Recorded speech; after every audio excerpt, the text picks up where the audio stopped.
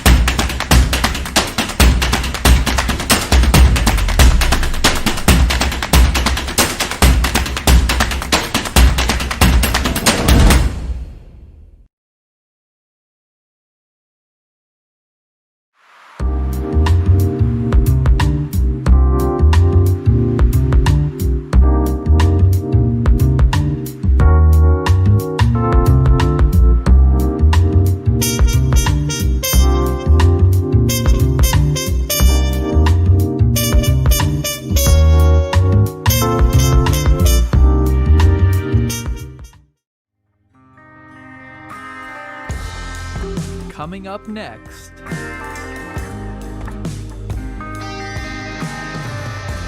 Stay tuned to learn more about the state of the art in blockchain and cryptocurrency technology.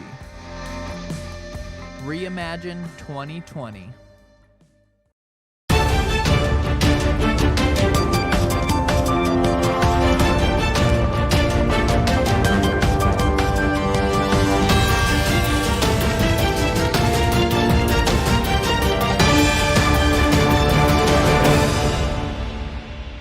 Hello, everyone. I'm Roger Ver. I was the first person in the world to start investing in the cryptocurrency and blockchain ecosystem. I've been involved almost 10 years full-time now, and I'm really excited to be a part of Reimagine 2020. Hey, everybody. It is Patrick McLean, one of your guests here for Reimagine 2020. Obviously, we're going live for 72 hours. We have, a large amount of speakers, right? But not all of them as special as I think the one that we're about to have right now. A lot of you have heard his name, I'm assuming. For those that haven't, I'll let him introduce himself in a bit more detail so I don't butcher it. But, I know him as one of the first investors in the space, definitely hands-on, I think very opinionated, and has his vision for what, this community should really be and some of the direction that should be taken. So before I go on too long, Roger, do you want to introduce yourself and maybe tell everybody a bit about how you got into the space? Yeah, thank you, Patrick. So for those that don't know, I'm Roger Ver. I was the very first person in the entire world to start investing in this ecosystem. And I had the very first established business to start accepting Bitcoin for payments. Way back in 2011, my company Memory Dealers started accepting Bitcoin for payments all over the world. And then in 2012, I launched another website called bitcoinstore.com that only really old-time crypto people will remember. But before that, everybody said, oh, Bitcoin, yeah, what can you buy with it? Well, with the launch of that website, we could now say more than 500,000 consumer electronics products you could buy with Bitcoin at prices generally cheaper than Amazon. And that was a real big turning point that led to this mass adoption around the world of cryptocurrencies being used as currencies. And that's what excited me so much about this, is that now we don't have to depend on governments or banks or PayPal or whoever to give you permission to send and receive money with people over the internet. Now you can just do it permissionlessly, and you don't need permission from anybody, and it works for everybody, young or old, rich or poor, black or white, worldwide. What could possibly be more exciting than that on the internet? And so it just sucked up my entire life, devoted every waking moment to promoting that for almost 10 years now, full time. Definitely. And I know there's a lot to unpack there, and I want to try to get to it here over this call. But before we kind of go down that path, and you and I were talking earlier, there's for the 3,000-4,000+ students watching this, do you mind giving them your perspective a little bit? Like, what was your past journey even before blockchain? Like, what kind of led you up into this space, right? Like, what were your past experiences that you think kind of made this the right fit for you? Yeah, and I definitely had a great convergence of my background to be the person to appreciate this before just about anybody else. So my hobby for years before the invention of Bitcoin had been studying economics and monetary theory and what the origin of money is and how something comes to be used as money. And so I was reading all sorts of books on this subject by people like Ludwig von Mises and Murray Rothbard and Milton Friedman and these great thinkers in human history. And then there's a whole nother story that I suppose we could do a whole other podcast on, but I actually did some time in a federal prison. And while I was in federal prison, though, I got to see on a micro scale exactly how the economy within the prison works. And I got to see the empirical evidence right before my eyes that the theories I had read about in the books about how something comes to be used as money was true in practice. So the book said in theory, something that's easily divisible, easily transportable, you can store for a long time, it's easily recognizable, and it has some other use there, wind up becoming used as money. And that was like how gold and silver and things like that came to be used as money historically. And right there within prison, I saw the exact thing happen in practice with tobacco, right? Because tobacco's easily storable, easily divisible, easily recognizable. It doesn't go bad, and then people can smoke it. So like it naturally became used as money in the prison there. So I got to see not only were the theories from the books right in theory, but I got to see in practice they were true, because it definitely happened right there. And so my other background, I've been using computers my entire life. Have the right computer science background to understand technically how Bitcoin worked. I ran one of the most popular bulletin board systems in Silicon Valley, for anybody that's still old enough to remember BBSs, which will really date me as to how old I am now. But anyhow, when Bitcoin came along, I could understand the economic reasons why this was going to be useful as money, and I could understand technologically how nobody could shut this down or stop it or block the payment. So this was the most exciting thing to ever emerge in front of me in my life. And I had the right situation. I had some financial resources, and I was in the right spot at the right time with the right resources to promote this to the world. So the first thing I did is I took out a giant billboard on the side of the expressway in Silicon Valley promoting that we accept Bitcoin.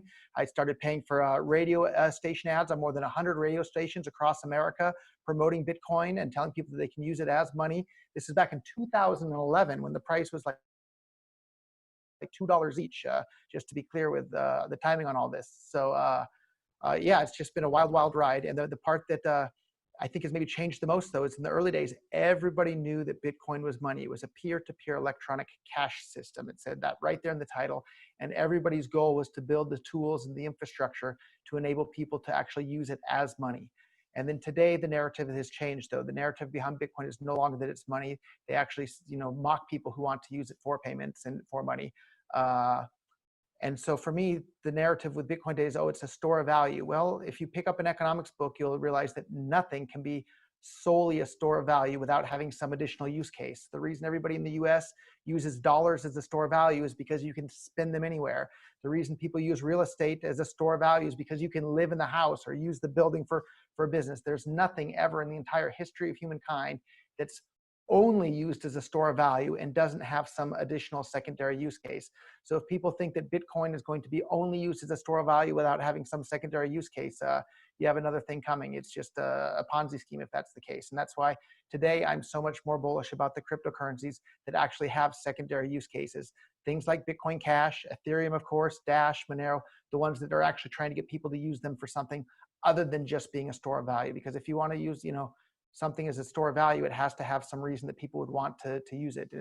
And a real reason isn't, oh, everybody else is going to use it too, and then nobody does anything with it. That just doesn't make any sense for me. And so it's heartbreaking for me to say that as the first person in the world who started promoting Bitcoin. But the thing that I started promoting in 2011 that was called Bitcoin then, the thing that everybody's calling Bitcoin today is a totally different thing and has almost nothing to do with it.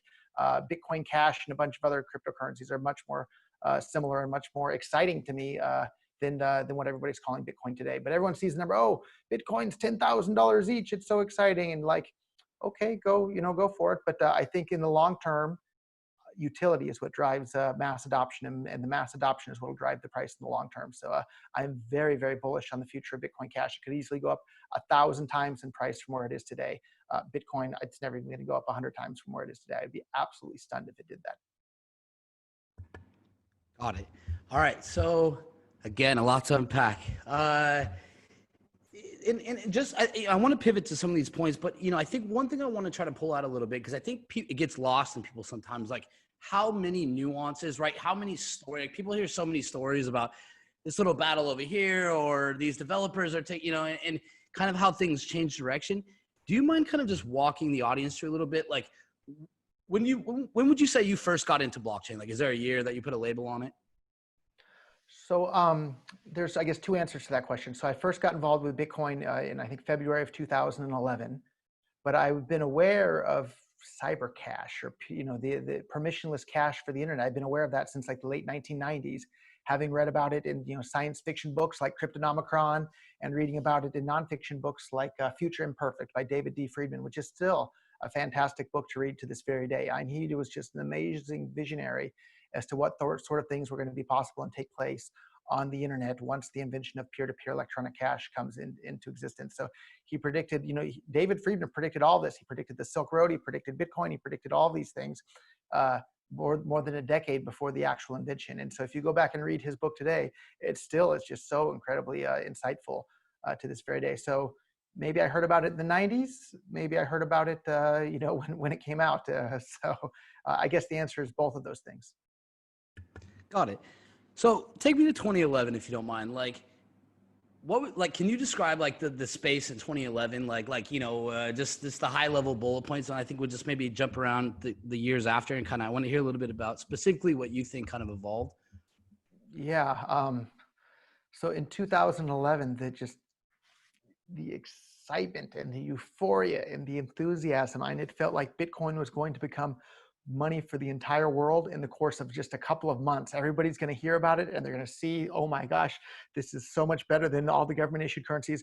We're going to switch to this just basically overnight. And here we are a decade later, and there hasn't been nearly as much adoption as I thought was going to happen in maybe the first year. And you talk about, there's just so many different side stories and so many different, little pieces of drama here and there. And if you didn't live through it, you wouldn't be aware or know of it. But Bitcoin, and obviously people will disagree with me on this, but Bitcoin, from my point of view, clearly was hijacked. The entire point of the project was to be a peer-to-peer electronic cash system.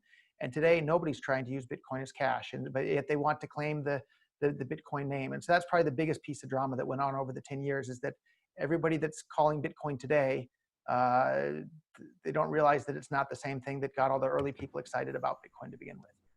And do you think it was hijacked before 2011, after, right when you got into it, or?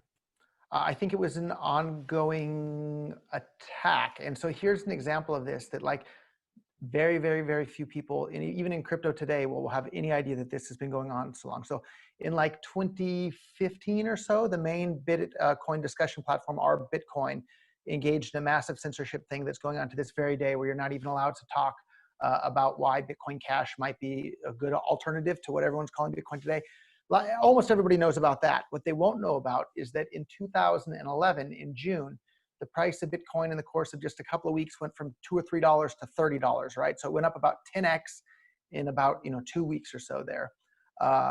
And everybody around the world, including the media, was paying some attention to Bitcoin at that point because it just went up 10x in 10 days. That's a really, really big deal. And the main discussion platform for everybody who was interested to talk about Bitcoin back in 2011 was another website called bitcointalk.org. And what happened when all of a sudden people were the most interested and most excited and wanted to talk about Bitcoin the most, with new people coming in that were interested, the platform of bitcointalk.org became unusable because it was just flooded with these accounts that nobody knew and didn't recognize the name, just posting fluff comments that weren't of any substance whatsoever, like price is going up, buy, sell, oh no, look at this, right? And they would just flood the forum with a whole bunch of posts, so you couldn't actually, find the posts that were actually people saying interesting things, that were having interesting thoughts. So whoever or whatever entity it was that was attacking Bitcoin, they were already doing it since 2011 of June. The moment every new person wanted to learn about Bitcoin, they turned off the discussion platform effectively and made it impossible for anybody to use it by flooding it with just nonsense fluff comments. And so I think a lot of people won't be aware of that today, that this has been going on since at least 2011. And if you think about a peer-to-peer electronic cash system, this is one of the most disruptive technologies to ever come into existence for all of humankind, where it empowers individuals against the control of the state. And for me, as a libertarian and someone who thinks that each individual owns themselves and owns their own life, this is fantastic. What could possibly be more exciting about empowering individuals to have more control over their own life? But the people that have the most to lose are the existing nation states, right? If suddenly nobody has to use the money they're issuing and they no longer have the ability to control the flow of money, that's an absolute disaster for nation states that want to control the economy and control people. And the NSA in 2010, right, when Bitcoin was just pennies, reached out to some of the Bitcoin software developers and asked them, hey, can you explain this Bitcoin thing to us? And can you tell us about this? So the NSA was already looking into, or maybe, I'm sorry, it was the CIA. I'm sure the NSA was looking into it as well. But the CIA publicly invited these Bitcoin software developers to say, hey, can you explain this Bitcoin thing to us? So if the CIA was looking into it in 2010, there's, I guess, two reasons that they could be doing that I can think of at the moment. One is they want to use it for themselves somehow. Two, they want to disrupt it because it's going to be a disruption to their, funding ability. And I think probably both of those things were the real reasons. But the CIA has unlimited money from the U.S. Government. They can print and tax as much as they want, and then they can use it to fund the CIA to do their drug running and gun smuggling and assassination projects all over the world. Of course, they'd be upset with Bitcoin, because if the entire world were to start using Bitcoin as money, the CIA's money gets cut off, right? And I think that's a great thing that the CIA's money gets cut off. But the CIA would be really upset about that. This is an organization that's been around for decades and likes to pull strings all over the world. You think they're going to let the rug be pulled right out from under them without doing anything? No, you'd be naive to think that. So I don't think it's a wild conspiracy theory to think that maybe the CIA or some other government agencies had a lot to do with the undermining of Bitcoin being able to be used as peer-to-peer electronic cash. And one more tangent on that too. In 2013, the IRS came out with a ruling that Bitcoin is not money, it's property. And so if Bitcoin is property, that means everybody has to record every transaction they do and report their capital gains tax on it. Whereas if Bitcoin had been money, everybody could have just used it as money and you wouldn't have to jump through these 1,000,001 capital gains tax reporting hoops in regards to the use of Bitcoin. And so then another company called Blockstream, who raised like $100 million from traditional financial companies, went out there and they did everything they could to make sure that Bitcoin was viewed as a store of value, as property, not usable as money. And then they broke Bitcoin's ability to be used as money. And that's exactly what the IRS wanted, right? So, and then all these useful idiots on the internet also are saying, yeah, Bitcoin's a store of value, don't use it as money. And so they're look at all these people out there in regards that are, agree with them or not. Look at the people that are protesting against the coronavirus lockdowns out there, right? This is an example of Stockholm Syndrome. So the people that don't agree with the lockdowns, they're out there protesting, but they're waving American flags out there like the very entity that's oppressing them from their point of view in regards to the lockdowns. So like, if you're protesting what the American government's doing to you, why would you be waving American flags at the protest? And it's the exact same thing with the cryptocurrency stuff. There's all these people that basically, unknowingly are participating in the, kind of a form of Stockholm syndrome, where the U.S. government is undermining Bitcoin's ability to be used as money, and the people that have the chance to benefit the most from if Bitcoin were to be able to be used as money around the world are there saying, yeah, don't use Bitcoin as money. And it's just, it brings a tear to my eye to see that happen. So that's the end of my rant at the moment. Feel free to unpack it however you'd like. No. And one part I agree with you on, and I've always thought about it, and sometimes I think people look at it and they kind of minimize it. I think, you have the Craig Wrights of the world that say, let's link with banks, right? I want to go to the regulators. I want to make it really easy on them for tax purposes or whatever, which I think in that part of him, a lot of people don't understand. On the other half, it's like people look at it as purely it's Libra or, right, some form of a kind of bank war. But in reality, I think the biggest, I know this is a risk to the U.S. government, right? Because people if they can't collect taxes, that's a huge issue for them, right? If this becomes a form where people can kind of move around it. B, America only drops bombs on certain countries nowadays, right? And the rest of them, or, the Russias and North Koreas, they're going around trying to sanctioning them, right? And it becomes a lot harder to sanction or get somebody to kind of bend your will if you cut them off from, the SWIFT financial system when they can pass $1 billion in a coffee shop on a USB stick, right? So I can't imagine that they're not looking at it, right, from kind of the geopolitical landscape and saying, is this one of our biggest like war, right, or deterring efforts, right, where we want a dictator to act a certain way, and us being able to control the dollar or their banks doesn't really influence them. I want to move on past 2011, but one last question on 2011. So you enter the space. Obviously, you're seeing a bunch. It seems like you kind of, I know it's like Silk Road 2010. I think Bitcoin maybe started to get a little bit of a stigma bolted onto it of, people are using it for drugs or whatever, right? Maybe that's what certain law enforcement agencies or whatever really wanted to make sure that was out in the public psyche. When you came into the space, what was your kind of first on-ramps? And it seems like you were doing multiple things. And in a certain way, I've kind of used a bit of an evangelist, where you're going out putting up billboards, stuff like that, probably things other people weren't doing. You're a bit more kind of ballsy with it, right? Which I think the space needs a little bit more of. So what was kind of your position in 2011? Like, what did you feel your role was in the space? Yeah, so I was basically the main marketer for Bitcoin. I put up these billboards, I paid for the radio ads, and then I started funding businesses in the ecosystem. There were no venture capital funds, at that point. There was basically nobody interested in that point. That's why the price was so low. So the first investment, I think, was a company out of New York that allowed people to buy Bitcoin via cash deposits at Walgreens and Walmart and CVS and places like that. And then I also started selling, I don't know if it was 2011 or 2012 at that point, but I started selling Bitcoin, physical Bitcoins for credit cards and PayPal payments. And so for my previous business, I knew how to deal with credit card fraud issues because we had people every single day with stolen credit cards or trying to buy stuff from us because I was selling computer memory. It was one of the main targets for people with stolen credit cards. Bitcoin is probably about the only thing better than computer memory to buy if you have a stolen credit card, but I knew how to handle that from selling memory.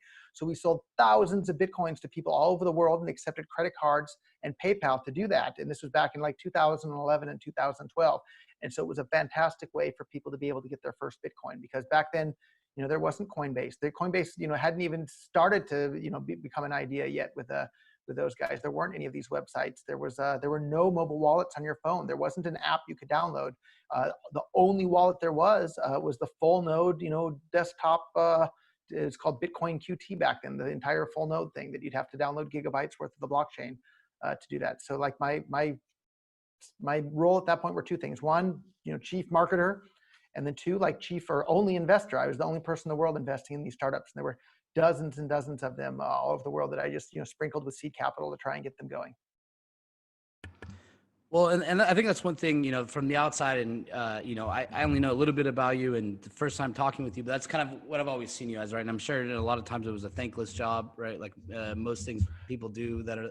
Back then it was all right. Today there's a bit more hostility because people they view Bitcoin as the store of value and they see every other cryptocurrency as a threat to its market share. And from my point of view, I own Bitcoin, I own Bitcoin Cash, I own Ethereum, I own a couple dozen different cryptocurrencies. Let's make them all as useful as we possibly can. Instead of fighting as to what percentage slice of the pie your favorite cryptocurrency has, let's grow the entire pie so that people all over the world get to use this. So a lot of people won't know this. So I put up the seed money to start Ripple, right? If you're familiar with XRP, I was the second person ever involved in that. It was my money that started that company. And that was back in like 2011 or 12 as well. So I've never, ever been a maximalist. And the reason I'm such a big fan of Bitcoin Cash today is because of all the cryptocurrencies out there in the world.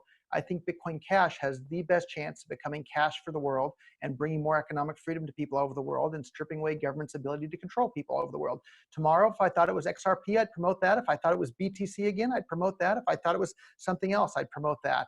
So it's not a case of tribalism or maximalism for me. It's a case of which one's has the best shot at bringing more economic freedom to the world. And if you look at the fundamentals and the network effect and the user experience, Bitcoin Cash is right up there at the top of the list. So for anybody listening, especially for the students that are listening that are the 19 to 22-year-olds, and you guys are kind of in the space a little bit, right? And you probably missed a lot of the drama that happened in the last few years, right? You might know a little bit about it. And there might be some experts on this call. There might be some people that think they're experts, and the general population, right? But I think these types of conversations, right, especially I think revisiting some of this past a little bit, people don't know, right? Like I bet you most people didn't know you're one of the first investors into Ripple, right? And yeah, not one of the first. The first. I was the second person. Period. So Jed McCaleb had the idea, and I put up the money, and then I was one of the very first people also in Zcash. I put up the money to start Zcoin is another one. And then I've just been involved. I was technically the second person ever involved at blockchain.com as well. The guy founded it and he needed some money to buy a real server because he was running it on a Mac Mini in his mom's bedroom. So I gave him some money to do that. And then I started doing the customer service emails for him way back in the early days. So there's a lot of that. Now, a great book, actually, if I can recommend a book that covers the early history of Bitcoin and the adoption, is called, ironically enough, it's called Digital Gold by Nathaniel Popper. It's really it reads like a science fiction novel. It's a really exciting book, but it's all the parts of the book that I have firsthand direct knowledge of. He did a really, really excellent job of making them accurate. So, got it. So and again, like this, I think this is why you guys probably need to listen to Roger, right? It's because it's where you might associate him now with what he's doing today, right? And all the noise sometimes in our news cycle, kind of drowns everything out, where we can only see what's right in front of us, right? It's important to really have context into maybe why people have their opinions, right? Why they have this perception or why they care. It's because they didn't just come into it yesterday, right? This is one of the first investors on planet Earth into Not cryptocurrency. one of the first, the first. Yeah. All right. All right. Now I have to update it for the rest of the conversation. So let's pivot off 2011. So can you kind of take me to the next important, I mean, I know maybe it's Mount Gox 2013. Can you kind of tell me the next timeline milestone where you think is something really, a monumental shift is really taking place? Yeah, one of the big turning points, I think, in Bitcoin was when Mount Gox got hacked. And that was a really, really big deal. And everybody remembers like the final closure of Mount Gox, but there was another one also in 2011. And then there was no price for Bitcoin because Mount Gox was the only exchange in the entire world for Bitcoin. And so suddenly when Mount Gox was offline, nobody knew what the price of Bitcoin was. So it made it almost impossible to do business with it because you didn't know what the price was. And then later on, when Mt. Gox collapsed, obviously that was a big problem. People lost a huge amount of money, and it was definitely a disaster. But there were already a whole bunch of other cryptocurrency exchanges out there in the world, right there, ready to pick up the slack for Mt. Gox. So I don't think that was actually as big of a problem as the first time that Mt. Gox was offline because of a hack. So, I mean, do you think it's that time around 2013, or is there another moment? Like, is there another moment that sticks out? You think like the kind of community is at like a tipping point to a certain extent, and like what are those factors? Yeah, another real big, I guess, growth moment for Bitcoin was this company called BitPay that again helped put up the seed money to start, and so BitPay really got some big merchants on board to start accepting Bitcoin for payments. So they got companies like Tiger Direct and Newegg and Microsoft and Steam. They got some of these really, really big players in 2013, and it was really Bitcoin clearly was growing around the world, and more people were starting to use it for payments. And you could feel the excitement and the passion. And there were, blockchain.info's number of wallets we're using. Coinbase was growing like crazy. Like every aspect of the ecosystem was growing like crazy. And the number of transactions happening every single day was growing up and up and up. And there were more people around the world using Bitcoin for more things in real commerce that, every week than the week before. And you can see, there's a really clear correlation between the price of Bitcoin and the amount of transactions and people using it on chain. And then the civil war within Bitcoin started to brew, where people saw that there was this 1 megabyte limit coming up on Bitcoin, in which people inside of 1 megabyte. And this is like 2013, 2014, like when does this start? So you know what? Great point. So there was actually one little skirmish in this battle that happened even earlier. This probably happened in 2014. There was a change added to Bitcoin that so the rule on Bitcoin up to that point had always been what's called first seen, first safe, which meant if I send you Bitcoin on the Bitcoin network, and then before it's included in the block, I try and send that Bitcoin back to myself or to somebody else, the miners all just ignore it. They saw the transaction sending it to you first. They ignore any transaction that they see afterwards going to somebody else. They just ignore it. And so in 2014, probably, a guy named Peter Todd and some others came up with this idiotic idea to change the rule from first seen, first safe to this thing called replace by fee, which meant if I send you Bitcoin and I pay a 1 penny fee to send you $100 for whatever I'm buying, I can then rebroadcast that same transaction and pay a 2-cent fee or a 10-cent fee or whatever amount I want and send the money back to myself. And so instead of the money going to you, the money then comes back to me as long as I paid a higher fee. And they called this replace by fee. And it was very contentious within the Bitcoin community. So the BitPays and everybody that was trying to use Bitcoin as money said, no. Once you've sent the Bitcoin, that needs to be it. And these other people argued, no. You need to be able to reverse the transaction by paying a higher fee until that transaction is included in a block. And so that was a really big problem for every business that was accepting Bitcoin, and is still a problem to this very day. Where businesses that are accepting Bitcoin for payments, it's not very safe for them to accept it because the transaction could be double spent on the network. In fact, we just saw, and I hate to even use the word attack because it's not really an attack. They intentionally designed the system that way. But just a month or so ago, there was a payment processor in Australia that was accepting Bitcoin for payments. And you could take just a regular old normal Bitcoin wallet, send the payment to the merchant to buy your sandwich or coffee or whatever they were trying to sell, get your sandwich, and then go right back in your wallet and send the money right back to yourself. And this was just a couple of weeks ago this was demonstrated. So the response from that payment processor that was accepting Bitcoin, along with a number of other cryptocurrencies on their platform, they turned off Bitcoin. And so now their main payment that's being used on that platform is Bitcoin Cash, because once you send a Bitcoin Cash transaction, it's not reversible. And that's not something that's new to Bitcoin Cash. That's how Bitcoin used to work until these same people that wanted to limit the block size and limit its usability as cash changed that to allow this replaced by fee feature. And there was a lot of heated argument within the Bitcoin community at that point.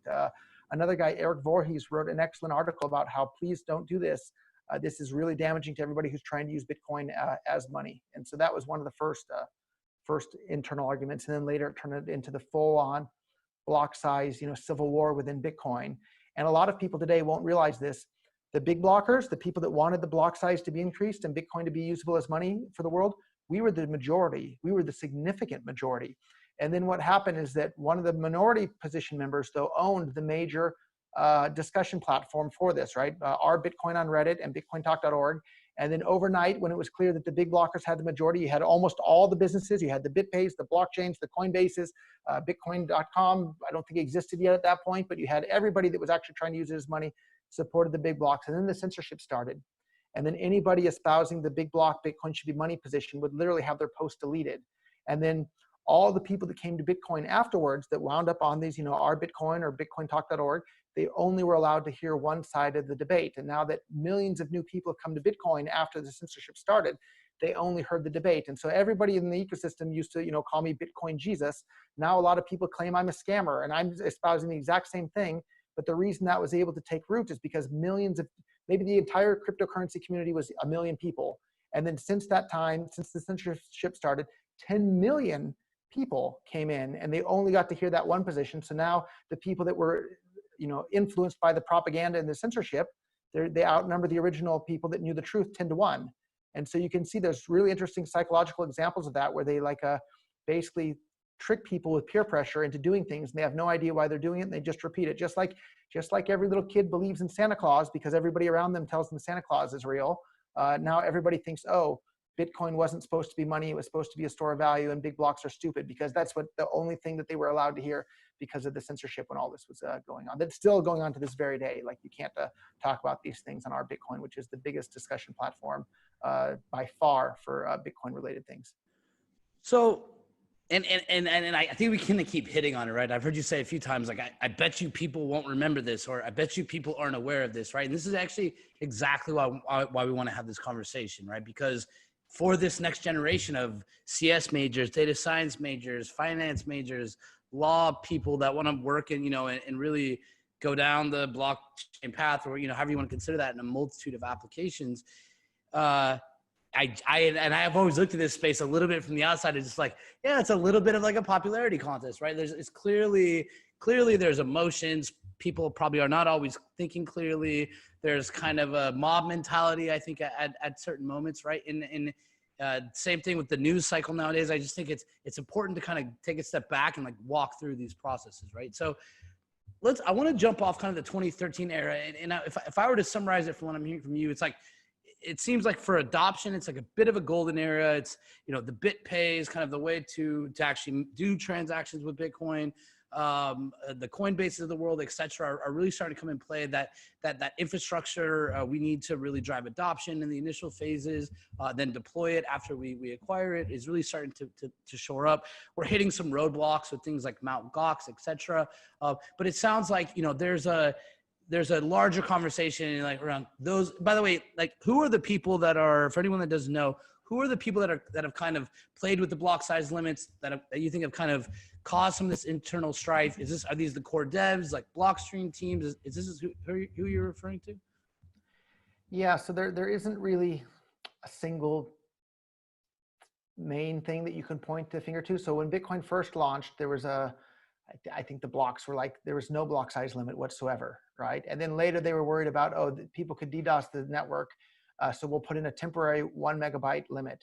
And then Satoshi himself literally wrote the code to get rid of that and increase it.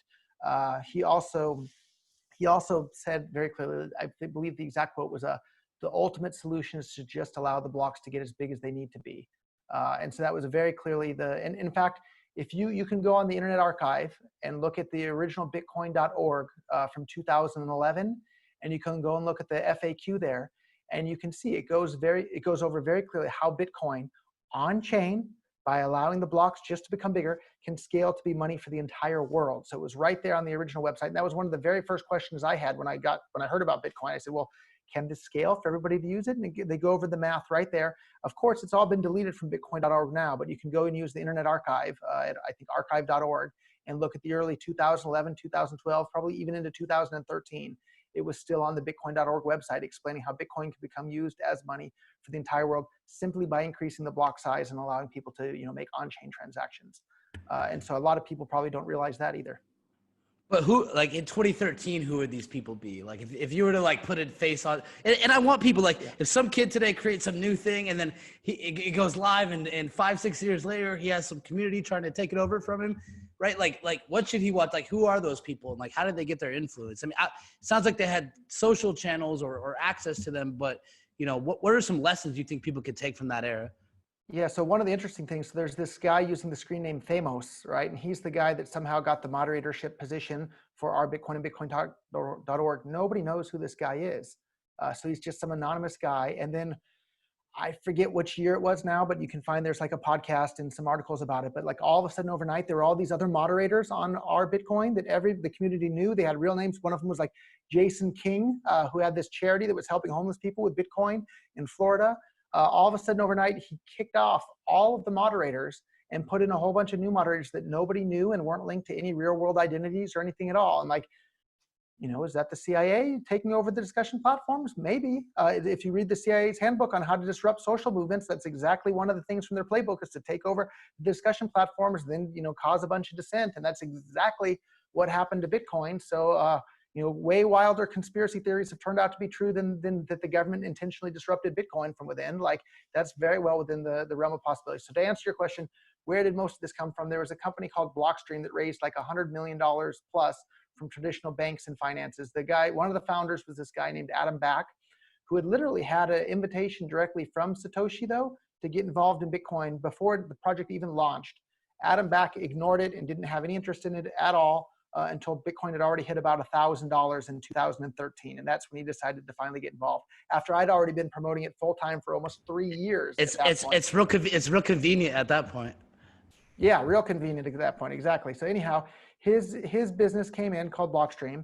And basically, if you look at it, their entire business model is to force people to use their products, and they can charge a little, maybe force is a strong word, but they want people to use their cryptocurrency related products, and they can charge a tiny fee every time somebody uses one of their products.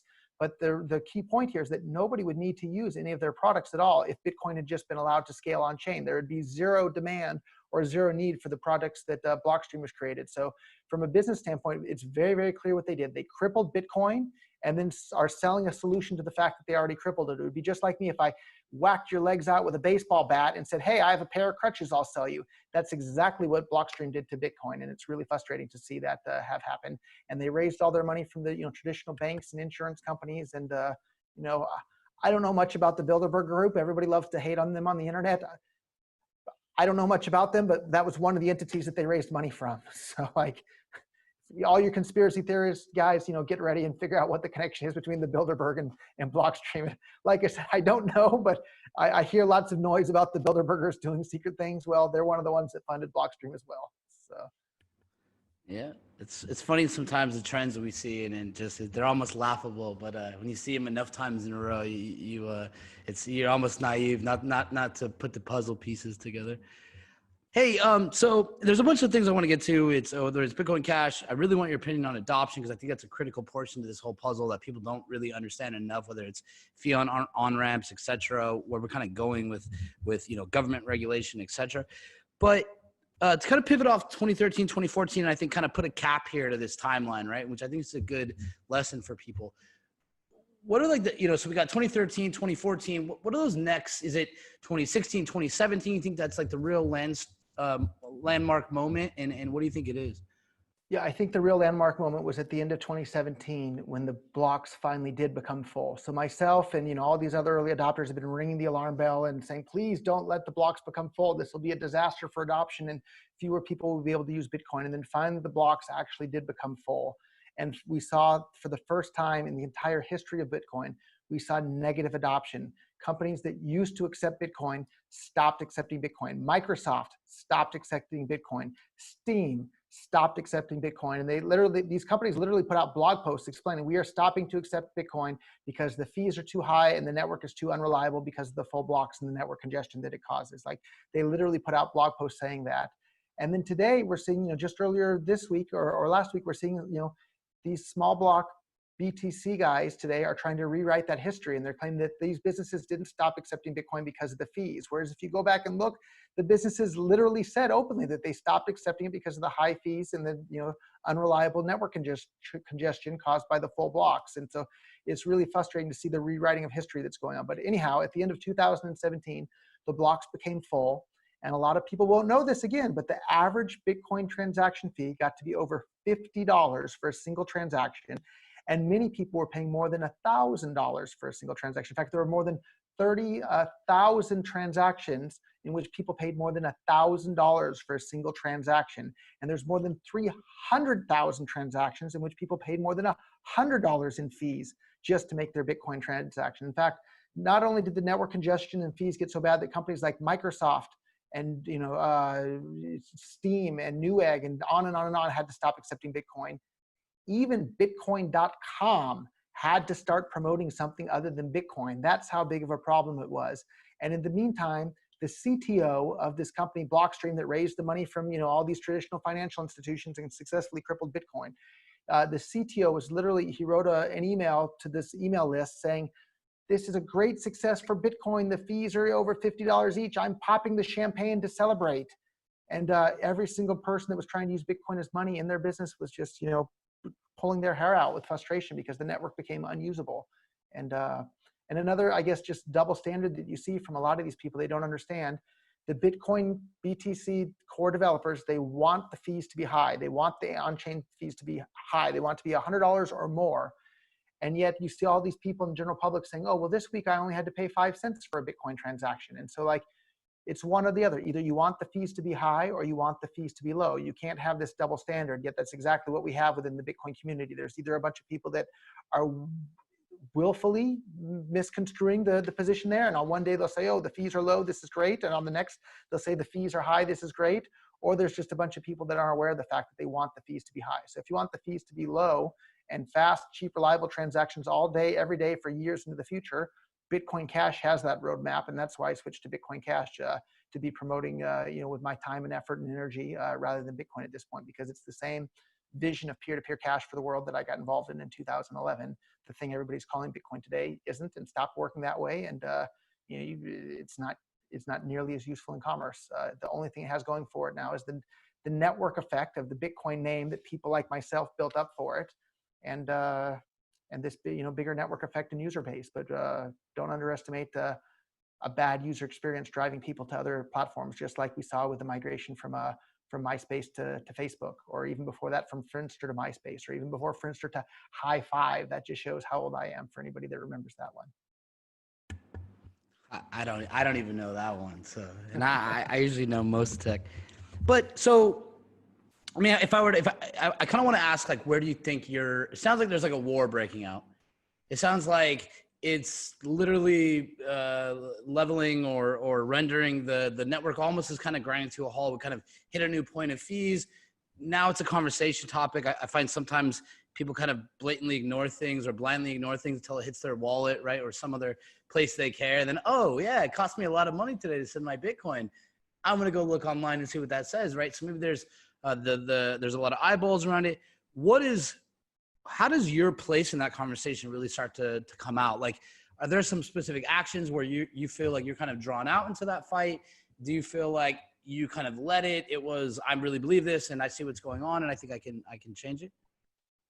So initially I was actually silent in regards to the scaling debate because I thought, well, maybe there is some sort of a computer science reason to limit the block size and have the blocks be limited to 1 megabyte. So I was just quiet and just was watching and reading and listening to the different arguments. And in my heart, I was already a big blocker, but I thought, maybe there's something I don't understand. I want to keep an open mind, and if I learn something new, I'll change my opinion. And so I was quiet. And this, for several months, I was just watching and listening to the debate. And then the censorship started. And when the censorship started, like I just, used some logic here. And I said, if you have a strong argument with reasons and facts and logic on your side, you don't need censorship. The only reason you would need censorship is if you have a weak argument and the facts and logic and reason aren't on your side. And so when the censorship started in favor of the small blocks, that's when I started speaking out against the small blocks and started speaking out against the censorship and in favor of the position that I had to begin with. And so that's still going on to this very day. If small block Bitcoin is a good idea, you don't need censorship to convince people of that. You don't need propaganda to convince people of that. And so that's what made me become loud and vocal in the debate, was when the censorship started. Before that, I was basically silent in regards to the debate. And it's really, I think, hypocritical about so many of these people. Like, Bitcoin's supposed to be censorship-resistant money, yet these people are claiming that it's okay to engage in censorship to protect Bitcoin as censorship-resistant money. Like, the ends don't justify the means. The ends are the means. So if you use a whole bunch of censorship to try and build something, what you wind up with is a whole bunch of censorship. Even if you lie to yourself claiming, oh, we're trying to build censorship-resistant money, that's just you can't build. There's no unethical way of achieving ethical goals. And so if you're using a whole bunch of unethical tools to try and achieve something ethical, you're going to fail. It's impossible. So you feel like you were kind of, you couldn't break those censorship barriers or whatever those like platforms or those conversations were. So you started going around them or trying to go through them, or what? Trying to go around them and trying to go through them. And so here's another thing a lot of people won't know. So on our Bitcoin, again, and for a long time, I don't know if the data is still the case to this day, but for years, our Bitcoin had more people talking about Bitcoin and discussing and getting their Bitcoin news than every single other Bitcoin website on the internet combined. So that's how big of an important tool this was. So I'm not like overplaying the importance of this. It had more traffic and more people than every single other Bitcoin website combined. And the most upvoted post ever in the entire history of that subreddit was right after the censorship started. People started saying, hey, the censorship's not okay. We need a bunch of new moderators that allow people to discuss this. And it was the most upvoted post ever in the entire history of our Bitcoin. And after it had been the most upvoted post ever, it got banned and it got deleted. They censored that one as well. So the most upvoted post ever calling for new moderators to allow people to discuss Bitcoin on our Bitcoin got censored. So like, if that doesn't tell you all you need to know about the mentality of these people, I don't think anything will. So, but a lot of people aren't aware of that today. So I'm glad to have the opportunity to remind people of this. Thank you for that. If Roger Ver, a lot of people probably wonder how much money Roger Ver has. If Roger Ver had enough money to buy a time machine and he could go back to like 2016, 2017 to give old Roger Ver some advice, what's one thing you would have done differently during that time to really like combat it like in a slightly different way? Yeah, and I think, I don't know how it would have changed my actions, but I underestimated how effective the censorship was going to be. I really underestimated just how effective that was going to be. And so in today, I have a few more years of experience under my belt. Like, wow, is the censorship effective? And I guess another, if I can tell a related background story to this. So like in America, we all feel like, oh, we have free speech and we can talk about things and learn about things. And like, to some extent, that's true. Within the Bitcoin community, there's definitely some, manipulation going on. But like, here's an example of like how strong this censorship can be. So like, for those of us that are old enough to remember like the Tiananmen Square massacre in Beijing, China, a bunch of college kids were protesting in favor of democracy in China, and they were literally chanting and the Chinese government sent in the Chinese army, and the students were chanting like the People's Army cannot fire upon the people.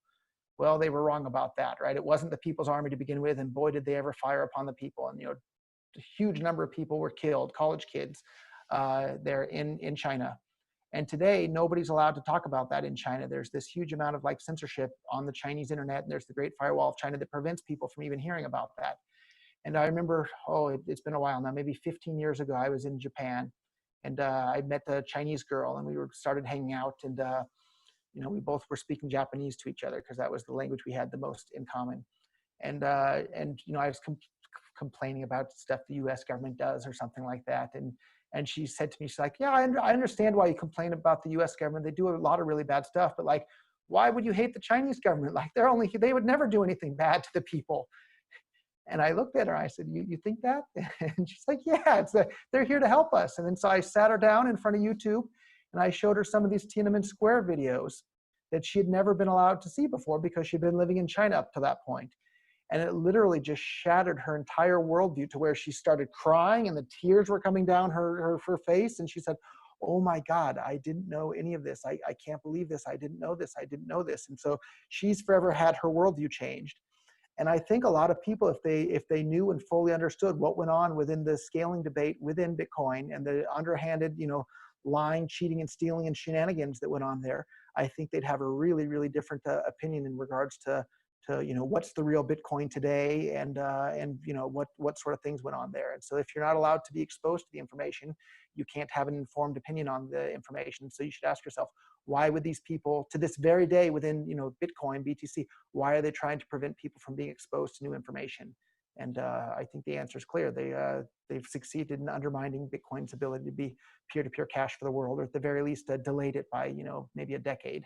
And that's exactly what the governments around the world would want. That's what the CIA and IRS and everybody else would want, but that's not what every individual that values people having more control over their own lives and their own money should want. So it's really disappointing how they've tricked the world into supporting an asset that doesn't have the ability to bring as much economic freedom to the world as the original vision would have. 100%. And I agree with a lot of the points you're saying in censorship. I think even going back to 2015 election, whether you believe Russia infiltrated Facebook and these posts, right? And then how that kind of bot war went down, regardless, if there was a pendulum that swung, it's Zuckerberg and Facebook being brought in front of Congress and the Googles and the Twitters of the world, where they're almost being pushed now, right, to be the ones to hey, Facebook, why aren't you, right? It's a really slippery slope, right? Everybody, go ahead. If I can interject a little bit there too, and let's talk about the incredibly hypocritical double standard from the U.S. on that. The U.S. government is mad. Maybe Russia manipulated our election by buying ads on Facebook, right? Or look at what the U.S. government does. They manipulate every election around the world, and if the guy that they don't want to win wins, sometimes they literally go in and assassinate that person. They'll kill the guy that wins the election if they don't like the outcome of that election. And the U.S. is mad about other countries interfering in their election. That's one of the biggest hypocritical double standards in the history of the world there. So please continue. You can get a Jimmy Kimmel clip in the middle of the street somewhere in middle America outside of some large box retailer and ask a random question. Do you think it's bad that we killed this person or turned over their government or stole their election? Well, no, right? And we could pull out the general comedy points. They did it for freedom, or they did it to protect us, or dig a little deeper. They can't pick out this country on the globe, and then you can start to get a little scared, right? Before you say, if you have so much absolute belief in something that you don't even know where they are geographically, right? And so I tend to agree with you on that point, right? Where it's yeah, I don't even know how you get mad that Russia tries to take over one of your elections when you could just go down the list of declassified reports from 50 years ago and well, we clearly were okay with killing people because they didn't do what we wanted, right? It's Facebook ads and groups start to get a bit deprioritized in regards to morals. But hey, so I want to back out of this, and thanks again for going with me. And I think it kind of leads us up to the larger conversation. So there's this wall, the Great Wall of Bitcoin sounds like it's getting thrown up in censorship. You're kind of starting to battle this and go around them, go through them in certain ways. And I think you just told us if you could go back, you'd probably want to realize more at the time. Just how strong that force field was, right? Maybe you would approach it a little bit differently. So then what is your answer? This is Bitcoin Cash, or was there anything before that or that kind of culminated or got to a point with Bitcoin Cash? So a lot of people, here's another thing a lot of people won't know. A lot of people think I created Bitcoin Cash. I had nothing to do with the creation of Bitcoin Cash. I had zero to do with the creation of that one. I had zero to do with the creation of Bitcoin. But once it became clear that Bitcoin was no longer going to be allowed to scale to be money for the world, I had two options. I could either, retire and, live out my life on a beach, which isn't fulfilling for me, right? I want to make the world a better place for everybody, and I want to build the tools and infrastructure to do that. And so then I had to look around and say, okay, well, if Bitcoin can't become money for the world any longer, which one has the best shot at doing that? And Bitcoin Cash had already been around for maybe 4 or 5 months at that point. And Bitcoin Cash seemed like it had the best shot at doing that. And so I owned, Bitcoin.com, and Bitcoin Cash already had a lot of traction. And so, okay, boom, I decided to promote Bitcoin Cash as peer-to-peer cash for the world. And if you look at the way the split happened, like there used to just be one single version of Bitcoin, and that one single version of Bitcoin split into 2 versions. One is still called Bitcoin today, and it wound up having all the infrastructure go with it technically because of the way the split happened technically. But all the vision and the user experience and the reasons that Bitcoin became popular to begin with were on the Bitcoin Cash side of the split. And so Bitcoin Cash has to rebuild all the infrastructure and all the wallets and all the exchange integrations and all this stuff. And it doesn't have the Bitcoin name any longer, right? It doesn't have that same network effect that had been built up by people like me on Bitcoin, but it has that good user experience of fast, cheap, reliable payments for the world. In fact, that's a perfect segue. So anybody that, when you guys watch this, I have $25 private keys here. All you need is a Bitcoin.com wallet or any other wallet that can scan a private key. And each person that scans one of these will get $5 in Bitcoin Cash. And these are on-chain transactions right here on the Bitcoin Cash network. And this isn't possible to do with Bitcoin today because the fees are too high on Bitcoin, right? So the fees today, as we're recording this, are about $2 or so on the Bitcoin network. And they're a fraction of a penny on the Bitcoin Cash network, right? So if you go and if these were Bitcoin, if you'd scan one for $5, you'd have to pay $2 in fees to move the money to your wallets. Then you'd only wind up with $3. And then when you want to go and spend your $3, it would cost you another $2. And the person that receives the $1 that's left over wouldn't be able to spend it at all because the fees are more than the $1 that he received.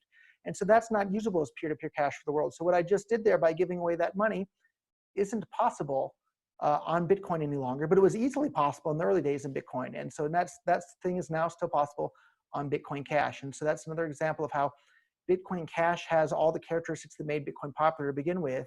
The only thing Bitcoin still has is the Bitcoin name and the bigger network effect, but that's changing. We can see people all over the world. In fact, I was talking earlier today with a top 10 social networking app in the entire world wants to integrate Bitcoin Cash payments into their networking app. And I can't wait to work with them to make that happen as well, because it works.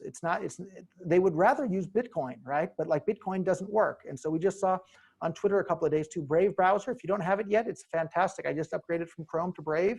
I'm really loving it. They built their in-browser cryptocurrency stuff on Ethereum. They wanted to do it on Bitcoin, but the fees were too high, so they couldn't, and Bitcoin Cash didn't exist yet, so they did it on Ethereum. So there's just all this missed opportunity for Bitcoin that could have taken place if it had just been allowed to scale to be money for the world. I think you're muted. All right, for all the students out there, Roger just gave you either McDonald's or some beer money or some Gatorade money for the week. So, but if Bitcoin Cash becomes money for the world, each of these could easily become worth $5,000 per token. So maybe I gave away a heck of a lot more there, $100,000. Maybe it'll wind up being total. We have to revisit that in a time capsule. So again, for everybody listening, and I want to be clear, like why I feel this is important to have this conversation, right? These are the points, right? Like, so we're coming to the point now where clearly, like, this guy gives a shit, right? Like he's been an evangelist in the space. He's putting up billboards while you were in middle school, right? He's rallying around, kind of what he sees as the future, right? And I think, maybe read more about him. And I think his background, he mentioned a few things earlier that kind of, I think, led him along that journey, right? To get to that point where Bitcoin kind of made sense, right? Or this world of digital currency kind of made sense.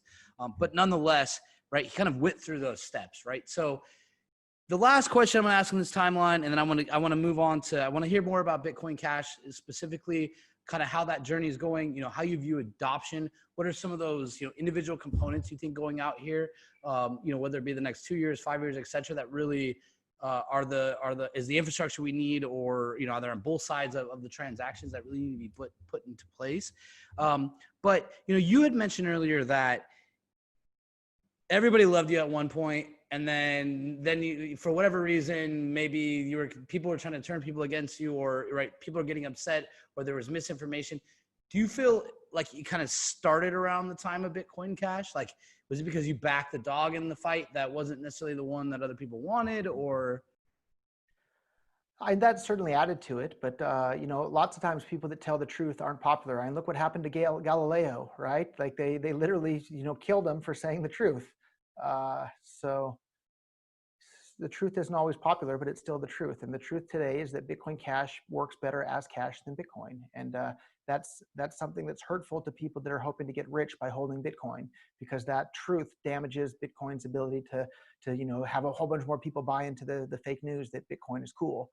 When the reality is that Bitcoin Cash provides the same user experience that made Bitcoin popular to begin with. And the thing everyone's calling Bitcoin today no longer does.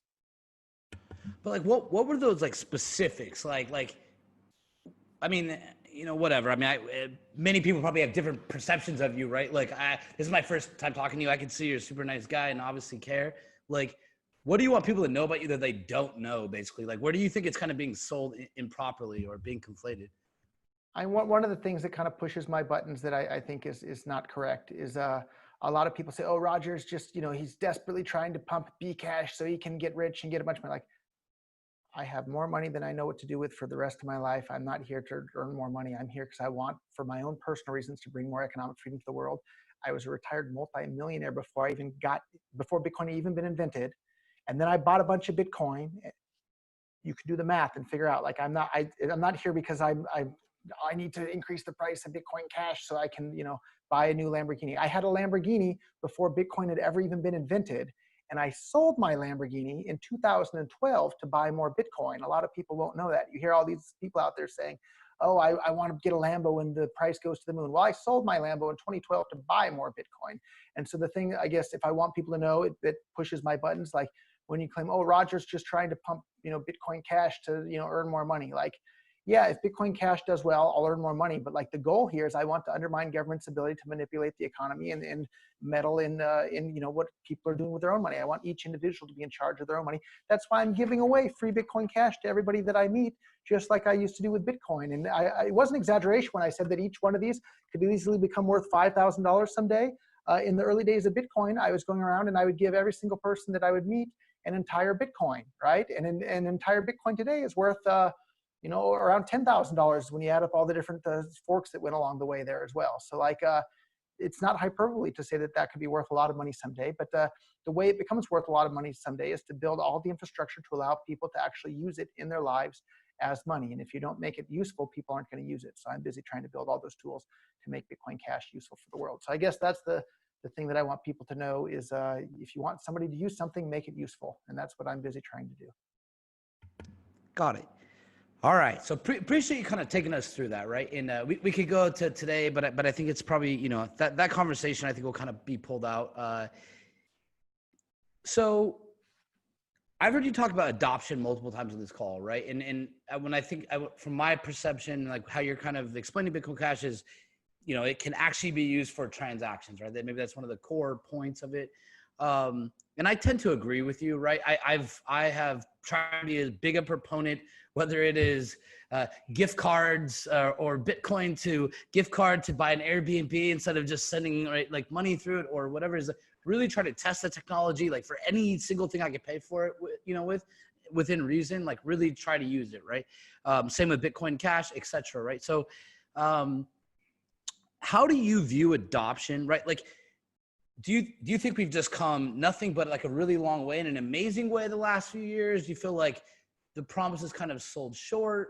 And the other half of that, you know, what, and for example, I was before leading up to this Christmas, I had just for fun, my team had extra spare time. So I ran a whole campaign, like call it Bitcoin for Christmas, right? Just all these dumb videos, like how to teach grandma how to like handle Bitcoin, like, right? Like, and I do believe there's like generational gaps, right? So I think there's a bunch of money that hasn't even come to the table yet because it's just really complicated, right? And they still kind of view this as like some black box that they don't want to touch, right? It's like, I don't use, I always hear, not old people, but like older people sometimes, I didn't use Facebook. I don't use Facebook, right? For many years. And then they start to realize that they don't interact with their family as much, and maybe their grandson knows all the birthdays more than they do, right? Okay, now grandmas start using Facebook, or, you know, I don't use smartphones, and then, right, they kind of graduate to it. So in some ways, I think there's a generational divide where we need to kind of get these people online. I think there's institutional aspects, which are, fiat on-ramps, exchanges, you have a ton of regulation.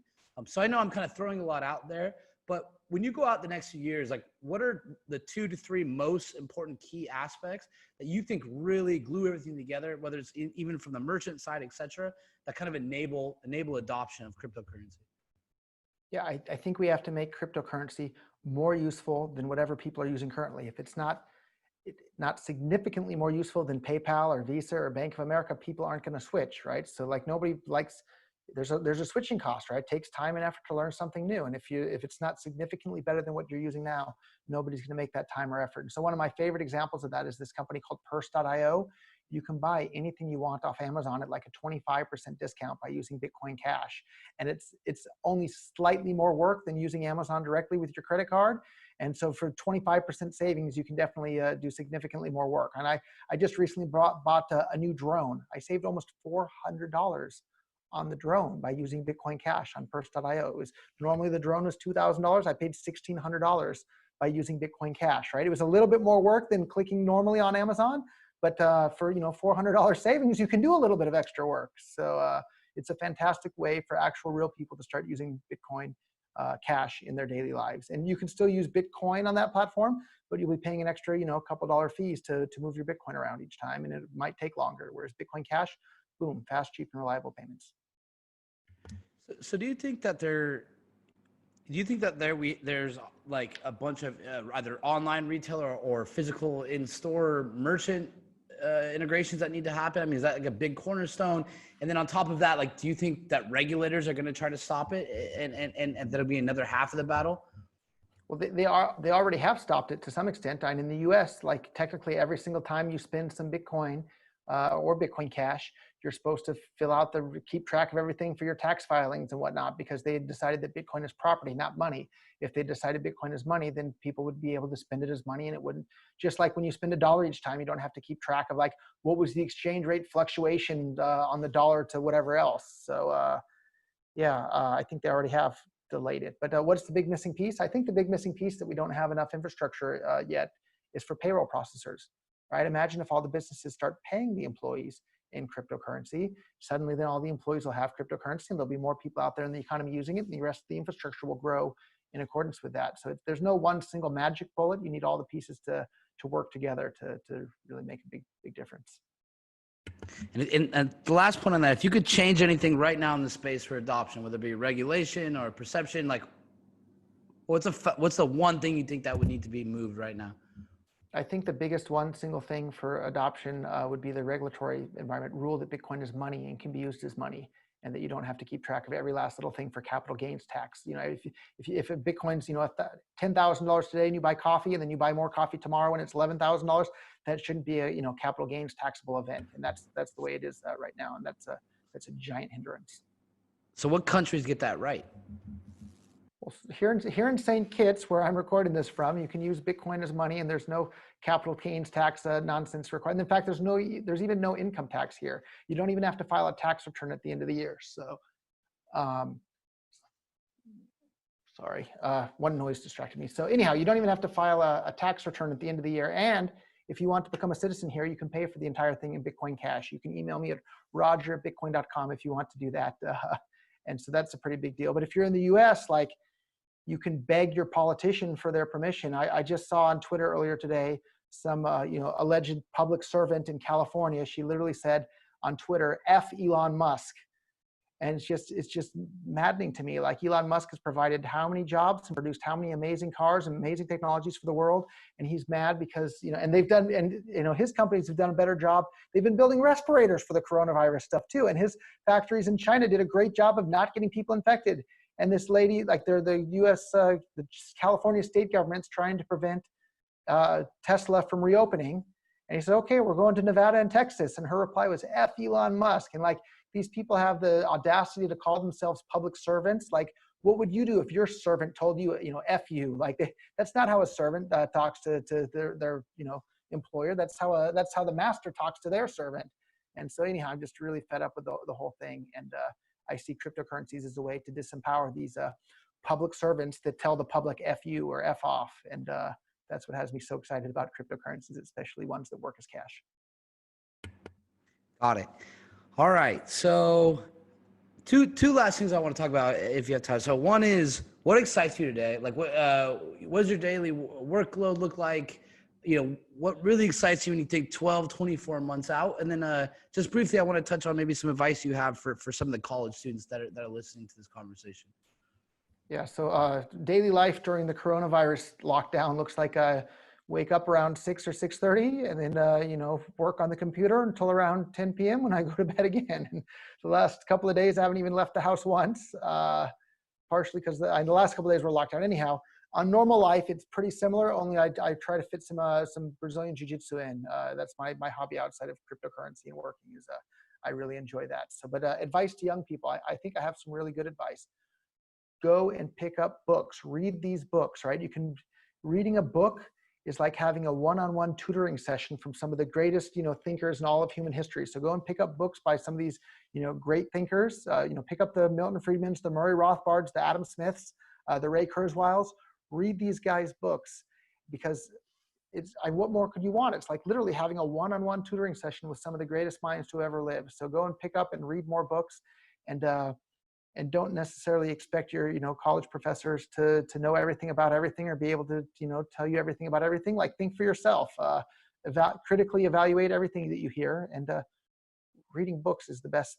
It's such a wonderful thing. And then your education should never end. You should always be learning new things, but it's important, like while you're young, you want to learn as much as you can, as fast as you possibly can, so that way you get to benefit from it from the rest of your career and the rest of your life. If you're 20 years old today, you're probably going to live at least another 60 years, at least. And hopefully with human lifespan technology, you'll live, a couple thousand more years. But if it's at least 60 years, you learn a whole bunch of stuff now, you have 60 years to benefit from it. Sometimes I see people that are in their 60s that decide to go back to college, and yeah, I guess you can, but that time would have been spent better in your 20s doing that, or your teens doing that, because then you would have had the next 40 years to benefit from the knowledge that you learned from going to school at that point. So learn as much as you can really quickly while you're young, and then don't stop learning later. But the sooner you learn something in your life, the more time you have to benefit from that knowledge and experience. God, I can't remember how much Bitcoin Cash Roger gave away earlier, but I'll put up $250 myself, and if Roger wants to send us a list of books that he recommends, I'll put up $250. We'll do some giveaway here, and we'll ship out some of the books you can pick from Roger's list to any of the students. You can even order the books with the Bitcoin Cash on purse.io at like a 25% discount. We'll do that. We'll do that. There you go. I'll buy Bitcoin Cash, send it to you. We'll order on Purse. So you'll hold me to that. So, Roger, I appreciate your time. I know we ran a bit over. I think it was, and again, to kind of recap, I think it was a good conversation, right? I think it's, we could sit here and get into long debates about block sizes. We get to long debates about, right? Like, it really gets stuck in the weeds, I think, on certain things, which I'm sure you've been in a ton of those conversations. And there's so many different kind of contentious points online, right? And I think people need to think for themselves to a certain extent. But I think one of the things to really get that going is to kind of zoom out, right? And just make should not be a war in the space. There shouldn't be so much, absoluteness into everyone's conversation. There was a lot of history that led up to this, right? Like, you didn't just come in one day and say, screw, right? Like, you were a huge proponent of the market, right? And I think it's important for people to really kind of hear that journey. And I think hopefully it helps influence their decision-making, right? Whatever step they take, and how deep they get into this space or others. But again, just want to say I appreciate your time. And any last words before we run? Yeah, if you haven't tried cryptocurrencies, go and try them. There's so many amazing things that can be done. If you're a software developer, check out developer.bitcoin.com. We have all sorts of developer tooling kit, SDKs over there for you to get started. And if you just want to see it in action too, another great website. I have nothing to do with this website, but I think it's a great way for people to be exposed to cryptocurrencies, blockchain.poker. And you can go, they'll give you a tiny bit of cryptocurrency for free, and then you can play poker on the internet with other people around the world. And it's a really great tool for people to see the magic of cryptocurrency. It's blockchain.poker. Awesome. Well, hey, again, for everybody watching, just want to say we appreciate your time. Obviously, we're going live here for 72 hours. A bunch more exciting interviews to go. you just got the opportunity to get some Bitcoin Cash. Hopefully you were fast enough to get it. I'm going to double it down with some books if Roger wants to provide his list of recommendations. And let's keep this conversation going, right? We're here to kind of have an open one. We're going to hear from a diverse set of people. I feel super lucky. You guys should feel super lucky for everybody making their time. It's a good time because everybody has a bit of free time right now, so maybe a bit easier. But Roger, thank you again. We'll go ahead and wrap this up. And guys, look forward to talking to you on the next interview. Have a good day, everyone.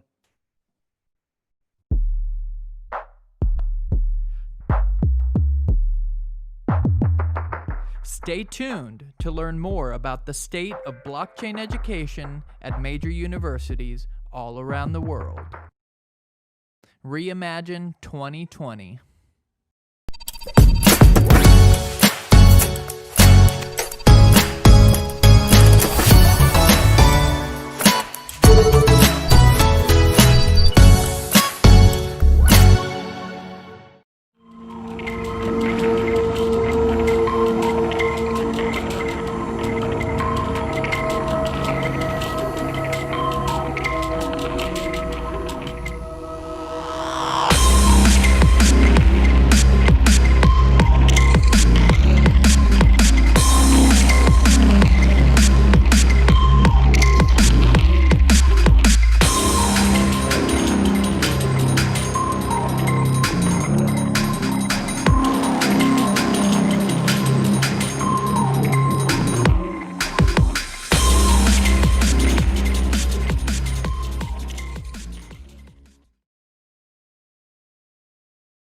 Hi there, I'm Dr. Fauci Nakamoto. I'm here to tell you that if you're having green candle erectile dysfunction, just remember that ETH is money and market buy that We have some breaking news. The Lightning Network, the Layer 2 scaling solution for Bitcoin proposed by Blockstream, is still just 18 months away. It's only been 18 months since their last vaporware announcement. Back to you.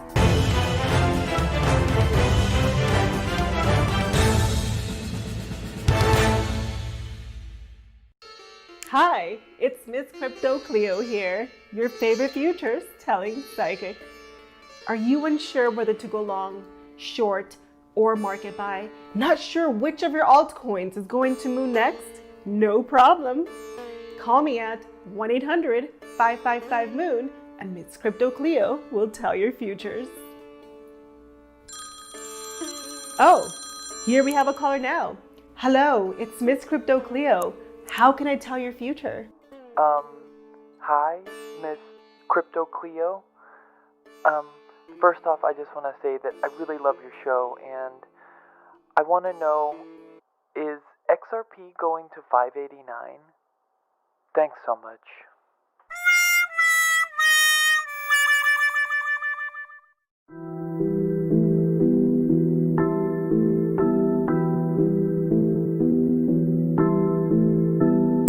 Y'all thought crypto was a thing. We ain't going nowhere. We the OG Ledger Gang. Ledger Gang, Ledger Gang, Ledger Gang. We stay rockin' in the chain. Blockchain. Auto crypto be the main. BTFD. See the ledger swinging from my neck? Y'all already know what I rep. Stacking that crypto, we gaining no haters. There's really no flexing, be wet. Splash. I can go anywhere with it. Don't matter the number, there really no limit. Really no limit, there really no limit. Ooh, yeah, get it. Know that I get it. You know that I get it. Load the bit, pay, yeah, spend it. You know the private key is authentic. Know that I get it. You know that I get it. Load the bit, pay, yeah, spend it. You know the private key is authentic. Y'all thought crypto was a thing. We ain't going nowhere. We the OG Ledger Gang. Ledger Gang, Ledger Gang, Ledger Gang. We stay rockin' in the chain. Blockchain. Auto crypto be the main. BTFD. Man, crypto's a bubble. When it pops, you in trouble. What you gonna do when the government kick in the door and start taking it from you? Man, crypto ain't a bubble, please. Tell me how they gonna get my private keys. The government can't keep an eye on me. I mean, you act like you don't want privacy. Yeah, but what's a Bitcoin really? I mean, it seems so silly. So what you trying to tell me is banks are about to fall flat on their belly? Yup, that's what I'm trying to explain. This is peer-to-peer, global exchange. In this world, banks ain't running the game. Border to border, blockchain, blockchain. Tell me what you know about the blockchain. Gas limit set low octane. Taking out the banks, we are not playing. Bitcoin and fiat, we are not the same. Y'all thought crypto was a thing. We ain't going nowhere. We the OG ledger gang. Ledger gang, ledger gang, ledger gang. We stay rockin' in the chain. Blockchain, Auto crypto be the main. BTFD. Y'all thought crypto was a thing. We ain't going nowhere. We the OG ledger gang. Ledger gang, ledger gang, ledger gang. We stay rockin' in the chain. Blockchain, Auto crypto be the main. BTFD.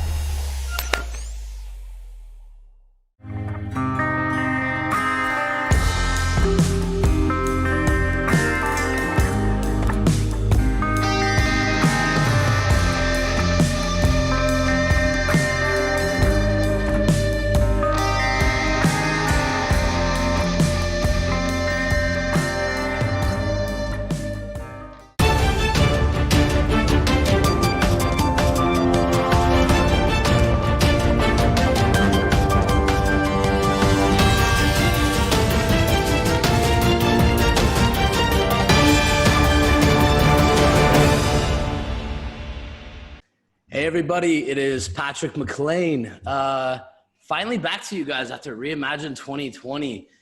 We got some sleep for about a week. I think this is the first time you guys have heard from us since. We didn't realize how hard it was going to be to make 72 hours of straight content. And you start doing the math on it and you realize each hour is actually about 5 hours. So the Reimagine and Mouse Belt team caught a little time over the last week, but we have some, I think, exciting announcements for you guys here the next few days for all the students, etc. I think we're gonna pretty much announce like the next event mid-July, and I'm excited for it. It feels like everybody had a good time, and you know, our goal is kind of to break the monopoly of some of these crypto conferences and all these people. You know, whether people are getting a good value or not, we think we can do this a lot better online, and you know, have a better conversation, right?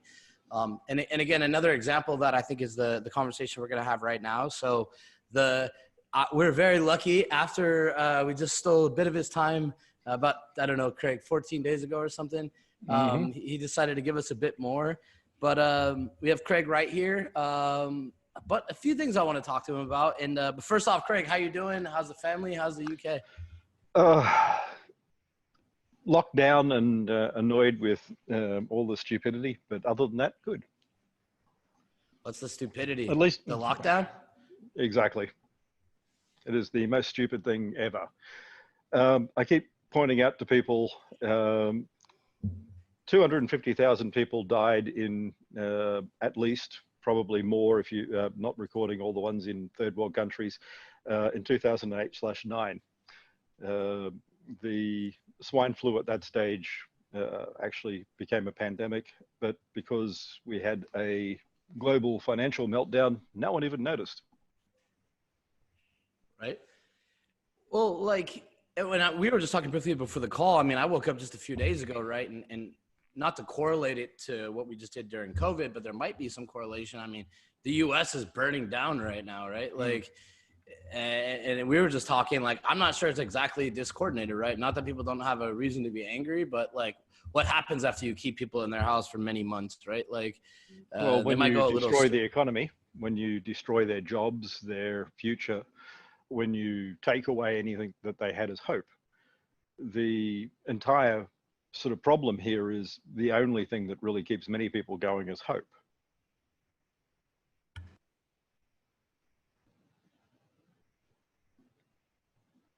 I think I've lost your audio. Sorry about that. I'm sorry. This microphone, I always forget it has a button. But I was kind of trying to think about how to frame this conversation. And one thing that came to my mind is, like, you know, we did probably 80 interviews in the last like few weeks for this conference, right? By far, I would say yours has had like 10x more engagement, right? And one thing I found very interesting is if like I read like, you know, 60, 70, 80 YouTube comments, I think people actually enjoyed hearing from you, right? It's like 150 likes and 10 thumbs down, right?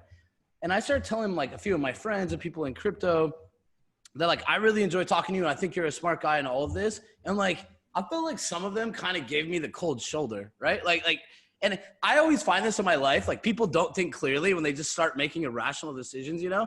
And I'm looking at them, I'm like, did you even listen to the guy talk? Like no one can sit there and bullshit me for like 2 hours and talk about a myriad of subjects and be that intelligent for 2 hours. And then at the same time say that he's not, right? So I guess I just want to ask you, like, I mean, clearly, like, you probably are used to seeing that by now, but like, A, how does that make you feel? And like, is it deserved? And like, what do people not understand? We've stopped educating people. We train people. When you do math and law and engineering, that is training. It's not education. Education is about how you fit into society, about knowledge of the past, all of those things. And if I have to point one thing to myself, which is something I recognize and whatever else, that fits with a perfect story, which is a Roman one rewritten by Shakespeare, which would be Coriolanus. Coriolanus was a general who came back and effectively wanted to be sort of put up and rewarded and be one of the two sort of people running Rome for a year or so after all his time out there in the field and all the rest, as sort of a career path in Rome was. But Coriolanus didn't want to do what was demanded by certain people, and others used that against him.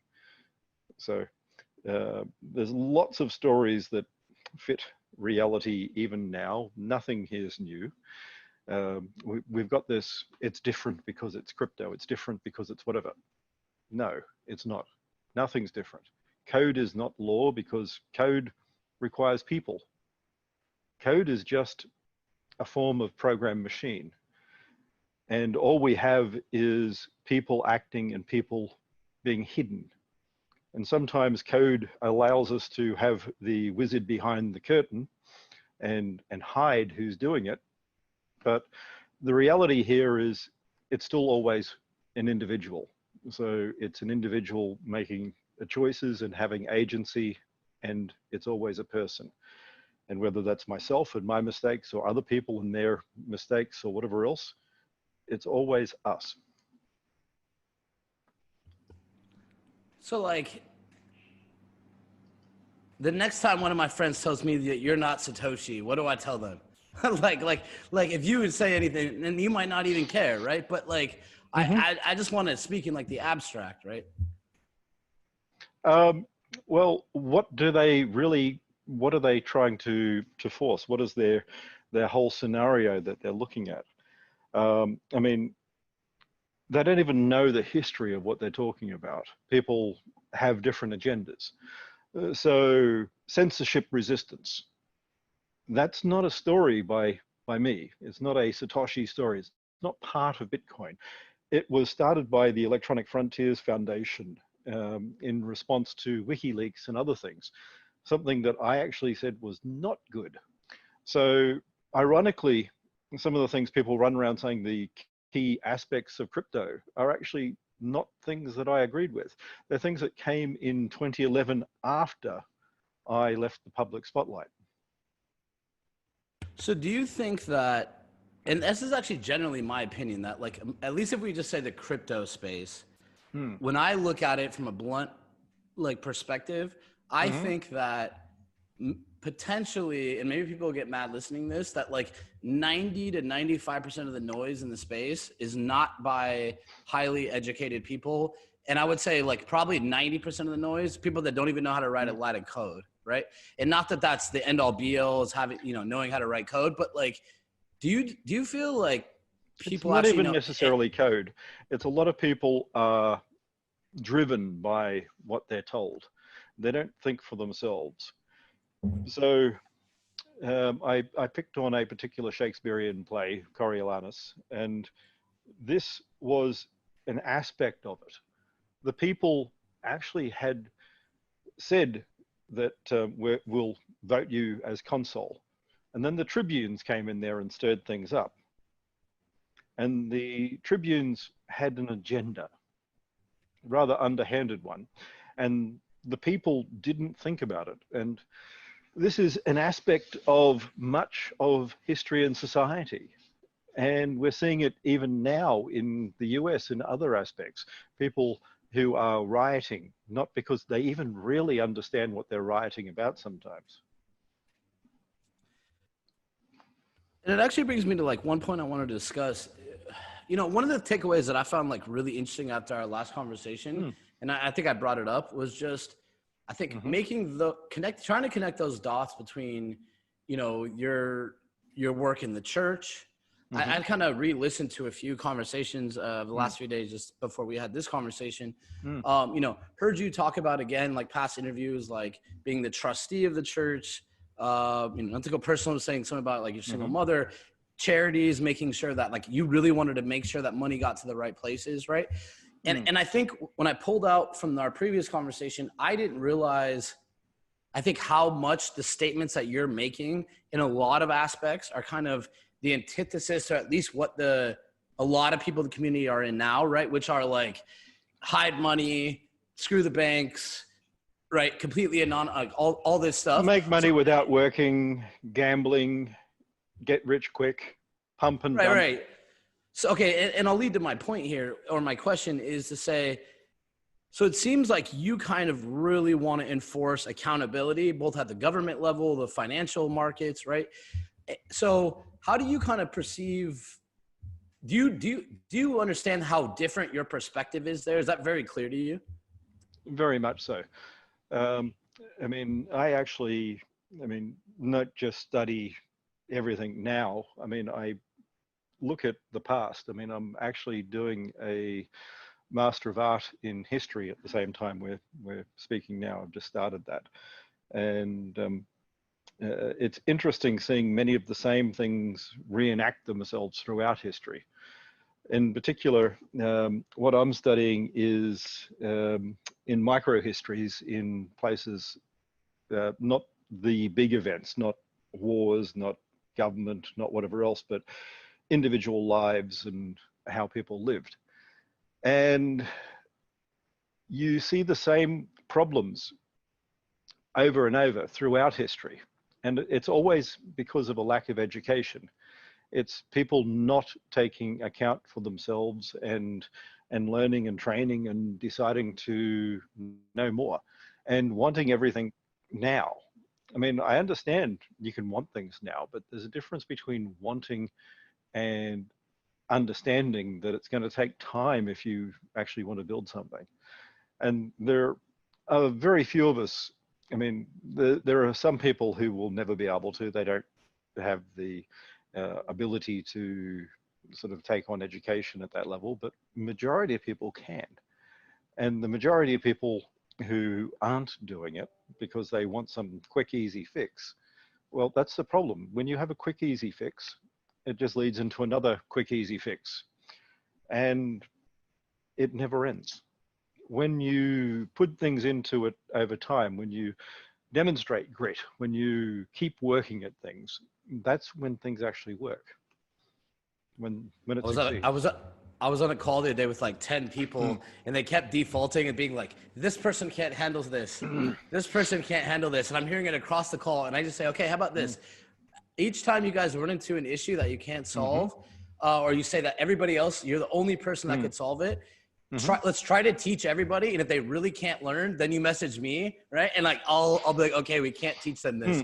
But just like that one point set off like 10 people, right? It's like, yes. I think people can understand. And I have like, I'm very like optimistic in that sense that I think like, I'm very confident that most people can figure out most things, right? Given the time and they follow the right behaviors. But so is it safe to say that you feel that like portions of what your visions are for Bitcoin really holds people accountable and like primarily, like maybe in a lot of ways, governments and like financial institutions? Everyone should be accountable. At the end of the day, not just individuals, but governments and whatever else, because governments are just people. There's no such thing as, I mean, it's a simplified way of talking about things, but governments are just people. They're individuals. They're collections of individuals who will communicate, will interact, and have their own agendas. So anytime you look at the executive power in a nation, the legislative power, the whatever, these are all individuals with their own agenda. And if we can't hold people accountable at a lower level, we can't hold them accountable at the top levels either.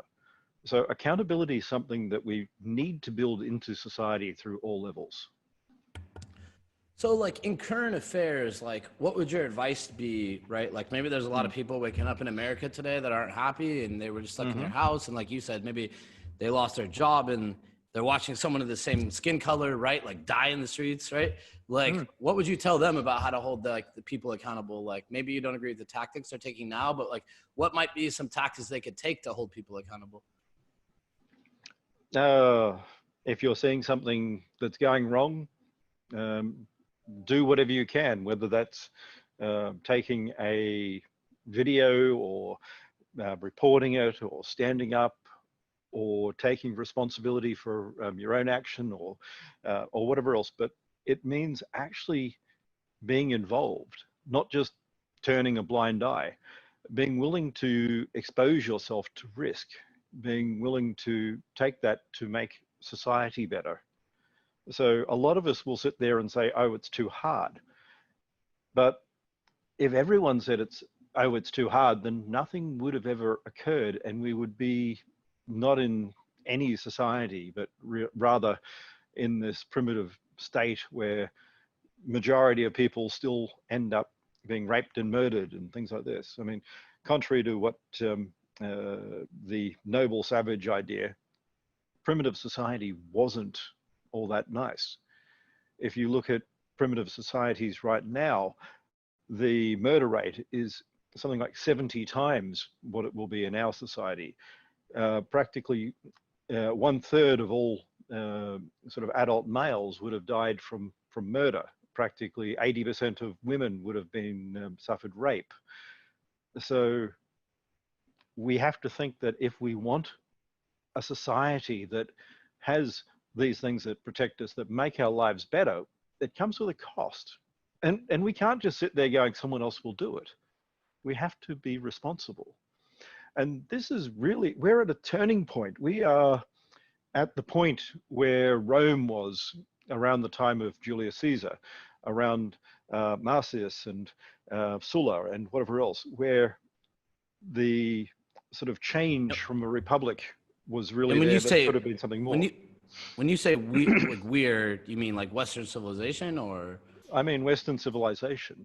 And if we want to keep growing, if we want the Enlightenment to continue, to have growth and not to fall back into decay, because technology won't save us. Technology won't stop people falling into a state of sort of anarchy and disrepair. Only we will. Only education, knowledge, and the ability to want this, to sacrifice, to fight for it will. So giving up fighting for that led to the capture of the Roman Republic into effectively a monarchy. They didn't call it that, but that's what the principality really was. The imperator becoming the emperor led to a slow decay. And there were some good emperors, but for every good emperor, there were 3 or 4 bad ones. So is that kind of how, I mean, like when I look at you sometimes, I look at you from the aspect, my perspective, and I think the last time we talked, I really didn't have a perspective, right? And I think you probably helped form my perspective of you after our last conversation. And, you know, part of my takeaway is like, dude, why don't you just run away and like get out of this conversation, right? And so I feel like you know that that's an option probably, but have you made that not an option? Like, do you feel like you have like really now having to stand your ground and like you cannot go backwards now? Correct. The thing is, if someone doesn't take a stand, then nobody will take a stand. And Bitcoin's not there to help people sell drugs online or anything like this, which really did not help people. Like the false narrative that all these people were saved because of Silk Road is absolute BS. No one reported sort of tainted drugs because Silk Road, well, let's see, if you die, you don't get, your parents don't go on and go, Jimmy bought really bad cocaine and ended up in the hospital. It didn't happen. This, oh, we can report things. It didn't happen.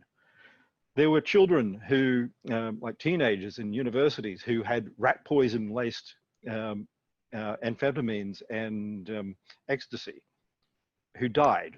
There are ones that had tainted drugs with heroin or phenyl injected into it. None of them got to sit there and go, well, I don't like this buyer. That's just the way it was. It's not a market where you can go and complain to law enforcement or someone higher. So if none of us take responsibility, if someone doesn't stand the line, someone doesn't decide no and put their foot down and face the onslaught no matter what the cost, then none of us will, and everything falls apart. So I feel like you are openly calling out a lot of people, right? Like in saying like these people are scammers, and you're not letting people like slander you in conversations. Like, do you envision yourself as kind of like the guy in the middle now? Like you are the person fighting this, and like no one else is stepping up to the plate? Like, is that how you envision it, or what is your motivation? I'm not the only one. I've got a good team at Enchain now. I've got other people. There's other people who are supportive now. So it's no longer just me, but someone has to stand at the front and do it. And if we want a world that we're willing to live in, that we want our children to live in, then you have to actually stand and risk. You can't just assume that everyone else is going to do it for you. I don't want to be in a world where it's easy for kids to get hooked onto opiates. I don't want to be in a world where people aren't educated. I don't want to be in all of that. And right now, that's what we're facing. I want people to be protected from stupidity and whatever else. When you see this sort of stuff about get rich quick by putting your pension money into Bitcoin because it's going to go up another 10,000 times, I'm sorry, but you're being conned. Yes, Bitcoin went up, but no one knew that it would at the beginning. And it definitely won't go up another 10,000 times. It's not going to go up another 100 times in the next year or so. It's not going to go up another 10 times in that period.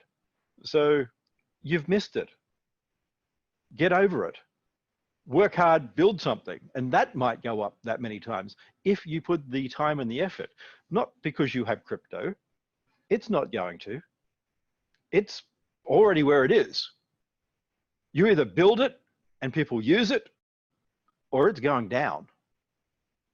So very simple. Stop scamming people into giving you an exit strategy and build something. If you don't have a system that people want to use, it's not going to be valuable. So these people who sit there telling you to day trade, to be a jobber, don't. It's gambling. Those people promoting these things, don't. If you want to build something, great. But don't assume that things are going to go up just because, well, coin goes up. It doesn't. Shares don't. Commodities don't. They're not exponential. They're logistic. That's an S-curve. And we're already hitting the top of the S-curve. So the other option is it goes down. So people either build something that makes this really valuable and useful, or it goes down. And that means stopping to just trade. And I want to pivot to that here in just a minute, because I do want to hear more about InChain. I don't think I got to talk to you about it enough about it last time. And like, what are you guys really building, right? Like, what are these applications? What excites you? But just kind of stay on the topic of like societies and kind of like perspectives. One thing that like really pulled out from our last conversation, and I heard you talk about it a few more times, like listening to some other ones, is, and I think I have a unique perspective, or at least I want to know your answer, because like maybe I have some of the same ideas. Like I lived in San Francisco for like a decade, right? And in a lot of ways I'd say, okay, like it made me more inquisitive about technology. I can find a lot of good aspects about it. I could probably also give some negative aspects about it. But like I've heard you talk about this city, and I want to make sure that I'm clear. When you say Silicon Valley, are you is that kind of like like an analogy for programmers, or like really there's something about the Bay Area? But like, what is it about that? Like, why do you have such, like, I've heard you say it's a cancer, right? So like, I just want to know why you think that. I'm not thinking programmers. Programmers work for Microsoft, and they're not Silicon Valley. Programmers work for Amazon, and they're not Silicon Valley. Silicon Valley didn't used to be what it is now. What it is now is this advertising-based scum pit, where no one could figure out how to make micropayments on the internet, and we ended up selling everything.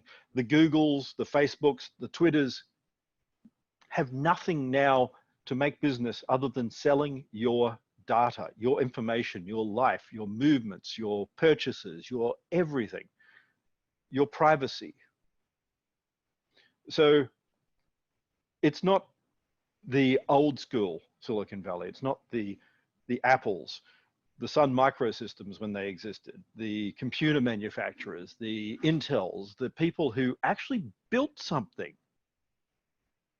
It's these people who are milking the globe for money, who are selling our privacy, who are becoming mega corporations that think they have no responsibility for what they're doing. The companies like Twitter, who can promote agendas that basically have become a way of getting criminals and terrorists to find other criminals and terrorists, and to find people who are on the outskirts of society, and to sell that information to terrorist groups, to criminal groups. And that's part of what's happening. So right now you have terrorist groups and criminal groups buying data on individuals so that they can trace them down and indoctrinate them. You find people who mix into that psychological profile, and you indoctrinate them. And the information is becoming there because of how we have structured the internet. So Mr. Trump over there in the US has just taken a little bit of a stand because Twitter managed to annoy him enough. But this is the whole point.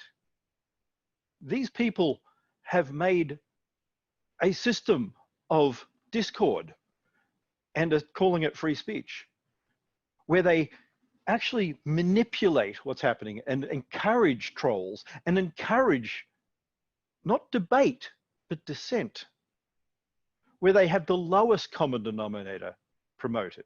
So that's what I'm talking about. And it's not the people necessarily, it's not the people working in Silicon Valley. It's the people at the top. So it sounds like it's like you envision it as like Facebook, Amazon, Google. Like it's the well, Amazon's not even Silicon Valley, so yeah. There's Seattle, I guess, but yeah. I mean, they all have representation there, right? But like, so is it just like the data theft model that you despise, or is it even, does it go deeper in like the philosophies of how engineers are approaching things? Does any of that carry over to the Bitcoin side of like what you think has kind of created some of the mess? Like, do you kind of bind those two groups together at all? I think the mess we're seeing in many ways, even this lockdown, is, I blame Twitter for this lockdown, not the virus, because this isn't the biggest pandemic that no one's noticed.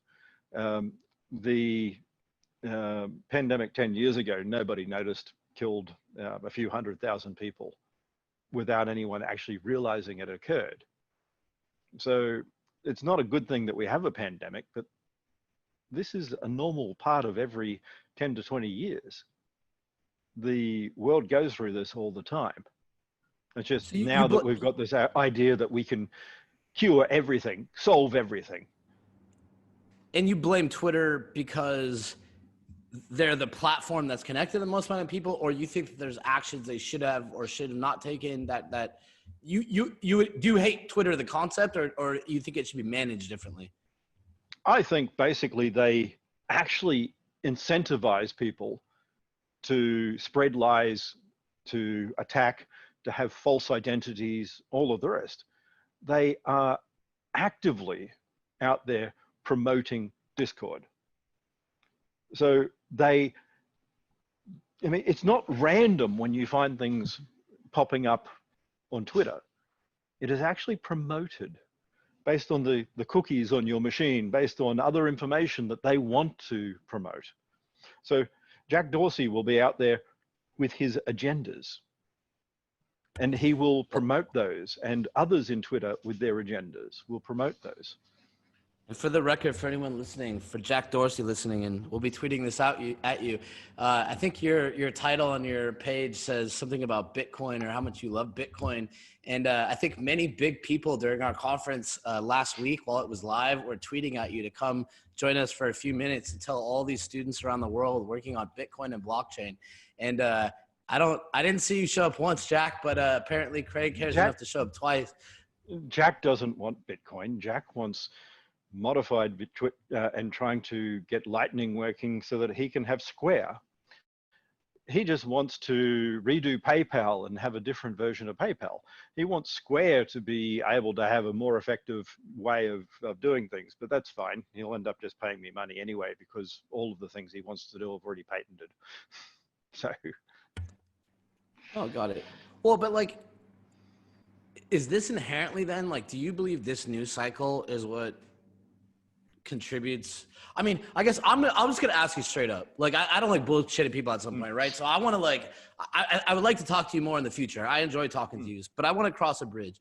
Like, you are aware that people online are just saying, for deserved or not, Craig Wright is a liar, Craig Wright is a fraud, whatever little boxes they put. I would actually advocate and say that most people that I've seen say that couldn't walk me through any technical steps of anything. So I'm a little hesitant to take their advice on things. But like, is it a news cycle thing? Is it like this media clip No one's doing their research. They're getting it from whatever article or website, and they scan the headline. They don't actually read the article or do any follow-up research. When you go to Forbes and you see one of these articles and people go, oh, that's a responsible journalist. And then you read contributor. Contributor is the new paid advertising piece. Forbes sold their identity. It's basically Forbes have staff who are real news. And then whenever you see Bitcoin things on Forbes, it's contributors, which means someone who in the past you would have by law had to have this thing, paid advertising piece all over the page, because that's what they are. These Forbes contributors until recently weren't even paid. Now they're paid practically nothing. And how they earn their money is they go out there and they write for people who want to do pump and dump scams. So responsible journalism, no.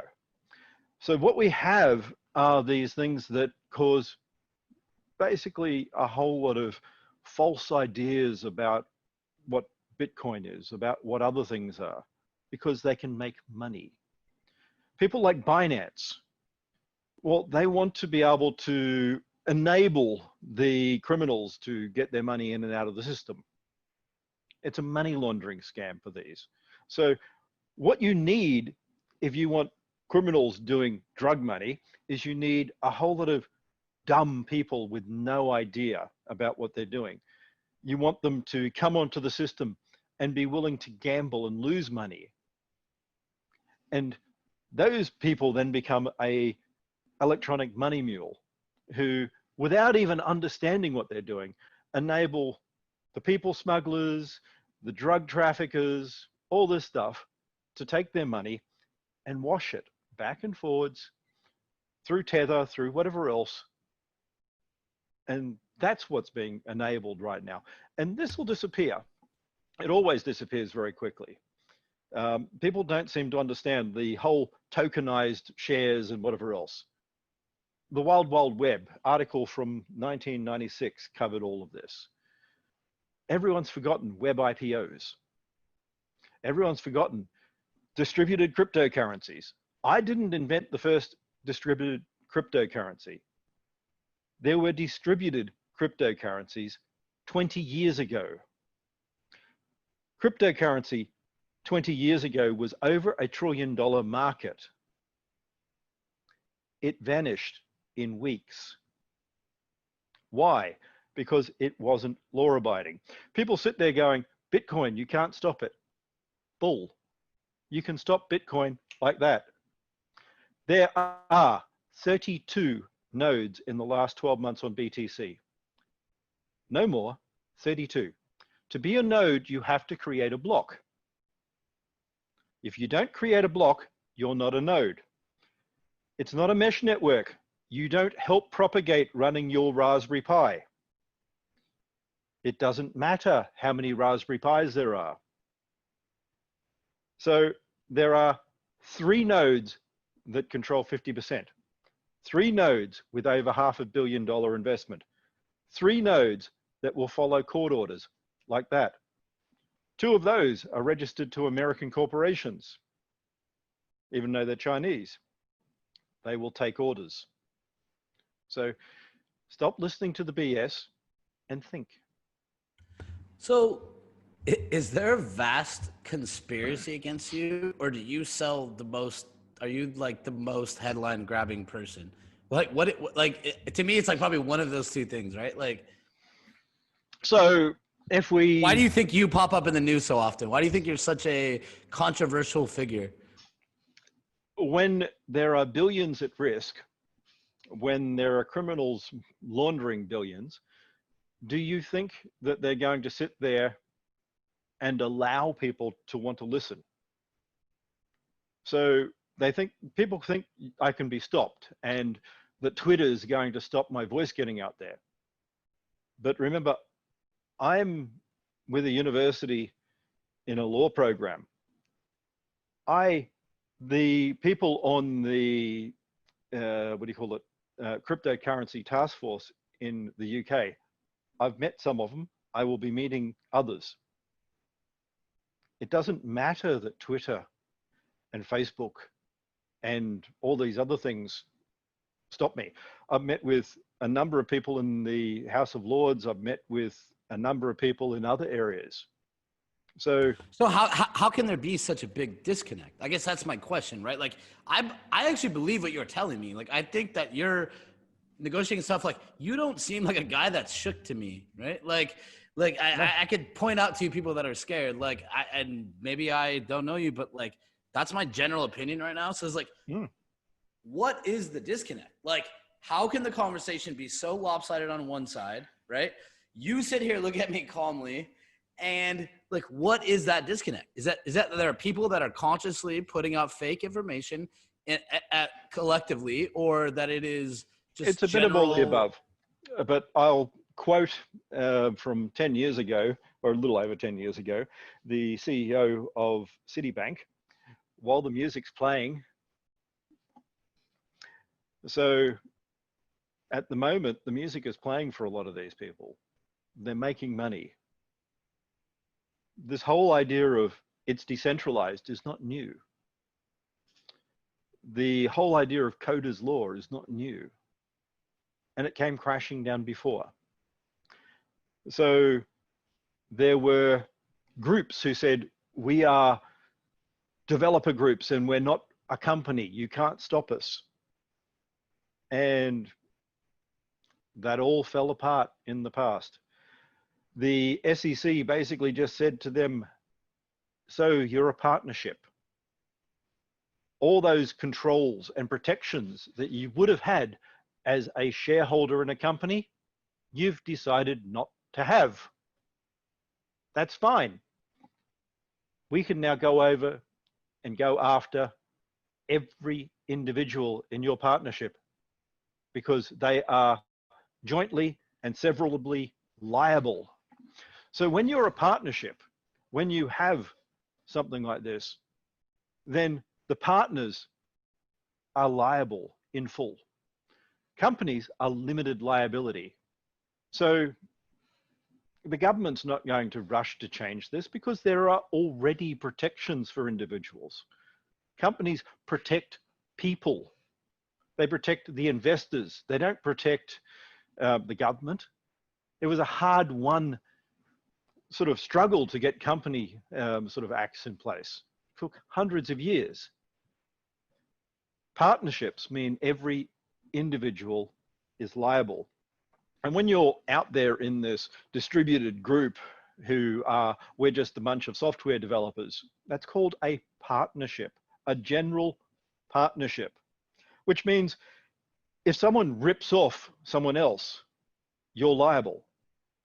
If the coin that you're working on goes bankrupt and takes other people out, you're liable. If the SEC enforces something, every one of those developers is liable. But hey, don't ask me. There's this thing called law. It's well and truly documented. And there's lots of people bullshitting around at the moment. But I'm sorry, I'm going into court this year in a few places. And the cards are going to tumble. That little house you've got of cards, it's coming down. Is that your end like weapon? Is that your end result? Is like that if somebody slanders you or you see something wrong, that you're gonna follow the proper steps, take them to court? I mean, I would be remiss not say. I mean, I think there was just a case with you and Roger Ver, right? A Brown libel, for example, right? And like, is that something that that's gonna be the path you pursue without resilience, like with resilience? Yes. Even when people like Roger decide to be cowards and try and argue that it should have been done in the US, when he's not in the US, when I'm not in the US. So yeah, even then. How is that going well? Or one of the things that you told me last time, you were like, which I kind of believe, it's like, I bet you, well, like when I see Zuckerberg in front of Congress, right? It's like he's explaining Libra to them, and it's like, you could clearly tell these people don't know, right? Like elderly senators or whatever, right? It's education for them. Like, and the last time we talked, you were like, we're educating these people, right? Like, are you seeing that play out fairly? Like when we talk about corruption or whatever, like, are you seeing receptiveness there? Are you seeing that you're going against the grain or what? All of the above. It takes time. And the media is always a bit stupid. And anyone who believes the media, in this case, is rather daft as well, because remember, we're not seeing media. When you see Forbes contributors, you're not seeing journalism. You're seeing paid marketing. So that's what people don't get. When you see these blogs, they're not journalism. Journalism isn't anything you read in a newspaper. It's not a bipartisan review of all of the things like it used to be. So I'm picking on Forbes a lot here because Forbes are particularly bad at some of this right now. And their little tiny print that says contributor, and then you click on and it explains what it is really difficult for most people to ever notice. What it should have is this big stripe paid advertising piece, like you used to actually see in newspapers. Yeah, well, I mean, and we see that, right? Like even in television and stuff, people are forced to disclose these types of moments, right? Like, yeah, it seems like they're licensing out their brand for whatever third party or contractor might have an agenda or an opinion, and it sounds like people can pay to play. Okay, well then fair enough. So then in the last 2 weeks, like, what articles have you read about you that are not accurate? Like tell everybody a lie. Well, I try not to read any of those things. I haven't seen any articles that about me that have been accurate, so I don't bother reading them. But nothing. I mean, like what is so blatant? Like, if you want people to understand something right now, like, I mean, I would. It would be hard for me to believe that you probably ignore the media completely. But like, I mean, it could even be in the past. Like, what are some just blatantly false things that you would tell people to go and research themselves, and they might open their eyes to be like, stop reading the media? The attacks against patenting. The attacks against patenting are only because I'm doing it better. It's that simple. I mean, Blockstream tried to patent things. The Chinese guys are all trying to patent things. Hal Finney had commercial patents, not defensive patents. He made money on them. He had money from royalties on commercial products. This socialist bullshit that we're seeing, I'm sorry, but all the people out there, Eric Voorhees, whatever else, are all with patents, sitting there going, oh, Craig Wright's so evil because he has patents. Antonopoulos has a crappy patent to his name. So you feel like you're vilified because like you're very clearly stating a profit motive or something, like in the fact that you want to collect royalties downstream through patents? I'm not stating a profit motive on that at all. I'm protecting what we're doing. And these other people are sitting there basically being hypocritical and disingenuous in what they're saying and saying, we're doing it for the goodness of other people. BS. Absolute BS. So you're saying that the misinformation there is not that you're patenting things to force people to license them from you, but you're saying you're doing it to ensure that it stays like true, or that you can make sure it doesn't get in the wrong hands? If I've got a system I want to build and I've created technology along those lines, it's my choice on how my technology is used. You may not like that. Too bad. Go invent something yourself. And you can sit there complaining, oh, Craig Wright's got patents with other people's stuff in there. That's how a patent works. So you've got this prior art section in a good patent. So when I have a third of our patents saying all this other stuff that happened before that other people have invented, that's called prior art. And anyone who does a good patent not like most of the crypto ones, will actually detail all of that and then say how theirs differs. That's basically how you actually do things well. Got it. And on that point, can we pivot to Enchain a bit? I would just like to understand more, like, from what I can see from the outside, it's like you guys are marketing yourselves as an enterprise grade solution using Bitcoin or variations of it. Fairly much, yes. So at the end of the day, all this stuff, starting with Tim May and others, where everyone's going to have their own currency, the cypherpunk BS is absolute bull. No one wants to have their own money. There's a reason why Europe moved away from having 100 different currencies into just the euro. It's simpler, it's more efficient. And the same thing's going to happen with cryptocurrencies, or rather digital money. No one wants that other than those running bucket shop exchanges. So if you're running the Bitcoin.com exchange, or you're running Binance or Bitfinex or any of these other basically bucket shops, then you're going to be running around going, everyone needs their own cryptocurrency. Why? Because they make a percent on any trade. That's really what it's about. They're lying to you because they don't care if the money goes up. They don't care if it goes down. They don't care if it goes sideways, as long as you trade it. They just want you to gamble. So at the end of the day, they're going to promote this system that allows you to lose your money, the same as a one-arm bandit, where you just pull down or now press a button and a percentage of your money goes. And that's really what it's about. Because if you look at all these things where people trade online and make money, no, they don't. The estimates, the research has shown that about 75% of people lose money. And you can sit there going, oh, 25% of people make money. So what?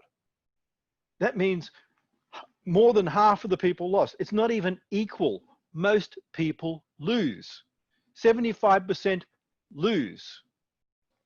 If you're talking about those odds, go to a casino. They're regulated, they're honest. Pull the pokey machine. We talked last time. I told you I was from Las Vegas, and it's one lesson I learned. People always could say, "Oh yeah, this guy always wins," and that's the minute I go, "Yeah, that guy's not telling you the truth. He's not telling you about the time he loses, right?" Yeah, he comes back and he goes, "Look what I've won!" And then, didn't you go to Las Vegas 3 other weeks this month, each weekend?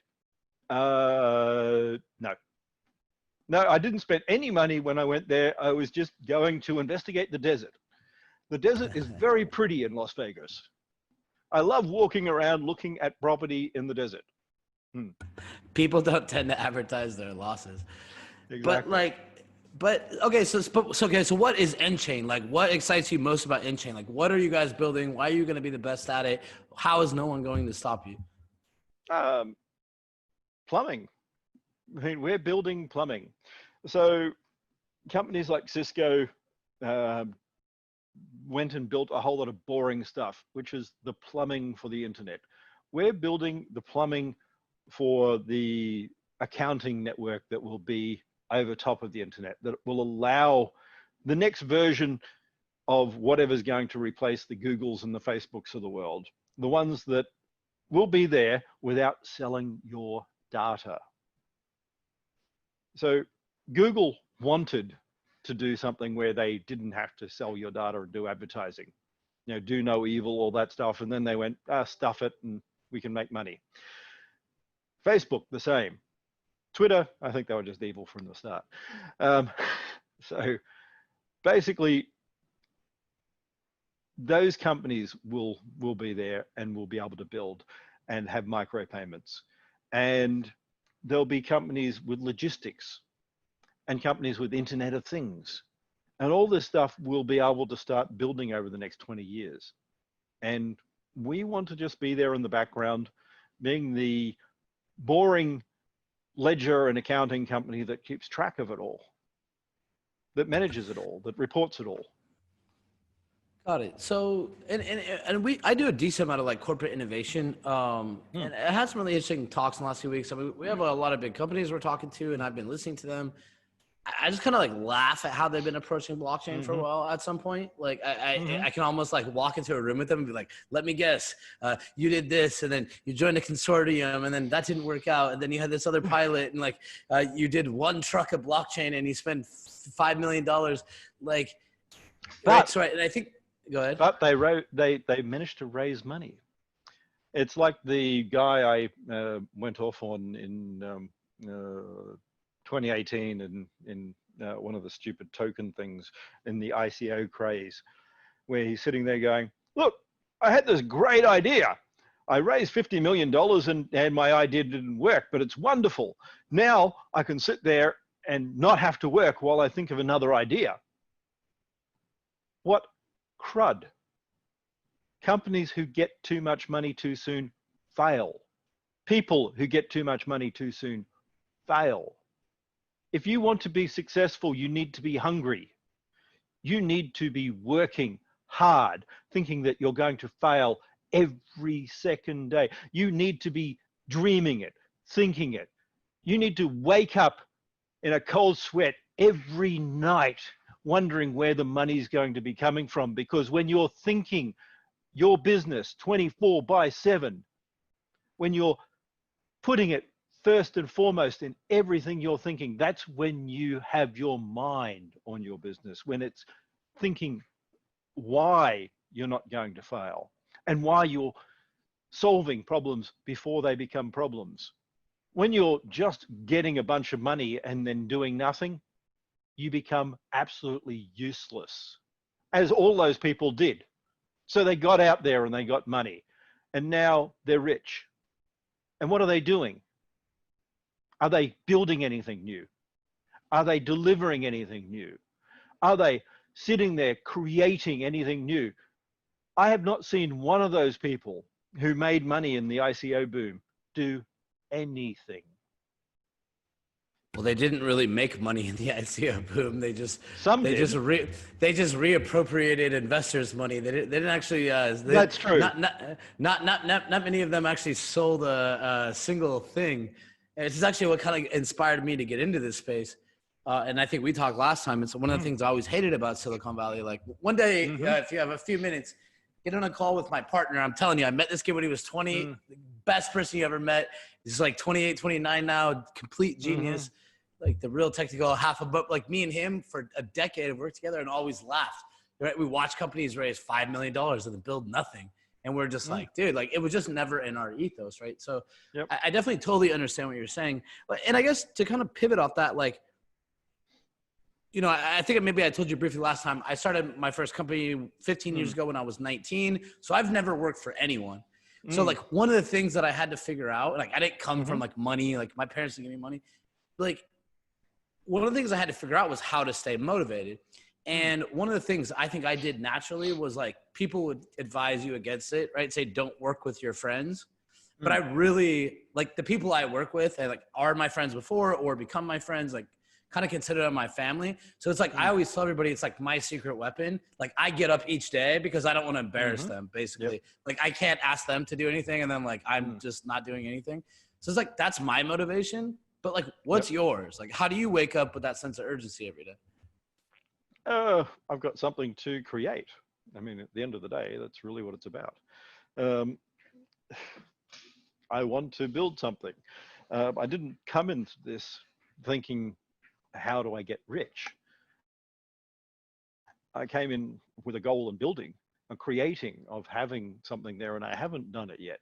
We don't have a world that has moved away from advertising into micropayments. We don't have a world that records and allows people to track cash.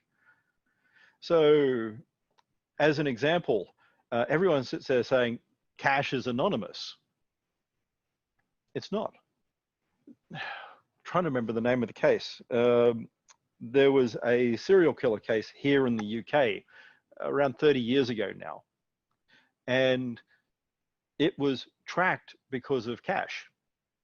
The person was paid and the serial number was recorded, etc., in the paycheck, and money that was later spent and found was used to track the serial killer. So all this cash has never been anonymous. It can be pseudonymous for small amounts where people don't care. But if you try and go into a country without declaring $50,000 worth of American bills that are strapped around you, see what happens. Hey, on that topic, do you think there's a day, because it's something I always joke about, do you think there's a day where when people fly around with like ledgers and they get off a plane that they're going to be forced to unlock them?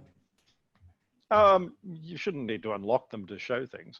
I mean, that's not how it would work, but I've already done that. In 2013, I did a little stunt to prove things to the government where I declared the Bitcoin I was taking in and out of the country, which ended up having to go to Canberra, the capital, because they didn't have enough zeros on the sort of declaration.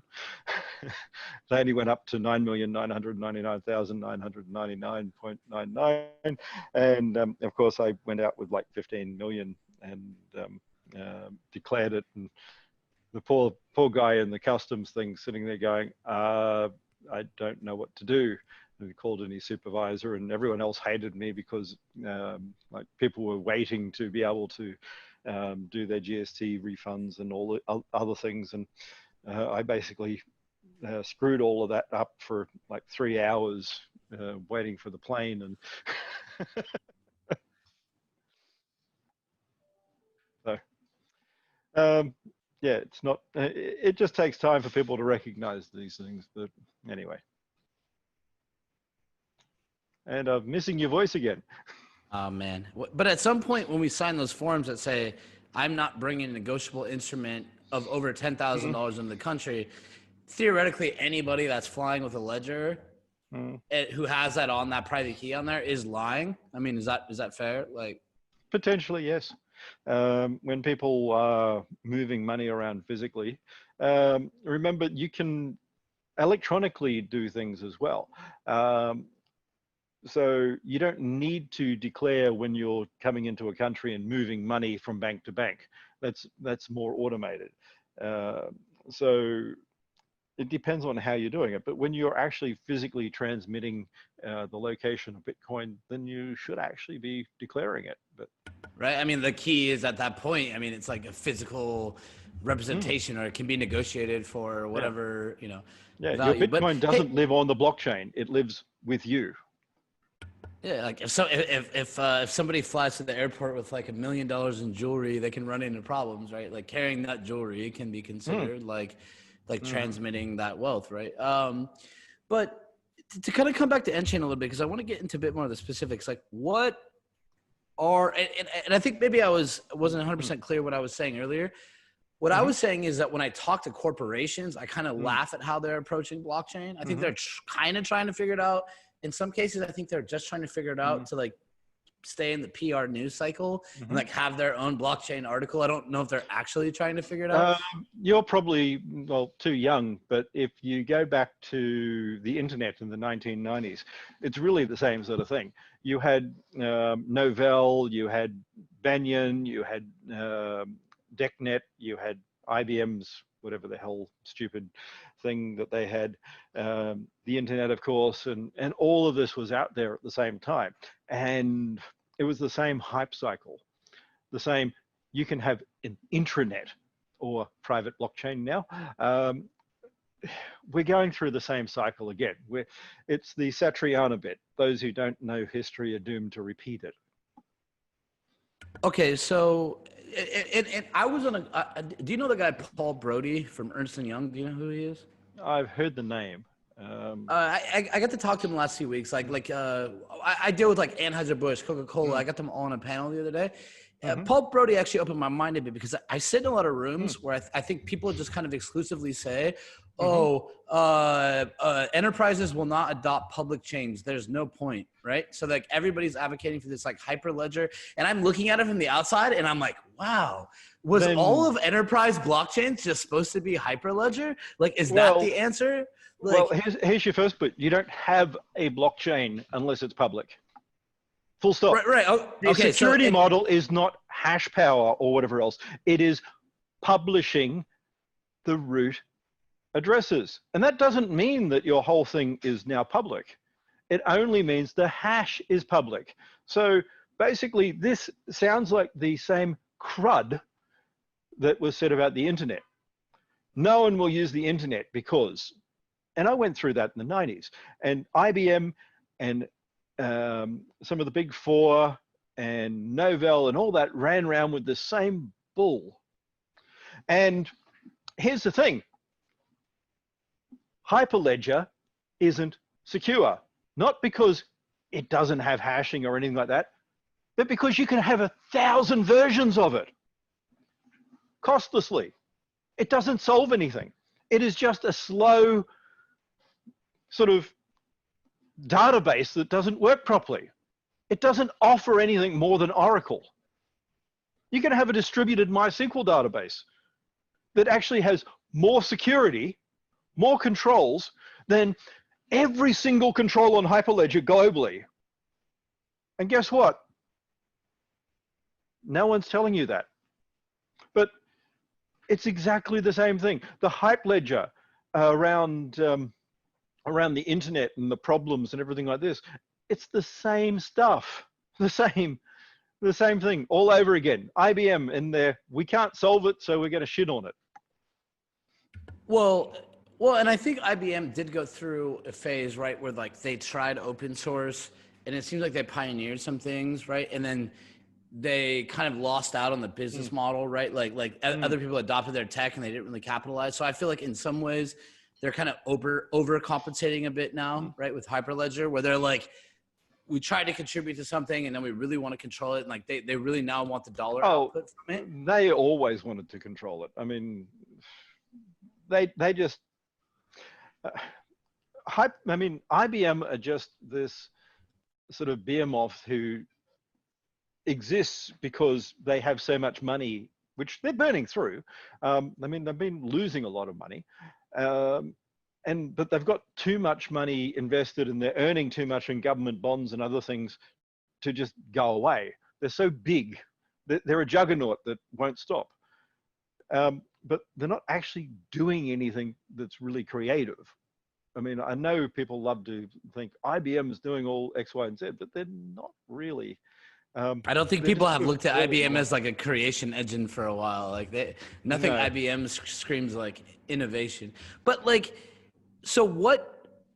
It's like to the people that say, like, obviously enterprise companies have had a monopoly over their data or their business relationships. They have these walled gardens. But you still do.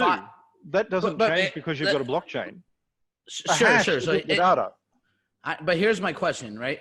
Where like my guess is that they're a little relinquent, right, to start to move things to what they perceive are public chains or that might be able to be manipulated some point down the line. Like, what would you tell any enterprise listening right now? Like, why would they want, what would they benefit from this? Like what you're advocating for? The actual whole reason for having it is you have a auditable, reputable source. So the whole, we're going to have private what? We're going to have a private database, big deal. You have one now. But so you're going to have the equivalent of an Oracle database that is slower than Oracle. You're going to have secret security. The entire security model of Bitcoin is publishing the hash. It's not all the hash power. It's not any of this other stuff. It is public. Read the references in the white paper, number 2 and number 3. You publish the hash. If you don't do that, it doesn't matter that you're on sort of a private blockchain or whatever else. I can run up costlessly 1 billion copies of your books, and that's what will happen. So the whole point of all this is to have a single provable copy. You can't do it after the event. You can't digitally sign something in the past. You can only have it public. You cannot have a digital signature from an anonymous source because signatures require identity, and identity doesn't act. It's a one-way function. You can't then force identity into a signature. This is where people go wrong. Do they want to be audited? I guess is my question. Like, is this something They don't have a choice. Companies have to be audited. Sarbanes-Oxley, etc. Well, they have a choice right now. They're not using blockchain, right? So I'm saying, like, are they willingly going to go into the darkness here, or like, are there other factors that's? But but that's the point. They already have to do things, so they're spending lots of money to have an inefficient, not always provable, not always legally compliant system. Exactly. And I've heard you say it, like they run multiple sets of books. That's what I'm saying. Like they're currently living inside of the lines, and they're living inside of lines that they find are immutable, and for the right price, people will make shit up. So like, what is their motivation at this point? Like, if you're going to run a business and say, so right now, because of Enron and all the rest, every single CEO in America who doesn't have an immutable data source for their accounts is a criminal. Full stop.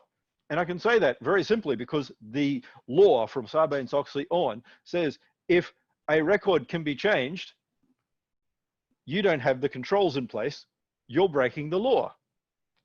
So you need to have controls.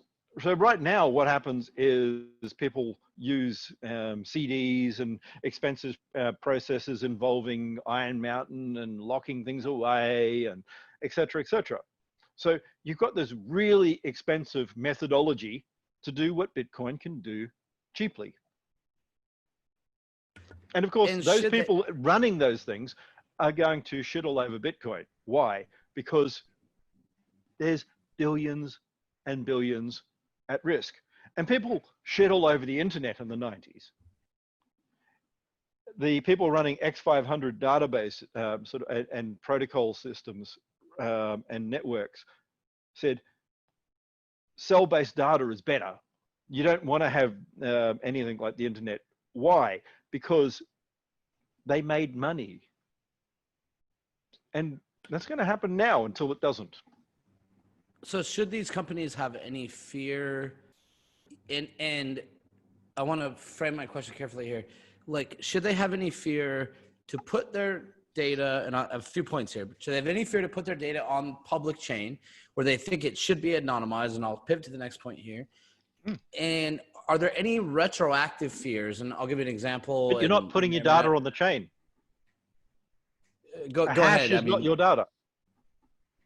So if you're putting a hash, you're not putting data. Give me a use case. Like when you think of an enterprise company that's not in fintech, can you give me your most favorite example?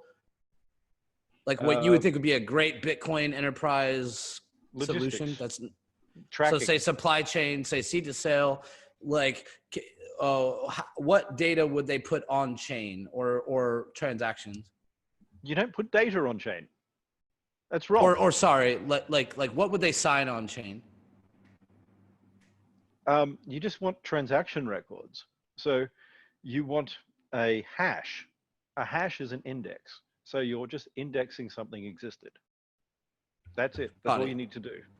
So just give me that use case. Like, what do you think would work really well? Like in this supply chain example, there's this moment where they have a hard time trusting or validating a source of truth, and we can help them cut this time down by implementing X method. I think you're overthinking it.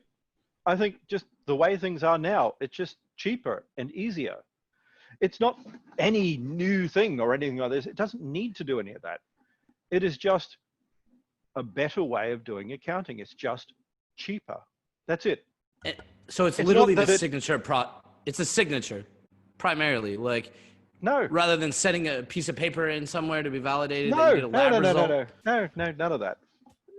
It can be, and you can build those things, but it's just being able to record the hash of information in transactions is able to set up everything, provably having the records in a manner that is cheaper. You're overthinking it all. No, fair enough. And this is actually why I'm asking the questions. Like, contrary to popular belief, my best friends would say I don't listen sometimes, but I actually like to learn a lot. Is there any in the fear? past, Yeah. ledgers were done on paper. Paper's difficult to alter. If someone tries to liquid paper something out, it's easy to see. If they try and sort of erase something, it's easy to see. And then it's difficult because you have to change all the entries. You can still change things validly because you can actually make a ledger entry into errors and omissions and whatever else, and it can be recorded. So anyone who's done accounting will know that on paper ledgers, you can still make changes, but it's easy to see the changes. And that's the important part. So what it is really something that takes everything back to paper. Bitcoin is different in that it takes digital assets, things that were easy to copy and make billions of things inexpensively, and makes it so that there can be a provable single digital copy, so that you can bail or have bailments against things, so that you can no longer have this idea that you can have infinite copies of books or products or movies. So you can actually link a product individually. So you can link a record individually. It makes everything back to digital is like the real world, where only one real copy exists. All right. So my last question on this point, which is, are there any retroactive attacks that can be deployed, do you think? And some people might say it's a quantum computing attack over like 2,000 qubits attacking SHA-256, right? Or some quantum technologies. Quantum computers are a big. Let's just don't even go down. Quantum computers are a scam by people like IBM and everything like that, just to get money out of government. The same thing has been around since the 80s. The same bullshit. You need at least 7 physical qubits to get a single logical qubit. There has never been a single logical qubit invented ever. We get to 5. In 1985, we got to 5. 1990s, we got to 5. 2000s, we got to 5. Right now, we got to 5. Big hype cycle last year, we got to 5. And the technology fell apart at 5 because it is bullshit. It isn't supported in physics. It isn't supported in anything they're doing, but it is a huge multi-billion dollar sink. Billions go out of the US government into this research, and it is just a huge scam. The entirety of quantum computing is just a scam. Got you there. Obviously, some people are going to disagree with you there. I don't have the knowledge to do it. Well, if they disagree, show me one. Yeah, I think like it's clear, like something around like what it would take to beat SHA-256 in real time, like while a message is being processed. It's like we need to be in like the 2000 a quantum computer. Okay, you still can't do that in real time. The whole thing, SHA is not going to be an issue. Hashing isn't solved by quantum computers. You can factor, in theory, ECDSA and RSA. One quantum computer, if you take the theoretical stuff as true, which I don't, would still take up around 100 hectares to do 3 keys a year at billions of dollars worth of electricity a year, at trillions of dollars worth of investment, full stop. It isn't, I mean, it's not going to be this instant thing like they're saying. It will be 3 to 4 months a key average. That's it. So are you then saying, so and I just brought up quantum computing and I kind of had a feeling of like what your response would be. And I, in a lot of aspects, I kind of agree. I mean, I feel like it's kind of a black box in what progress is. 100% we've been saying that, like, basically in physics, there are a lot of people have this idea of infinity because it's easier math. They don't want to go into manifolds. They don't want to go into matroids or anything like this. Having a singularity is a simple solution, and it's wrong. There are no such things as singularities and infinities in physics, really. they are For anyone listening, this is what I saw the last time I talked to Craig Wright.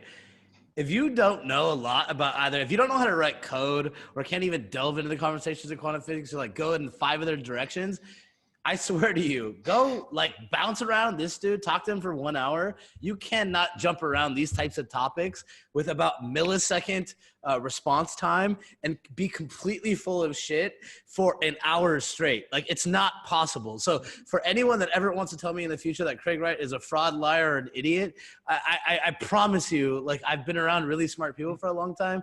You cannot make this shit up. Like, this guy, he's not sitting here like just making up buzzwords when he like, I can just pivot and be like, Craig, what about quantum computing? And Craig's like, da, da, da, da, da, da, da, da. Look, you can't luckily do that like for hours. But hey, let me ask, I want to pivot. I want to get stuck on quantum computing. But like, so are you telling me, in your personal opinion, that there's nothing retroactively in the future that can come back and tamper with the ledger of information? That these companies should have no fear that in the future, so maybe in 50 public. years. The secret is it's public. It's not this we act outside of law. It is, if everyone's running SPV and billions of people have a copy of the ledger, then it is instantly recognized. That's the whole security model. Now you're talking about data changing, correct? Yes. Okay, so I'll give you another example where it's something like voting, where we might value the privacy of our vote, and if we vote on the blockchain, that in the future somebody might be able to read my vote even 200 years from now. Of right? course, because that's not a solution. I mean, you're not solving voting with the blockchain. Forget all this crap about proof of work and proof of stake and voting will be solved. No, it won't. That is from people who have no idea about online voting technology. I was the security and other consultant for New South Wales Electoral Commission on iVote, which is a small scale electronic voting thing for people who are in the military, who are disabled, elderly, whatever else, rather than postal vote. And it is not, the database is the simplest part of it. The blockchain is the simplest part of it. The difficulty is, how do you do things like oblivious transfer to ensure that you have someone able to do a vote? How do you make it so that that person cannot then go to another person and say, look, I'm proving I voted this way, so you don't have collusion, so you can't sell votes? How do you, I mean, there are so many other things. It's a simple, you can have voting. It's someone who has no idea what e-voting is really about. I mean, there are systems out there like Cytel and whatever else that I've worked with in the past. And even they don't get it all right. And it's not about blockchain. There are so many things in voting to get a system, and everyone just runs around with this simple idea. As soon as you put it on the blockchain, it's going to work. I mean, no. That was for people that raise money. Yeah, of course, that's the thing. We're going to solve everything and just give us $50 million. Yeah. Oh, I have a token. That's my new fundraising mechanism. So what are your favorite use cases then? Like outside of the clear, or what we think is a clear, like what people think now is Bitcoin, like what are the non-fintech? I know you mentioned supply chain. Like, is that it? Are there any others that no, Internet of Things, securely updating machines, code security, being able to have the integrity of files maintained and monitored, logging and security. Like, the first thing any attacker will do is delete your logs. Imagine now if they can't do that, if there's a way of having databases of logs that are secure, encrypted, but cannot be accessed and deleted. Do you look at like blockchain or Bitcoin as like a form of like Git repository? I've always kind of laughed at the similarities. Like, it's kind of like commit to master. There's like all these kind of structural things like to form a source of truth. Like, do you think it's even a way for people to commit code? Maybe even get reimbursed for it? In future, yes. But then committing code, how do you get, I mean, the number of lines. Fred Brooks had a great book that was first released in the 70s, then redone, about coding. And the number of lines is not important. I mean, it's not how many lines you write. As a coder, sometimes, I mean, there's a famous story in Apple about, what's his name, Wozniak, who actually got pulled up because he had a negative code, sort of how many lines of code he's inputting. And it was negative because he took everyone else's code and refactored them and spat out less code. And it was faster and more secure and better. But the HR people were sitting there going, but you're not doing anything. And he's going, of course I am. And that's the whole point. The number of lines of code and whatever else, you can't just go, hey, I've got this, therefore it's better. You learn this on embedded systems very quickly when you realize like just plain white space is gonna like cause you to have like an overrun. Like I remember when I first started getting into tech, I remember I told someone one time, I was like, we wrote 1 million lines of something, and they looked at me, they were like, are you basing it off of how much code you've written? Like, I don't know, it's probably 20 years old. And I was like, oh yeah, now that you put it that way, I probably could have like done it more efficiently. Yeah. So, all right, like, I guess, and I know we're going a little over here. So I want to do some rapid fires. Like, let's go back to scammers. Let's go back to people you don't like. Who are like the people that you think you have the least respect for in the space? Anyone listening, who should they not trust? Anyone who sells you a path to getting rich quick. Anything that is going to make you money by signing up because you've signed up. Anything that doesn't require a lot of hard work. Which projects do you like that are not either N-Chain or Bitcoin SV? Like, is there anything that you like? There are, but I'm not going to go into all of that at the moment. Come on, give me one. Like, what's one that you respect, or a person that you respect that you don't work with or doesn't work for you? Oh, there are a number of people. I mean, Ryan Charles doesn't work for me. He has, with his PayMail solution and whatever else, it's quite a good initial solution that will hook into simplifying payments and things like this. So, got it. Which are the projects that you think are like the most full of shit that just like when you look at them, you literally can't stop laughing? Lightning. And because it has a false promise, or what? Oh, it's a total joke. It's a bunch of people who don't understand Bitcoin or what it's about, who want to create something that's different to Bitcoin, don't understand that the entire security model is based upon Bitcoin, so therefore you can't take it into Lightning and say Bitcoin doesn't apply. And it's just a joke built on a joke built on a joke. Got it. For anyone listening right now that's like, Craig Wright doesn't believe in quantum computers and that like anything can retroactively be changed in the blockchain, like how would you answer whatever whatever media hype there is right now that says like some message was signed that says that you're a fraud? Like, how can you explain that? Like if you can say there's no way to change. No message was signed. You can't have a digital signature that is anonymous by definition. Sorry. So no signature. You can run a digital signature algorithm. It's not signing a message. So like whatever message people were talking about last week or two, that's signed anonymously? I guess I don't understand enough about it. You can't sign you have to have either an identity attribute or an identity to sign a message. Someone can't go and say, hey, I've got a key, I'm signing. That if you think that, then you don't understand digital signatures at all. So you're saying that like somebody's saying Craig Wright is a fraud and this is a message everyone's supposed to take as truth. You're saying that that was like not signed. I really feel like a layman right now, actually. No, it wasn't signed because that was Antonopoulos's Dread Pirate Roberts defense that got kicked out of Silk Road prosecution, saying you have to sign, you have to register a key, and that has to be protected.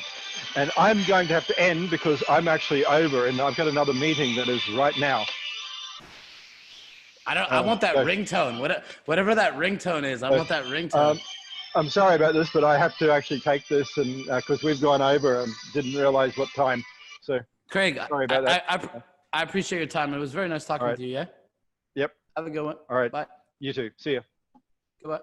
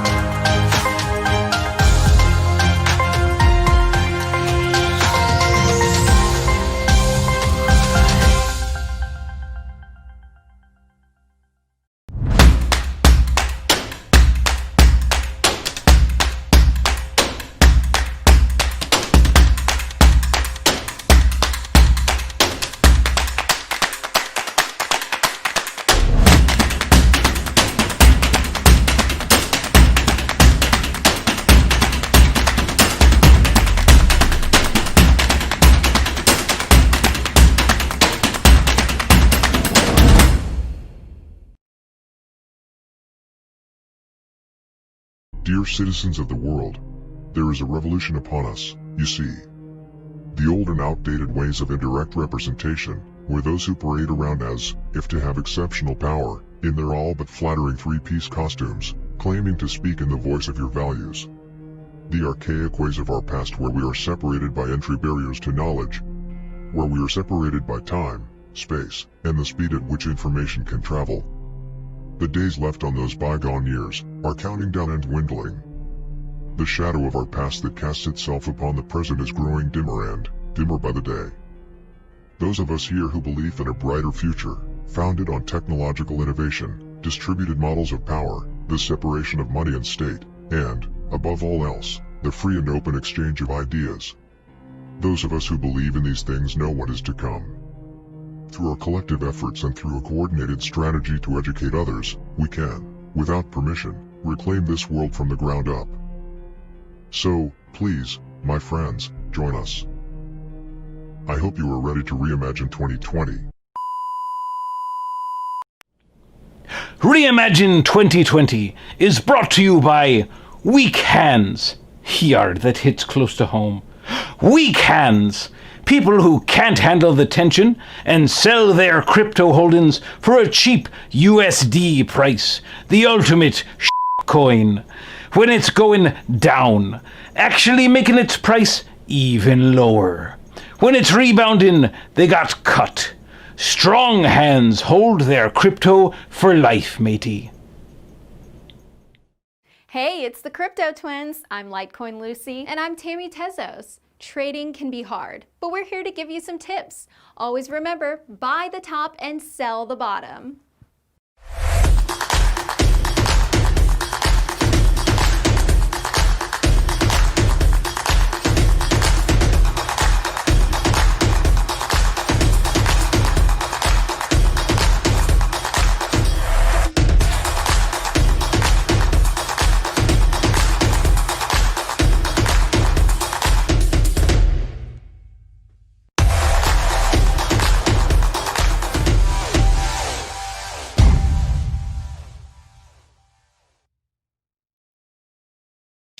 This goes out to all my OG holders.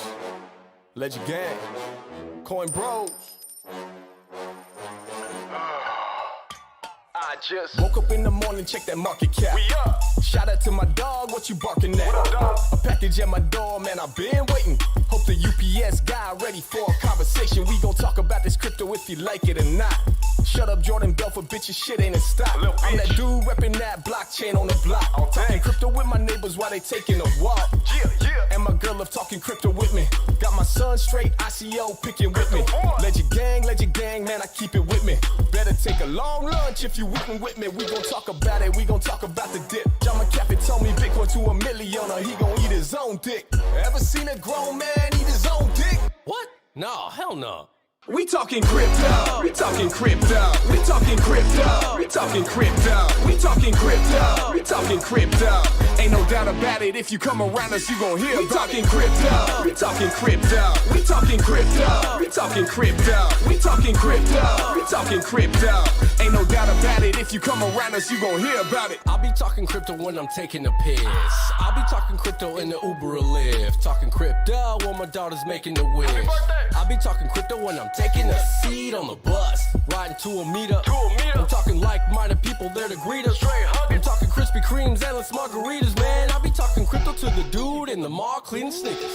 This is peer-to-peer, ain't got time for waiting. No. This is peer-to-peer, don't need no bank statement. I got the QR, tanner for that fast payment. Ooh, that's not matching up right. We talking crypto, we talking crypto, we talking crypto, we talking crypto, we talking crypto, we talking crypto. Ain't no doubt about it, if you come around us, you gon' hear. We talking crypto, we talking crypto, we talking crypto, we talking crypto, we talking crypto, we talking crypto. Ain't no doubt about it, if you come around us, you gon' hear about it. Yeah, we the Coin Bros, all we talk is that crypto, baby. So if you ain't about that, get the F out my face, dog. We talking crypto, we talking crypto, we talking crypto, we talking crypto, we talking crypto, we talking crypto. Ain't no doubt about it, if you come around us, you gon' hear about it. We talking crypto, we talking crypto. Look at the camera, say we talking crypto. We talking crypto.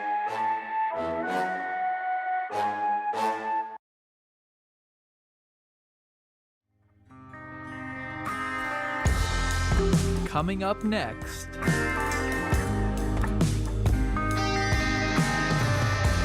Stay tuned to learn more about the state of the art in blockchain and cryptocurrency technology.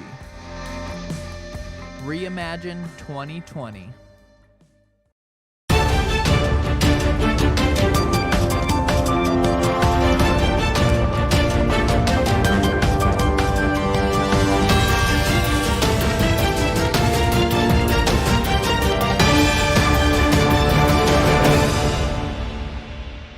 This is Brock Pierce, chairman of the Integro Foundation and many other things that we won't go through too many titles to list.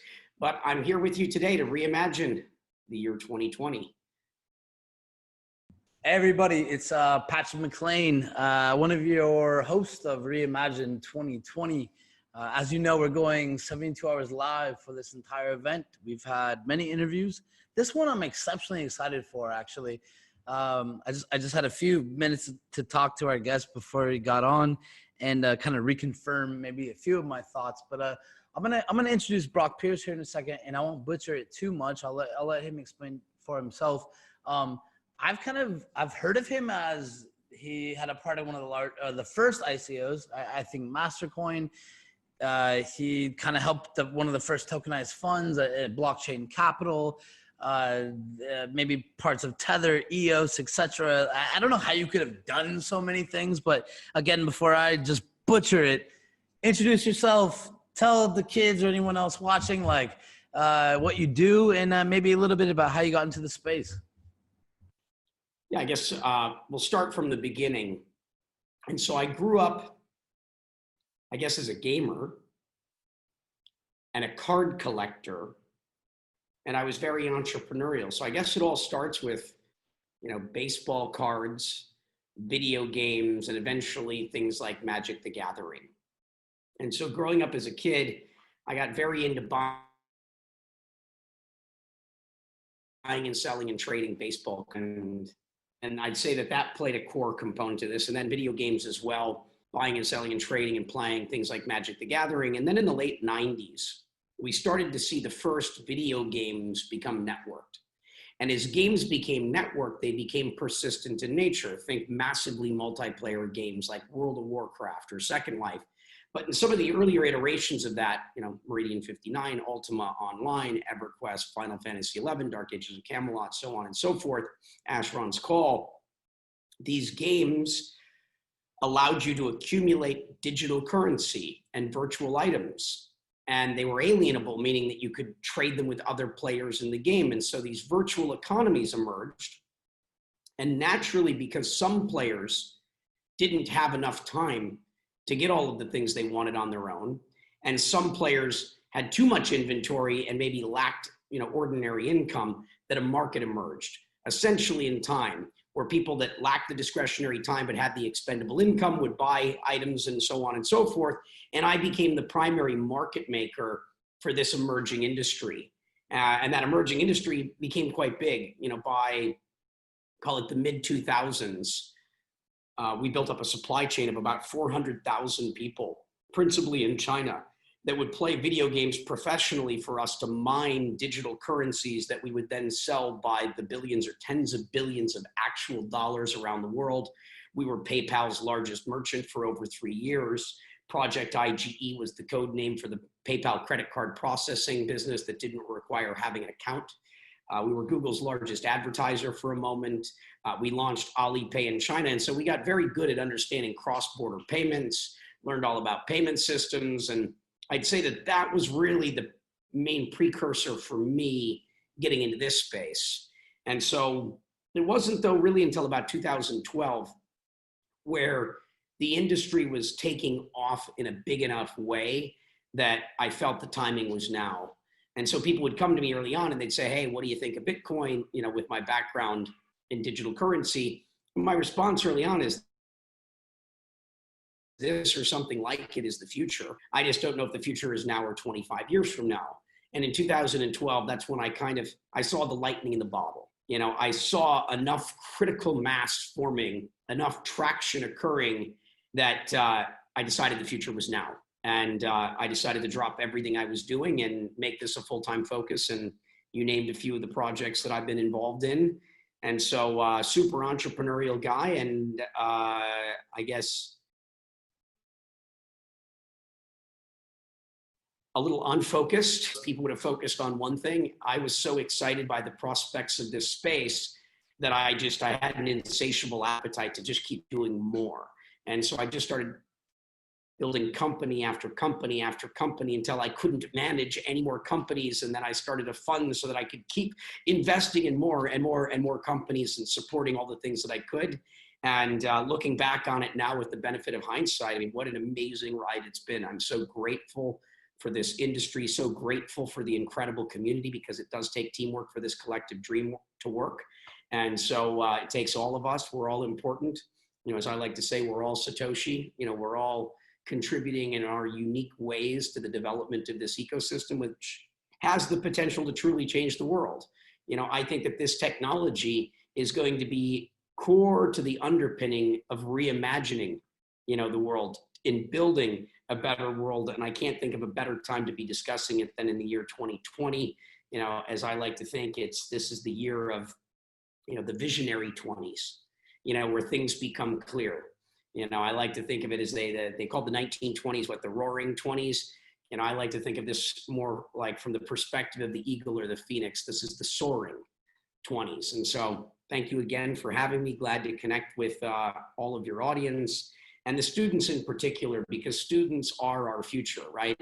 The reason we do all of this is for our kids and their kids and their kids. It's for the next generation. And I can't think of anything more important than those people that are joining, call it, I don't want to use the word force, but joining, call it, I don't want to use the word rebellion, but joining the movement. We can change the world. We can build a better world. We can make a difference. We do have that power, and it takes many of us. So thank you for wherever you are for tuning in.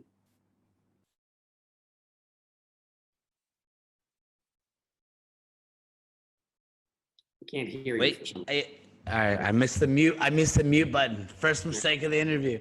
But no, I was gonna say, first off, beautifully said. Second off, for anyone listening, and as he said, as Brock mentioned, especially for the students, I would like you to listen to this conversation for a very specific reason, right? As you're kind of thinking about your career in blockchain, how you got here, maybe you have some hero in the space, who you think is the new cool guy building something. What I think is there's a lot of things I don't know about you, Brock. This is our first time talking. There's a few parts that I've always found very intriguing, and I think we'll get to them here, and I think you just hit on a few of them. But, I think what Brock is about to tell you is that he was kind of in it before digital assets were cool, right? And maybe they weren't called Bitcoin. Maybe they took another form. I'm going to guess that there was a lot of lessons you learned throughout that process. And I think obviously for everybody watching, we're going live for 72 hours. We have a ton of really cool people who have given their time to speak with us, to speak to you. And I'm personally grateful for that. I've learned a lot just in the last week. And I'm excited for this interview where I've kind of been guiding people around, how did you get into this space? What brought you to this point? For me, it's kind of clear, and maybe we can go back just a little bit before. So obviously you're part of, I think it's called Internet Gaming Entertainment, IGE, or whatever you want to call it. We can get into it there. But and you mentioned serial entrepreneur. Can you kind of tell me before you got even into digital assets or whatever, what experiences led you into a place where you felt like blockchain was kind of your calling, even before IGE? Well, sure. I feel like I've lived multiple lifetimes, and I'm only 39 already. And I think that's because I've continually reimagined myself. I've continually reinvented myself. I grew up from the ages of 3 to 16 as a professional actor. I grew up starring in movies. And so that was a very sort of unique childhood, largely in the sense that I didn't have much of a childhood. I grew up on sets working, 9 hours a day, as a kid, and where there might not be any other kids present. I spent my time with movie directors and producers and, other adult actors. And, it was just a very unique sort of childhood, which, I learned a lot from. And, but I decided I didn't want to be an actor, at the height of my career, which, much to the dismay of, call it my representation. As soon as I was the kid that, could make $1 million plus a movie, I said, I don't want to do this anymore. They're like, what are you talking about? Do you know what people would do to get where you are? What? You can't quit. And I'm like, yeah. You were pre-Dave Chappelle. You were pre-Dave Chappelle. I'm like, I feel like I've already succeeded. I want to go do the next thing. And everybody was just kind of dumbfounded. But I'd say that lesson in particular, the idea that you don't have to continue doing whatever it is that you're doing right now. The minute you say, next, you have the ability to do that. I think so many people get trapped in life in whatever pattern, that they're operating in, because it becomes safe, right? It's the safe thing to do is to keep doing whatever it is that you're doing. And the scary thing is to step outside of your comfort zone and start doing something, where you have no experience. that, you know, doesn't have any of that safety. I think most of that safety is an illusion anyway. But becoming aware of the illusion and developing the confidence to have the faith to just take a step out into whatever that next thing is that interests you. And so for me, that was entrepreneurial. I wanted to be a movie producer. And so I started dabbling in independent film production at 15, 16, 17. And at 17 years old, I started my first company called DEN, or Digital Entertainment Network, where we raised $88 million from NBC and Microsoft and Intel and all the big, you know, major investors at the time. And our idea was that we could take videos and put them on the internet. Meaning we could take traditional television shows and license and repurpose it, that we could create original programming for the internet that we'd call webisodes, and serve all the underserved audiences that existed that television or broadcast mediums were not supporting. We also thought that people would use their camcorders to walk around and record videos and upload it to the internet as user-generated content. And amongst anyone really from the media business, I think we're generally still considered to be the main precursor to YouTube, to Hulu, to Netflix. And we're credited by anyone really in the media business for having been the pioneers of that. And so that was during the Internet 1.0 phase. And so I'm one of the youngest guys, maybe the youngest guy in the world, that actually lived through that period and was a major player in, call it, the Internet 1.0 phase, because I'm only 39.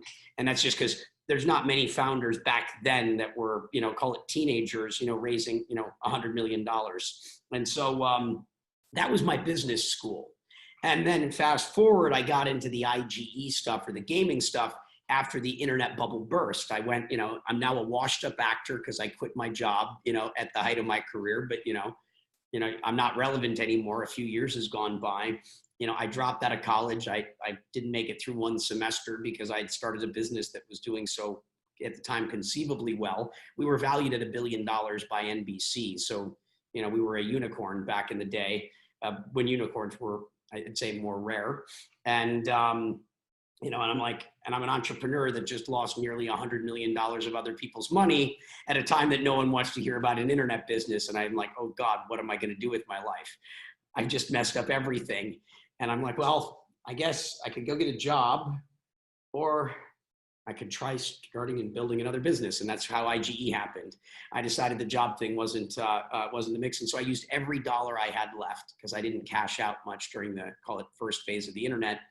And I put everything I had into IGE. And the main currencies there were things like World of Warcraft Gold and EverQuest Platinum and Linden Dollars from Second Life. And yeah, I learned so many things from that process. You know, I learned how to do business internationally.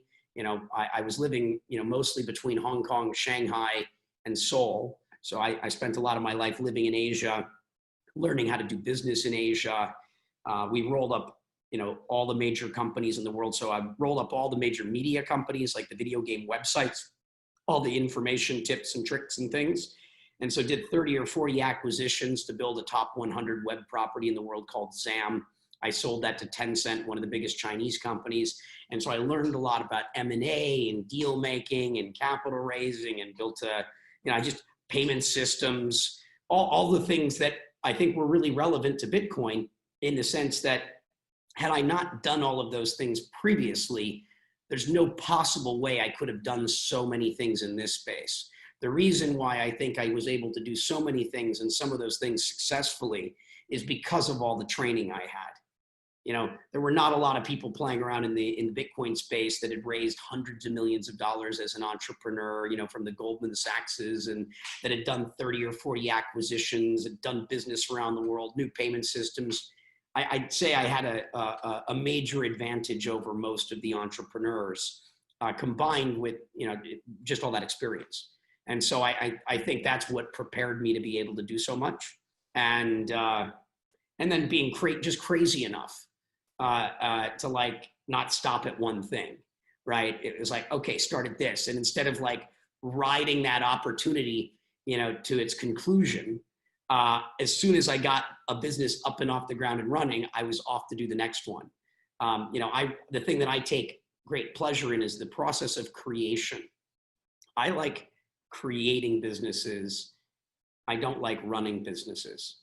And these are the things that, a lot of entrepreneurs don't understand. I enjoy the entrepreneurial process of creation. I don't want to stay running a company. When it gets to 25 people, it's way too big for my liking. I like things when organizations are 1 to 5 people and you're really truly in that ideation phase and strategy of how are you going to go to market? What does the minimally viable product look like?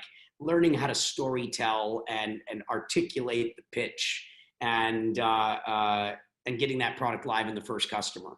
Kind of after that point, my goal is to move on to the next thing as fast as I possibly can. Well, don't go too fast. The space might need you a little bit more. I haven't gone anywhere. The only thing that's different today than back at the beginning of this journey is that I've changed my life in a lot of ways. One is I've been blessed with more abundance than I had in my, call it, life previously. And as a result of that, I devote a lot of my time to charity and philanthropic work. And so I've added that element to my life, and that's become a huge part of what I do the last couple of years. And then I'm also living in Puerto Rico and, just doing lots of things that I've never done before. I'm learning about real estate. I'm learning about agriculture. I'm learning about energy systems. So I'm doing a bunch of things that may not have any relevance to blockchain, but just understanding how I can be of highest service to Puerto Rico. And I'm enjoying it a great deal because I'm learning about all sorts of stuff I've never done before that are relevant to what I think, Puerto Rico needs more of. And, but I haven't left, future tech. I'm still very much, here continuing to do all that I can to support this system's development. And I think that my perspective is actually, makes it better as well. One of the things that I'd say has changed in my life that I think is a core insight is that I don't really care about making money. And what I found is when I stopped caring about what's in it for me, whenever I'm sitting down with other founders and talking about ideas, one of the main problems of why most ideas fail or projects fail early on or in their infancy is because everyone's busy fighting over what's in it for them. The carving up of the pie in the early days leads to fights, it leads to other issues. You destroyed an entire company or waste like years fighting over like equity that is like purely worthless until everyone works together to make it valuable. You literally get into wars instead of just finding good founders, which is inherently hard, right? It's pretty hard to find people you could trust, and it's a learned skill, I feel like, right? It took me a long time to figure out how to just find people I could trust, right? In a way that that in 9 months or 12, I found the best founder ever. I'm so lucky. Post on Instagram, best founder. And I'm sitting sometimes with people, it's I want to see this 24 months from now, right? Because it's very hard to be unselfish. Not to cut you off, but I think great point, right? Most people don't make it through unselfishness, right? They find something to fight over. They find some little thing. And rather than just getting to the finish line, they waste all their effort. They destroy the product, even if it's the best product ever. It might not get off the finish line, right? Or might not even leave the start line. Well, that's typically what happens because we are friction, right? Our personal desires, whether it be ego-related things, title, ownership, money, whatever it is, brings friction. And so when I'm, in the process of creation, I try to eliminate any friction that I would be bringing to the table. Also because I have a great deal of confidence in the value that I provide. And so I'm not really worried about in the early stage protecting my interest and seeing what's in it for me. I'm more than anything auditioning the other founders and deciding, do I actually want to stay involved and help? And if they want to go ahead and do it without me, great, I don't care. I've got enough things to do. I'm not afraid. I don't have any fear of being cut out of a deal. I don't have any friction of what's in it for me that I'm bringing to the table. And I found as that mentality shift occurred with me, the rate at which I can create things and the quality of the people I can work with, just everything goes exponential. And so a lot of things have changed, and I feel like I'm more capable now than I've ever been. Love it. And I want to pivot to one part a little bit later, but like I think, and I only know a little bit about it, so I won't speak to it right now, but I want to come to it later. And I caught some of it online the other day, but I think what you're doing in the charity phase, you and I talked before we started this conversation about Puerto Rico. So definitely want to hear more about that, and I want to carve out some time there to really like highlight that conversation. And I think it's something that everybody needs to hear. I want to pivot real quick, just a little bit along your journey. I want to go to like IGE because I think it's like a critical part of your conversation. And you might not think it's critical. I'm really interested to hear about it.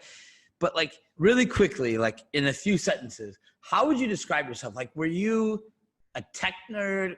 Were you a programmer? Like, do you think that you were like a really good marketing guy? Were you like really good at building teams? Maybe a combination of the above. But like, what in hindsight, what would you say was like really your strength? And maybe your strength has evolved, but like, what do you think were like your key ingredients to the recipe that kind of brought you to today? Well, for that business in particular, I'd say it started. No. Just life. Like, I want to hear, like, is Brock Pierce, is he like a tech nerd, like growing up? Is he like, do you think you're like the marketing dude? I'd say vision is where it started. I saw things that others didn't see. And so I saw market opportunities that didn't yet really exist. And so most people normally need to see examples of things before they can see that something would work. And I tend to see opportunities that have not yet been proven, at least not in any sort of meaningful way. And so I was a gamer, and I recognized that just because something was intangible didn't mean that it had any less value. And that was a really novel idea at the time. The same thing that you have to deal with anytime you talk to someone that's never heard of Bitcoin or doesn't know much about it. Why would anyone want Bitcoin? Because it's not natural for an uninformed person to understand. It doesn't make sense in the reality that they live in.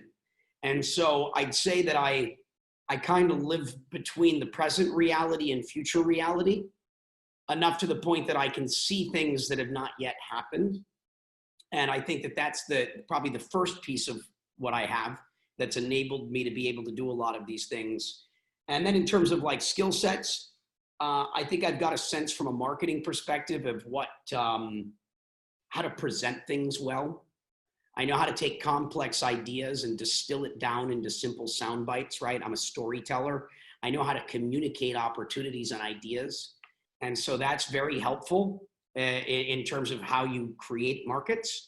You know, you have to explain to people what a market is so that they can start to share that belief system, right?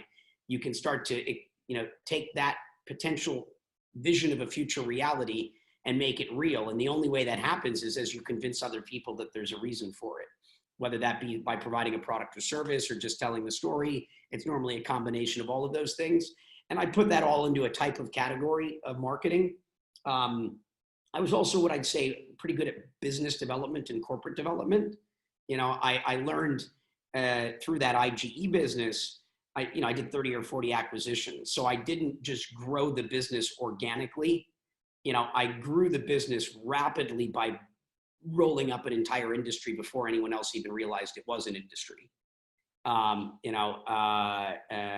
rolled up all the media content sites, which were the main way that you would advertise to users. So at the time, you didn't have Google AdSense or any of these sort of AdWords type programs that would allow things for people to put ads on their websites easily. And so I'm like, okay, I could start buying advertising on all these websites.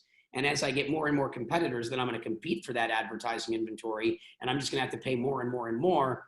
They don't really have any revenue right now. I should just buy them all so I control all the distribution and all the advertising. And so I did that before I had any real competitors. And then when other competitors emerged and came along, there was nowhere to advertise because I owned everything. And so there were a lot of these sort of moves along the way. And then I figured out how to raise money from capital formation and brought in Goldman and all these groups. And then I bought up the companies in China and Korea because those businesses were perceived as novel and new and high risk. So they were valued lowly by investors in Asia. But I was able to convince the capital markets in the US that this was an emerging industry and it should be valued highly. And I was able to create an arbitrage play where I was able to get capital at a 5 times better rate than what I could buy things for. And so I could take 10 million of capital and turn it into 50 million of assets. And I learned a lot of that sort of stuff, again, without any prior training. You know, I didn't go to school for any of this. I just went and... You're just a hustler, son.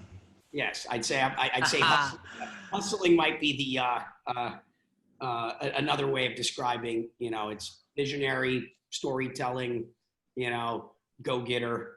Well, let's do things. And let's get into it. Like, and you and I were talking before, and like for everyone listening, like, listen to what you're about to hear, because like to me this is highly intriguing. Like I was telling you before we started this call, like I heard about IGE from like numerous sources, like political sources, whatever. Like everybody can find out what they want online, but like when I heard about it, like to me it was so intriguing. Like understanding like key players in the crypto space, right? Like other people, right? And what I had seen that you did with IGE, right? Like I knew for a fact before I talked to you, before like even this call, like many years ago, I was like, yeah, that's pretty smart. Like that makes sense to me, right? Like I can see that trajectory. Like I can understand very clearly how you start at X place and how you kind of end out on the other side, right? And like why you might have a unique perspective that probably a lot of other people don't. Whether people think you have that perspective or not, whether they think like, for anyone watching, it's like, dude, this guy just has a cool hat. Like, no, like it might be more than a cool hat and like a pretty face, right? So can you tell people about IGE and maybe like go into a little bit of detail, right? Like not just the glaze over story, like, and again, for the 4,000 students, right, that know they're listening to this call, like, or this conference, like, and I think I want them to hear it. Like, can you take them through that journey? Like, why was that impactful to your path in crypto, right? Like, and what, as you mentioned, like, you were able to raise money from Goldman. You were able to pull strategic advisors, right? Like, this kind of like taught you how to raise money. This taught you the backdoors in the business world, the conversations that most people are never exposed to, right? And then when they get in that situation, they're just basically screwed, or they're really smart and they hire somebody basically smarter than them, right, to take an executive role. But like, what were the lessons that you learned from IGE? Like, can you, as much as you want, can you tell everyone that story? Yeah, no, I mean, I learned, so IGE started because I saw a need for people to buy these currencies in games, right? Again, people lack the discretionary time to play, you know, as much as they wanted to get the things that they wanted to have, but they had the expendable income. And so at first, and I also was, you know, I'd say like a pro kind of gamer. And so I could make hundreds or thousands of dollars a day playing video games.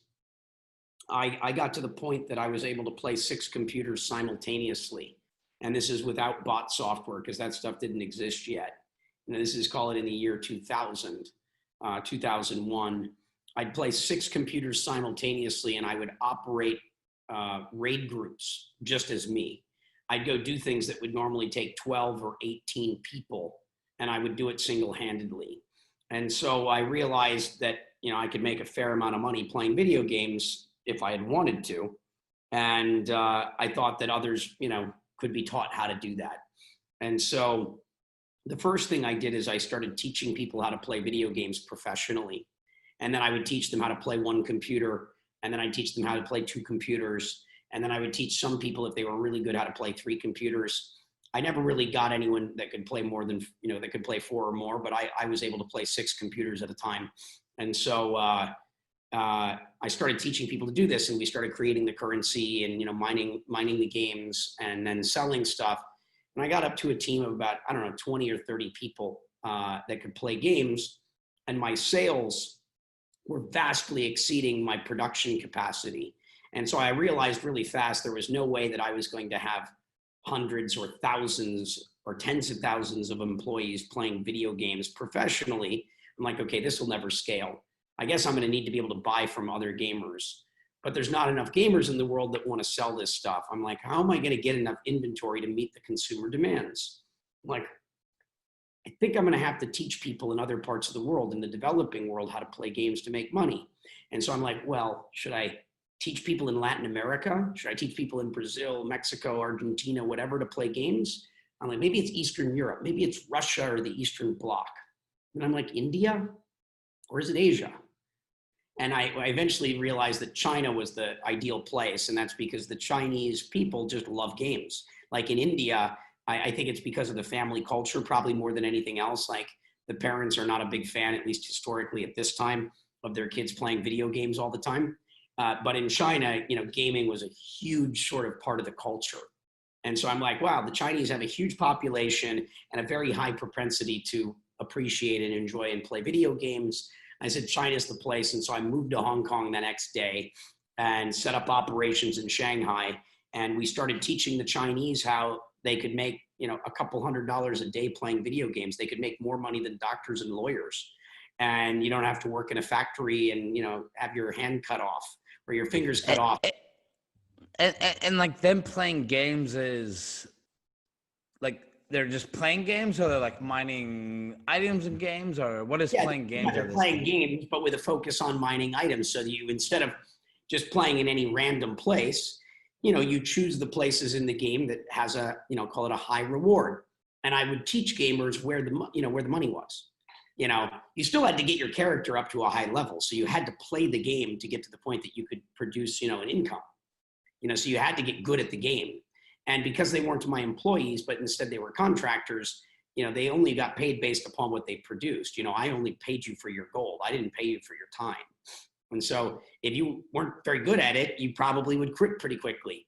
But if you were, you know, a natural and good at playing games, and if you learned from us or you figured out on your own where to go be most effective, you could make a real income. And it became a big deal. You know, we taught hundreds of thousands of people. You know, we had 400,000 contractors, you know, basically supplying us with inventory. I mean, that's hundreds of thousands of people working for us in China. I mean, it's like, those are big numbers, not in China so much, but they're big numbers to most of us in the West. You know, as an American, a few 100,000 people is a huge number. That's a big number anywhere. Like anyone that's like a few 100,000, no, like, all right. So, but like, so I learned a lot about that. I had to go do business in China. I had never been to China. I knew nothing about China. We flew over to Hong Kong and I opened up the yellow pages to create a company. I'm like, okay, law firm, real estate agent, let's get an office, recruiter. I didn't have a single connection, not a single contact, literally just rolled up the sleeves and built a business in China with no experience. You're muted. God damn it. I was like over here flailing. Brock's like, I keep talking. I'm like, why can't you hear me? What year is this, by the way? Like for everybody watching, like when is this? This is 2001, 2002. Oh God, this is early. This is like so early. All right, yeah, so 21 years. I'm 21-year-old kid at this point. Got it. So you started it 2001, 2002? Yeah. Okay. I started the company in 2001. Got it. So then, like, when did it get big? Like that same year or a few years later? Or it got big pretty quickly. I mean, the business, took me a couple months to get it launched, and it took a few months to start getting some traction. But I mean, within a year, I mean, we did over $1 million in our first year, which is not big compared to, I mean, in our later years, we were doing over $1 billion a year. You know, and that we were doing $1 billion a year by 2006 or 2007. So 2001 you started. When, like, how long were you a part of it? Or just give me like an end date. Like you were there from 2001 to. Yeah, so I ran the company as chairman and CEO until 2007. In 2007, I took my my right hand, who was my banker, Steve Bannon, who's become a very well-known figure. And I made Steve Bannon CEO and I became chairman. And so then Steve Bannon took over running the day-to-day business for about 4 years. And then Steve Bannon stepped down as CEO, I think in about 2011. And then I took another one of my executives, Matt Smith, and made him CEO. And then Matt and I went and sold, all the different pieces of the business. We sold the media business to Tencent, sold the IGE business to an existing player, and then we sold the exchange business that was doing a little over $1 billion a year. We had 90+% market share in South Korea. We sold that to a public company in South Korea. And so we sold the last piece of the business, I think, in 2014. And so I still had this business, pieces of it, during the early days of crypto. And so my team in Korea, I had them start BitThumb. And so we started building the Korean exchange. So I took my old gaming team and turned them into crypto projects. So Block One and EOS is the IGE team. BitThumb is the Korea team.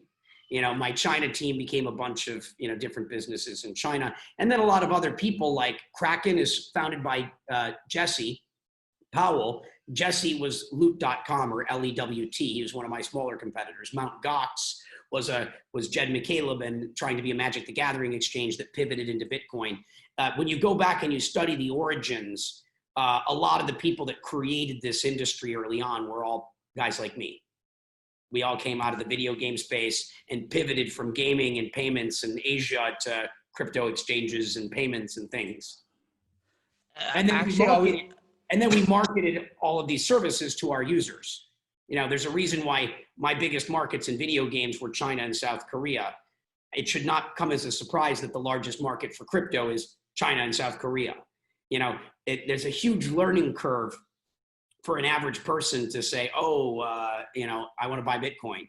But for someone that bought or sold World of Warcraft gold or mined World of Warcraft gold, you're like, I can mine Bitcoins by just using my computers. I don't have to play it all day long. They're like, wow, this is so much easier. This is so much cooler.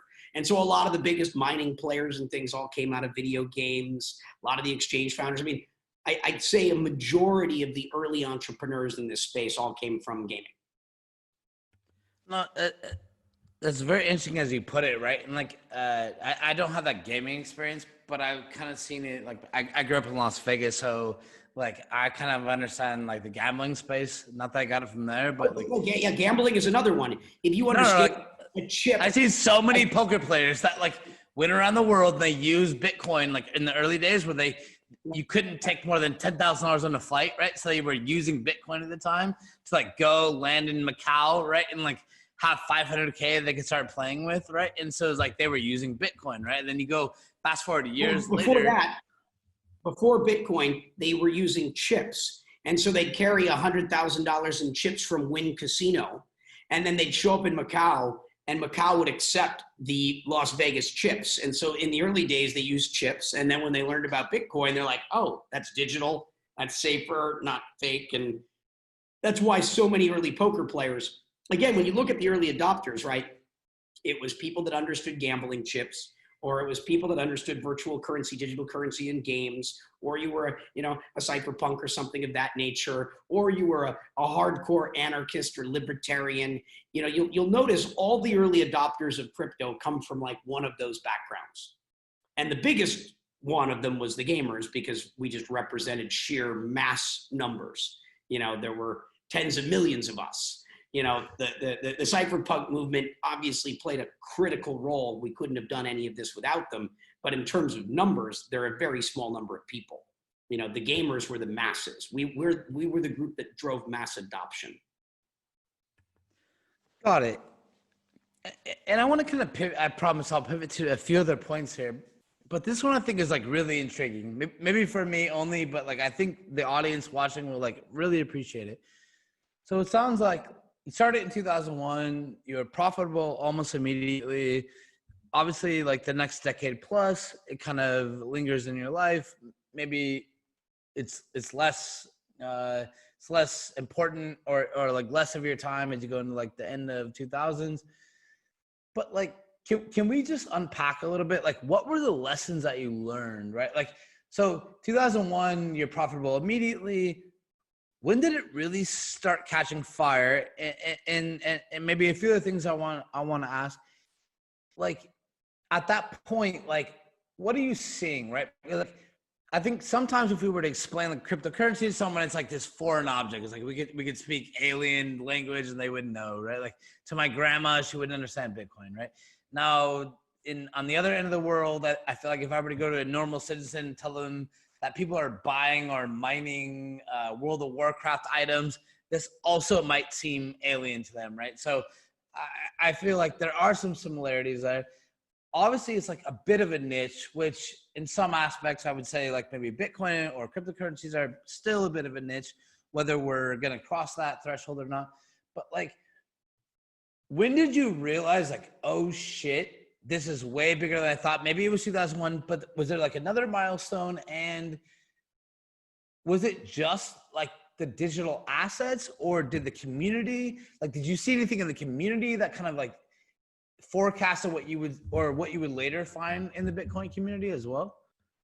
Yeah, so I mean, in both instances, whether it be the video game sort of digital currency markets or call it the cryptocurrency markets, I went into it eyes wide open and aware of the magnitude and the potential. Like, it's not like I saw a little opportunity and then it became a big thing. I saw cryptocurrency for the opportunity it is. I saw where we are today when I first started doing this. I saw the future 10 years out. That's why I was so excited and dropped everything to focus exclusively on the space. I had lots of other things going on in my life. And so I wouldn't have just dropped everything unless I had real foresight and conviction. And so, yeah, the video game stuff, I mean, it went pretty big, pretty fast. I mean, by, I think 2003, we did 7 million in sales. And I think by 2004, I think I did 50 million in sales. And by 2005, I think we did over 100 million in sales. So, I mean, these are starting to become, substantial numbers. These were real businesses. It was a pretty amazing sort of opportunity to be a part of something growing that fast. And then it was by 2007 and 8 that, we started to mature. We became so big, we were doing over $1 billion a year. I mean, in South Korea, we had over 90% market share. How am I going to grow anymore? I basically achieved the maximum growth that one could achieve. And there was no one left to buy. There was nothing left to do. And so that's when things were no longer that exciting to me. Did you invent Soylent so just people just stop eating? They're just like, all right, just. But it's like I beat the game, right? It's back to reinventing oneself. It's like, okay, I've kind of done as much as someone can do in this area. I've got 1,000 employees. I really don't like managing a business at this scale. I don't like dealing with the investors all the time. I mean, I was becoming an executive, not a creator. I became an operator having to maintain a business, and I didn't think I was that good at it either. It's like, it wasn't what I wanted to do. I didn't enjoy waking up every day going, wow, I've got offices all over the world. I've got, 1,000 employees and hundreds of thousands of suppliers. And, just like, I'm flying around the world every day just to keep, everything together. And it's like, there's not even that much growth left. I had an opportunity to sell the whole business for a big number in 2006 to Viacom. And they were going to make me the president of Viacom Games. This was 2005, 2006. So I would have been 25 years old, managing, reporting into the number 2 executive at a major media company, responsible for running a games division with over $1 billion a year budget. I would have been the most influential executive in the world of media at 25. And one of the main players in games, and Goldman Sachs convinced me not to do that and take their money instead. In hindsight, I should have done that because I would have taken a few $100 million off the table, and I would have been learning how to actually operate a multi-billion-dollar business inside of one of the most important public companies in the world. I probably would have done that for a year or two and quit, but I would have learned more. One of the main lessons I've learned there is I probably shouldn't have stepped down as CEO of my own company. I should have just sold it. Because instead, I got stuck having to oversee the business as chairman for another 7 years. And I ended up making less money. So I learned a lot about timing and net present, value of capital and how market valuations work, and that you can have a much bigger business 7 years from now, but you may ultimately make less money because growth rates. Eventually the business sort of plateaued at a little over $1 billion a year. But when we were growing from 100 million to 200 million to 500 million to $1 billion, people are like wanting to pay you a massive amount of money for that business because they can see it maybe going to 5 or 10 billion. Once you've got 3 years of growing 5 or 10% a year, people want to value your business at 4 times, 5 times revenues instead of, 1 times revenues. They want to value you at, 5 to 10 times earnings versus 50 to 100 times earnings. And so I learned a lot through that sort of experience about how, sort of business works. Again, I was making it up as I go. I really didn't know what I was doing. I know. You were 20. Like how old were you in 2007? Or I don't know how old 26. You are now, but 26. So you're 26 years old. You're in the driver's seat. You're bringing on Bannon, who's like ex-Goldman, like ex-Seinfeld, just buying rights to movies, like TV series and stuff. People are calling you in. Like, what does that pressure look like? Like, did you handle it well? I mean, like, I'm gonna guess like you handled it well. You seem like a pretty chill dude, but like, were there moments where you're just stressed out? Like, were you like, I don't want to deal with this. I don't know what I'm doing, or I kind of understand it, but it doesn't seem interesting to me. Like what? Well, I mean, I felt like I knew what I was doing, but I mean, I didn't really have that experience. I was learning on the job and making it up as I go. But there was never any like, oh, I didn't feel like I could handle it. I mean, I don't lack confidence. And I also believe that I also don't overly drink my own Kool-Aid, right? I'm practical. I know what I don't know, and I try to figure it out. And I feel I can figure things out. But, there's never like, oh, I can't handle this. I did get into a period of time that was really difficult because we went to war with Blizzard. And World of Warcraft became so big that they became such a material part of our business because they were just crushing every other game in the world. And the executives at Blizzard they couldn't handle the fact that I was making so much money. It just drove them personally bonkers. It was the fact that it was a secondary market, or what? Like they didn't want it? Take like EverQuest, which was a Sony game. We were generating more revenue than the game company itself. Because the game companies were charging $9.99 or $14.99 a month. And some of our customers might give us $100 or $200 a month.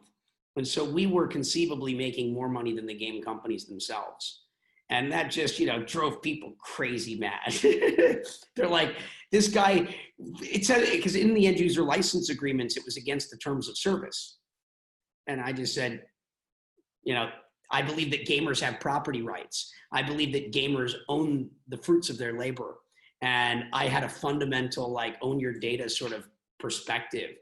And so I didn't care that the game company said, no, you can't do this.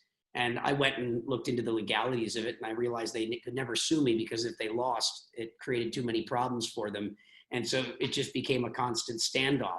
But then Blizzard decided that they wanted to go to war with me. They couldn't sue me, but they decided to try and blow up everything in the game and battle. And, so we had to learn it was a game of cat and mouse. And that part really was the only part that was taxing because I'm losing tens of millions of dollars of inventory. And when you wake up and you find out that they just blew up, your warehouses again. And, because the way this worked is we had to have tens of thousands of accounts and every server was a unique economy because you couldn't move World of Warcraft gold from one server to the other. And there were thousands of servers. And so we had to store the inventory in every single game on dozens of accounts per server. And so we had tens of thousands. And when you placed an order, we had to go in the game, grab the gold out of our secret warehouses, and then bring it to your character in the game and physically or virtually hand it to you in the game. We were running an entire FedEx operation. The reason why Goldman Sachs funded us is they're like, you're managing thousands, tens of thousands of markets. You're managing an economy more complex than the global financial system. Who are you? They were like, whatever you're doing, we need to fund you because what you're doing is probably the future and you're doing something more complex than our company. Have you seen I watched the other day, you know, Raven's Quest? Have you seen that on Apple? Yeah, but by the way, there's a movie, if ever you want to watch the IGE story, you can learn a bit about it. It's called Play Money. It's on like all the you know, you can buy it on Amazon or watch it on Amazon and iTunes and that stuff. It's called Play Money before there was Bitcoin. It's a whole documentary that we filmed back in 2008. It only came out last year. And so it's an interesting way if you want to like kind of see the origin story. Yeah, if you're really curious, it's worth a watch. It's probably, I don't know, 75, 90 minutes. You know, it's a proper documentary that kind of tells the story. And naturally on the cover of the logo, you know, they have us all, the stars of the movie are all in like the avatars of a video game, and I'm naturally the wizard with the staff and the hat and, you know, all of those things. Love it. So it's like, I don't know. There's a lot I want to get to, but like I think if we kind of like cap this out. So I think I hear what you're saying, like as much as I can. So here's my next question. Like, I feel like, all right, so you've kind of gone through this, you're getting in some battles, you're in your early 20s. It sounds like money still motivates you. It sounds like you have a decent amount of money, but like some days you still wake up and like, you're like, oh man, these dudes are stealing my gold from my virtual chest. Like, I'm not cool with this. Like, I got to go get it back. Like, I'm not giving up. So you obviously have like the competitive spirit. And so at what point then does like crypto come on your radar? Like maybe it's Bitcoin, maybe it's something else, but like, when does it start to pop up on your radar?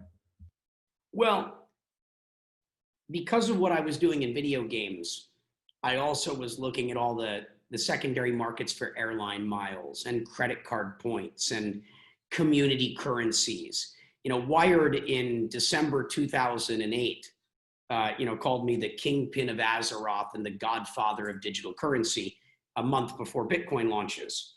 And so anyone that was looking to build a digital currency, call it before Bitcoin, you know, pretty much most of them would come to me, you know, looking at what I'd been doing and asking me my opinion of these things. And so, you know, the precursors to Bitcoin, you know, I often met most of the people that were thinking about these ideas.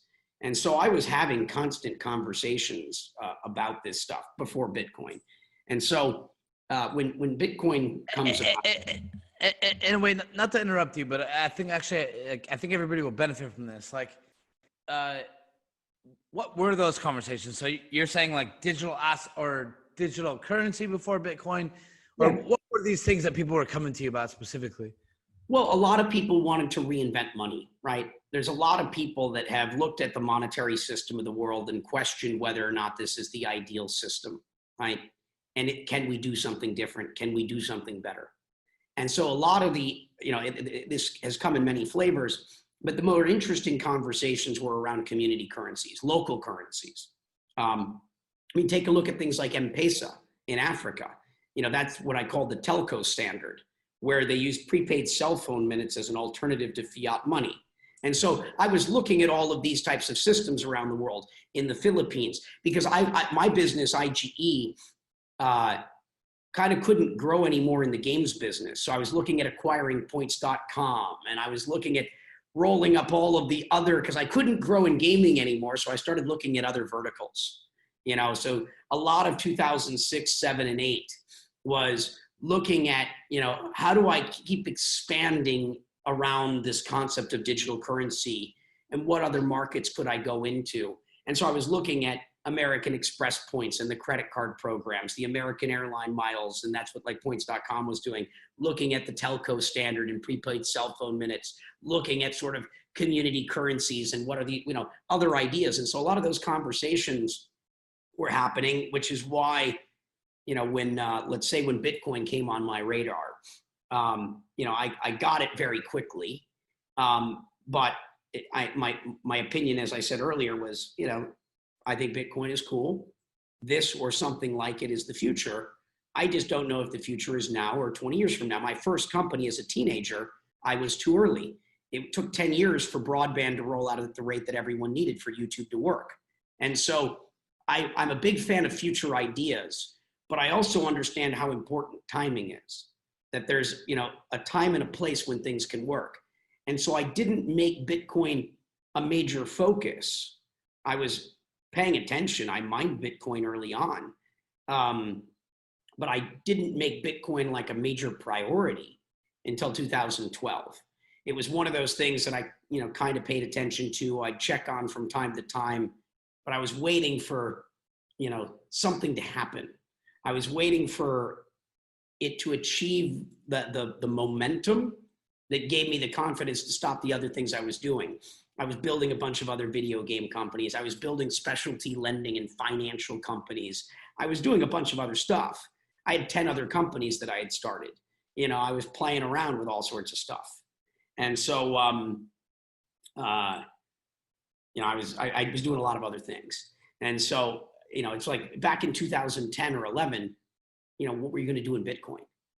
I mean, keep in mind that, you know, Bitcoin, you didn't start seeing real entrepreneurial activity really until 2012, because Bitcoin didn't have a market cap. Remember, if Bitcoin had a market cap of, you know, 10 million, how is it, if all the value of all the Bitcoins in the world is $10 million, how are you going to invest $3 million in building a crypto exchange or a wallet when the total market cap of crypto is 10 million? You can't. So there wasn't anything to do. You know, Bitcoin first had to take off. It's like cart before the horse. You know, Bitcoin had to start actually getting a real momentum before you could just building things. The price of the infrastructure has to be like fractionally like with the total market, right? Correct. Like you can't, yeah, you get this Nothing shit to do in the exchange. early days other than sit back and pray, you know, that Bitcoin people start to, you know, believe in it. Sure. And I think I'm starting to understand a bit more about you. Like, and I lived in Tanzania for many years, like when I was 25 years old, right? So I saw M-Pesa from Tanzania to Kenya, all through East Africa, like 12 years ago, right? Like, and I would say that I laugh now sometimes, like people say, oh, like digital money from your cell phone. I'm like, dude, come on. Like, I've seen people in East Africa, which I think other people would look at and say, oh, they're less technically advanced than us at like first glance or whatever their conceptions are, right? And I really try to unwind for people. I'm like, you know, not everything is based on like when you first found it, right? Like, and people in Africa, which I think are, maybe we can get into it later, but whether it's Africa or other countries where I think they've just inherently had distrust of banking systems. They've always had distrust, right? Like the kind of the way they operate, where they have 3 cell phones, 1 SIM card for each service. They get a scratch card from the bus station. They can load it to their phone, right? They pay cash. And they kind of, you know, and I was watching them transfer this value on like Nokia N9 cell phones, right? So I knew it wasn't like a technological barrier, right? It was just a matter of, you know, adoption, people giving a shit. It was necessity. So when I remember like all my early conversations with people about Bitcoin, you know, it was very interesting. But I'll focus on the negative people. And this would even happen at restaurants. You know, it's 2012, 13, even into like 2014. You know, I'd be at dinner or lunch with some people and we're talking about Bitcoin, and, you know, there'd be some people at the table next door. And, you know, one of the guys at the table next to us would be like, Bitcoin? I know about Bitcoin. And I'm like, huh? And the guy's like, yeah, it's for drugs. It's for this. It's bad. You know, I'm like, you know, because this is someone like just being really aggressive. And it's like, I'm eating a meal with some other people. Mind your business, right? But I would engage them and I'd have a little fun with the conversation. You know, I'd be like, okay. And they're like, tell me why I should want Bitcoin. And I'd say, well, do you have a bank account? You know, and they're like, yeah. I go, do you have a credit card in your pocket that lets you conveniently pay for things? And they're like, yeah. And I go, do you have faith in the system? And they're like, huh? And eventually I'm like, yeah, because you don't need it. But did you know that in South America, in Africa, in Southeast Asia, did you know a majority of the population of the planet don't have those things? You know, have you traveled the world? Do you have a passport? And, you know, all of a sudden they start feeling really sheepish because they're looking at the world from their limited perspective. And they don't realize that people in Africa don't have bank accounts and they don't have credit cards. And the reason why these things took off there is because these things really are helpful in life. If you were redesigning Maslow's hierarchy of needs today, having an internet connection, having financial tools are essential to live any high quality of life today. They are absolutely essential. And so because those systems didn't exist, the people found alternative systems out of necessity. Kenya is the most advanced payment market in the world. China may have surpassed it now because of how well the government has implemented Alipay and WeChat and things of that nature. But prior to China's most recent moves, Kenya was the most advanced payment market in the world, number one. But by choice, not by force, right? Like where maybe this is like China's application. Out of need, out of necessity to build a better life for themselves. Whereas in the US, how many people use Apple Pay today? Almost no one, because it's still more convenient. Even though Apple Pay is a better solution than carrying around plastic, we still pull out plastic from our pocket because it's very hard to change human behavior. People don't change their behavior unless you've created a solution that is improving whatever it is they're doing by an order of magnitude. People, don't go make a major change to save 2%. And so, for a long time, these are the reasons why people don't get it. And still one of the main reasons why I think mass adoption is not going to happen in America first. It's going to happen in the places where the need is the greatest. Places like Argentina, Latin America, where the economy fails, every 7 years on average. Africa, Southeast Asia, we're starting to see it in the Philippines. You've got, I think, over 5% of the population of the Philippines now using crypto knowingly or unknowingly in some way. And that 5% could very quickly become 10 or 20%. That could happen, in the next year. And so mass adoption is going to likely happen in the places that need it more. As Americans, it's really only it's a speculative, investment, opportunity and a semi-store of value. But in places like Venezuela right now, Bitcoin is like the greatest possible thing you can get your hands on, because the Bolivar is basically worthless and the money drops in value every day. Your goal, if you get paid in Venezuela, is to convert whatever you have as fast as you humanly can, as fast as possible, into anything that might retain its value. Anything. First off, I agree with like a ton of what you just said, and I want to we could probably talk about this subject for like the next hour, but and I want to pivot off. I could go down and you could double click on any of these things, and we could talk for hours about each piece. Well, and like one of the most interesting things to me is like I always give a good example, like when I looked at Africa, like living there, right? It's like everybody has 3 cell phones, right? Now, one of my favorite descriptions of America is say it's the largest copper mine on planet Earth, right? So there's so many copper wires under America, right? Like this is for the cable lines, the telephone lines, everything, right? So the Comcast, the Xfinities, this was worth trillions of dollars to them, right? But as wireless technology improved, these copper lines laid into the ground started to become more and more worthless, right?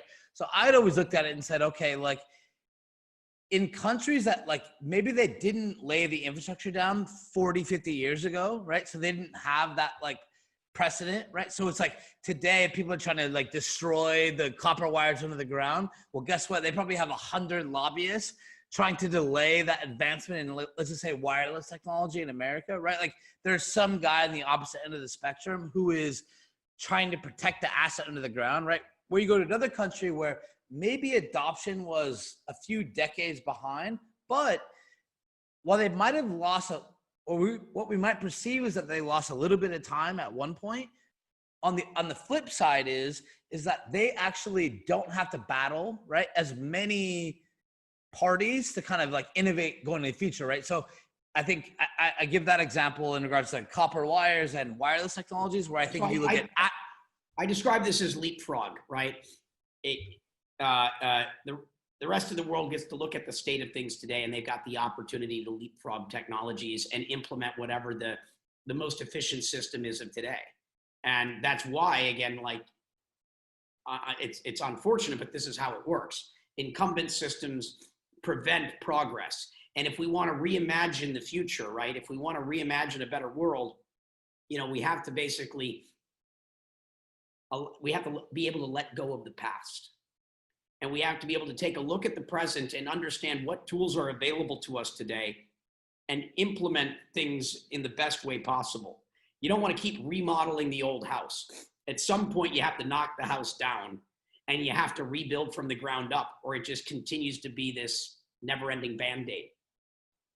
Well, and I feel like sometimes it doesn't even matter how good you want to get, right? Like, there are such things as lobbyists, right? Like even if you have the best technology, even if you have the best idea, you might still encounter a situation where, like, with no common sense, some human or some entity is sitting there arguing against you, right? Or your principles. And there's no way to calculate out why that is happening other than to say, like, everybody's thinking, like, this makes zero sense. Okay, well, it probably makes sense to someone's bank account, right? So, hey, all right, I'm going to pivot. Let's pivot off this because I feel like we could probably get stuck down this rabbit hole for about an hour. So you are 25, you're starting to see Bitcoin on your radar. You see or people are coming to you before you kind of have a reputation for being in digital assets or being innovative in digital assets, whether that was even an asset class or not, or a category, or people understand what it truly was. You see crypto coming along the horizon. What was that trigger point for you? Like, what was that exact moment where you're like, I'm jumping in? So I've mentioned a few times sort of the critical mass piece. The biggest holdup for me was legality. I was very nervous when first deciding to go into the business publicly, right? I'm like, if I go and get behind Bitcoin in a big way and start building Bitcoin companies, they're going to arrest me or they're going to kill me. And so you're muted. This is around 2012, or you're thinking of it kind of leading up to 2012? It's been processing in my mind before that, but as I was kind of like going, okay, I feel like it's time to do this, because I felt that I could move the needle enough that if I wanted Bitcoin to be successful, I was going to have to roll up my sleeves and publicly, get involved. That may or may not have been true, right? But that was what I was thinking at the time. That I thought that my skill sets were needed to get this thing, across the line, and that it needed storytellers because Satoshi was anonymous, and I didn't think that an anonymous creator, you eventually have to be able to tell the world about something. And so if the creators, were going to stay anonymous, we still had to have a way of getting the story told. And knowing that I'm a decent storyteller, I figured I could be helpful if I chose to be publicly engaged in this ecosystem, that would probably turn a lot of people onto crypto. And I imagine if you went and did a poll with a lot of the early participants and, a lot of the early founders, a lot of them would say they got into this business because of me. And so I saw that as a need, but then I was really scared. I'm like, if I do this, because I was already a high profile person, right? And when the government wants to attack an industry, they crucify, someone high profile. I'm like, oh God, if I do this, they're gonna, I'm the guy that's gonna get crucified. I'm the guy that they will make an example of.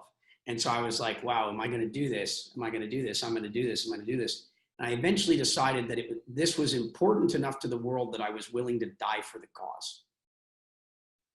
That was that. But this is like literally how much vision I had of the potential future around this, is that I had to go through the conscious decision of realizing this could ruin my life and cost me everything, including my life. And so well, you're still here, so maybe you made the right decision. Yeah, well, the thing that happened is, I kind of made that decision, and then I spent a lot of time going, well, if I'm going to do it, how will I do it? I'm like, there's got to be a way I can thread this needle. There's got to be a way that I can dot my I's and cross my T's well enough, be lawyered up well enough that I can be that clean operator where I've never done anything wrong. And can I do that? Can I not break any rules? Can I go into an emerging industry like this and play the game so perfectly that I made no mistakes? And that's really hard because there's this concept of 3 felonies a day, right? Everyone is committing crimes not knowing. And so can I do it that well? And so I spent a bunch of time thinking about this, couldn't sleep it for nights and nights and nights and nights. And then I eventually just said, okay, I think I can play the game and I can execute this flawlessly enough that I somehow will survive. But if you were around in 2012, 13, to a lesser extent 2014, this is no joke. I mean, the public perception of Bitcoin and cryptocurrency was that it was really only used by criminals. I mean, if you read any news story back then, the headlines were just all sensational. When you told someone that you're working on crypto, I mean, either no one had ever heard of it or what they had heard was, bad. This industry had a horrible, horrible reputation back then. And to dive into this space, was I had a reputation for being, call it a smart young guy that knew how to build business and had vision, and most people were just like, Brock, why are you doing this? They're going to throw you in jail. They're going to kill you if it works. They're like, why would you throw your life away? And that was a regular conversation with, call it, my friends that were more like mentors. Let's call it my elders. Well, and I know you're right. 2010 is Silk Road, right? This starts picking up. Like Bitcoin kind of gets bound to drugs on the internet, right? Or whatever is going on in the dark web. 2013, you get to Mt. Gox. I've seen it from the university side where I've just literally tried to pour money into schools, right? Like go back years. I mean, there's stories of students, right? Like 19-year-old kids, they just want to form a blockchain organization on campus. And they're getting letters from the school like, we cannot be associated with drug dealers, right? Like, it's one of the most interesting things about this technology. It's like the blockchain or Bitcoin, however you want to look at it, to me, and I've always been in tech, always been a tech nerd, it can't just be a technology, right? Like, it can't just live and be like a tech. It's like, gotta be potentially a legal thing. There's gotta, right? There's like, all these other aspects to it, and it's kind of never ended, right? Like I feel like then you go to the ICO world or whatever. We'll get into that later, but like it's very interesting because it's always been this thing. It's like controversy like surrounds. It's like it revolves around Bitcoin. So, all right, you're thinking about it. You're successful. People are like, Brock, you're gonna lose shit. You're lawyering up. You're like probably hitting up ex-SEC lawyers like, give me legal opinions. I don't want to get burned on this. It sounds like you make a decision that you'll jump in the water, at least dip your toe in. What is that first action? Like, what is that first step you take? Well, so the first thing that I did was I got very big into mining because that was the place where everybody starts. And generally shouldn't. I don't advise anyone to mine really. It's an important role in the ecosystem. It's a function that is required, but my advice is skip over the mining aspect of crypto. Don't do that as your first thing because you're normally going to lose money almost always. But the allure of the idea of buying a machine that prints money, yeah, the idea of buying a machine that prints money is, just so tempting that most people start there. But my advice to everybody is skip that. But I started with mining, and we built up a very big mining operation. We may have been the biggest Bitcoin miner in the world for a little while there. When the first ASICs emerged, which were Avalons, I've got some cool videos and photos of it back in the day. We had 10% of all the batch one Avalons. So we had 10% of all the world's ASICs when the first ASICs launched.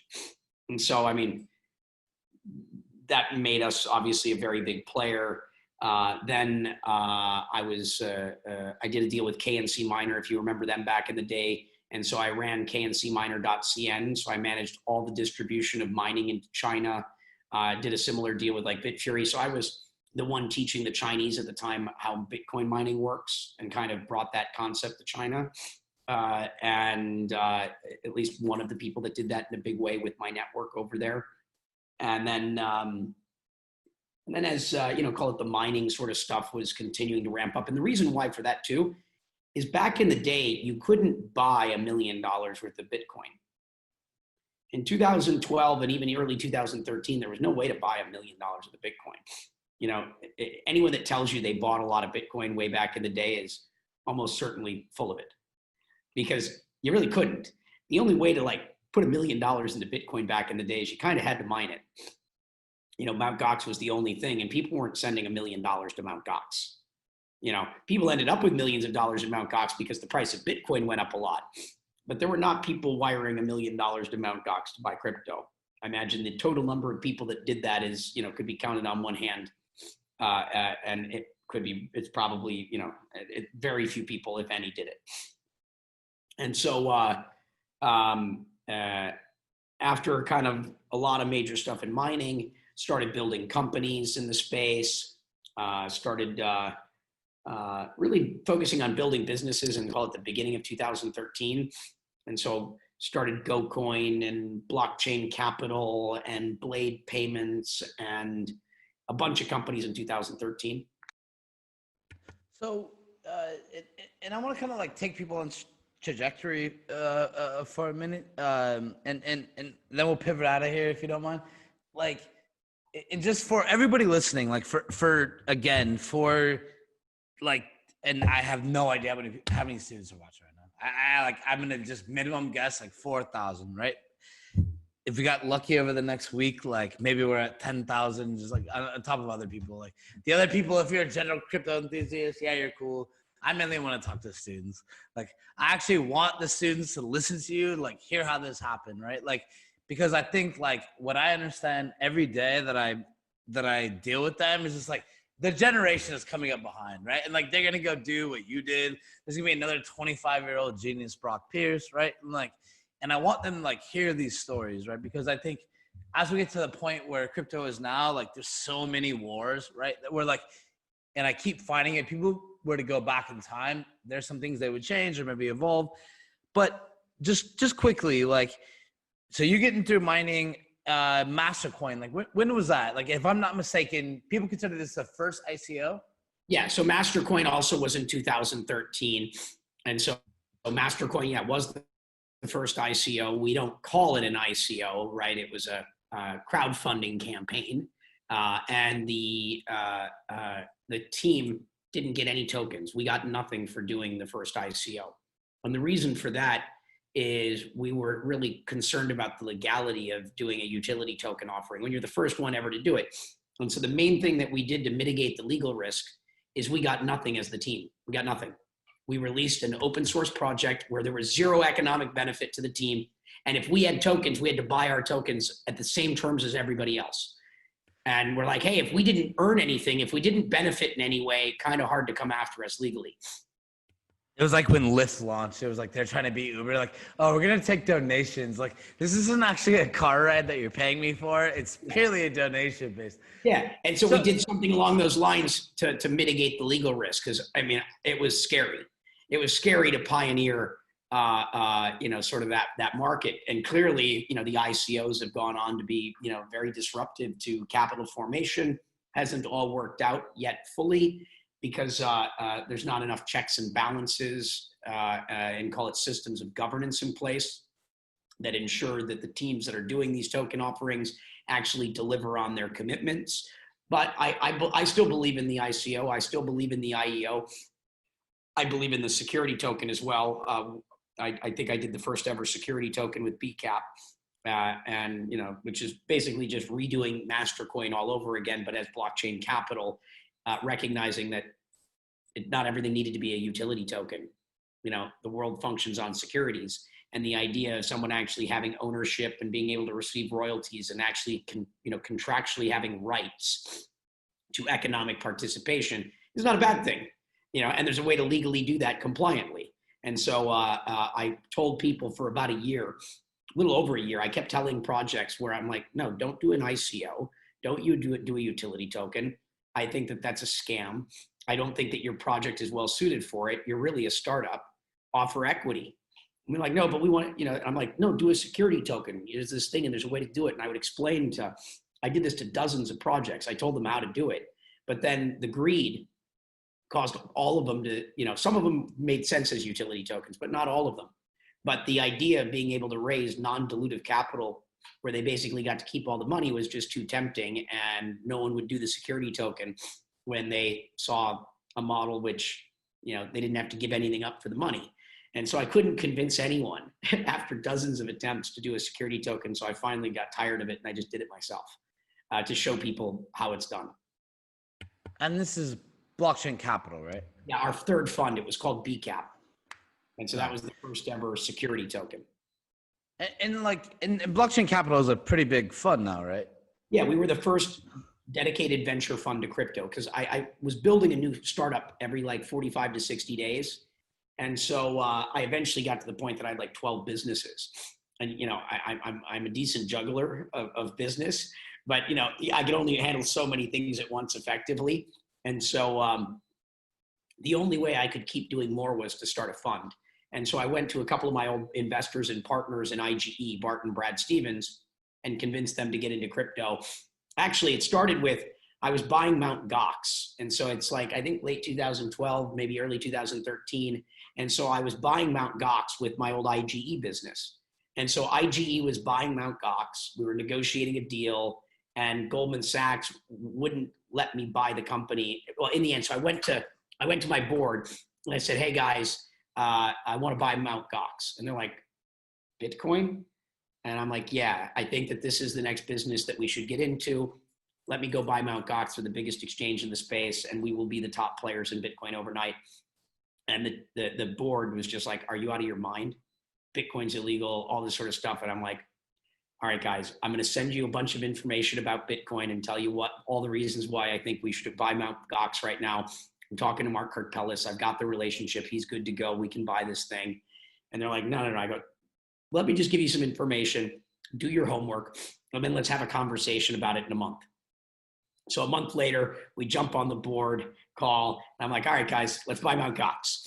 And they're like, are you crazy? I'm like, did you read the information I sent you? And the whole board was like, no. And so I'm like, it's okay to disagree with me, but you guys consider me the world's expert in this. If I'm telling you that this is something we should seriously look at, the least you can do is actually take the time to read the shit I send you.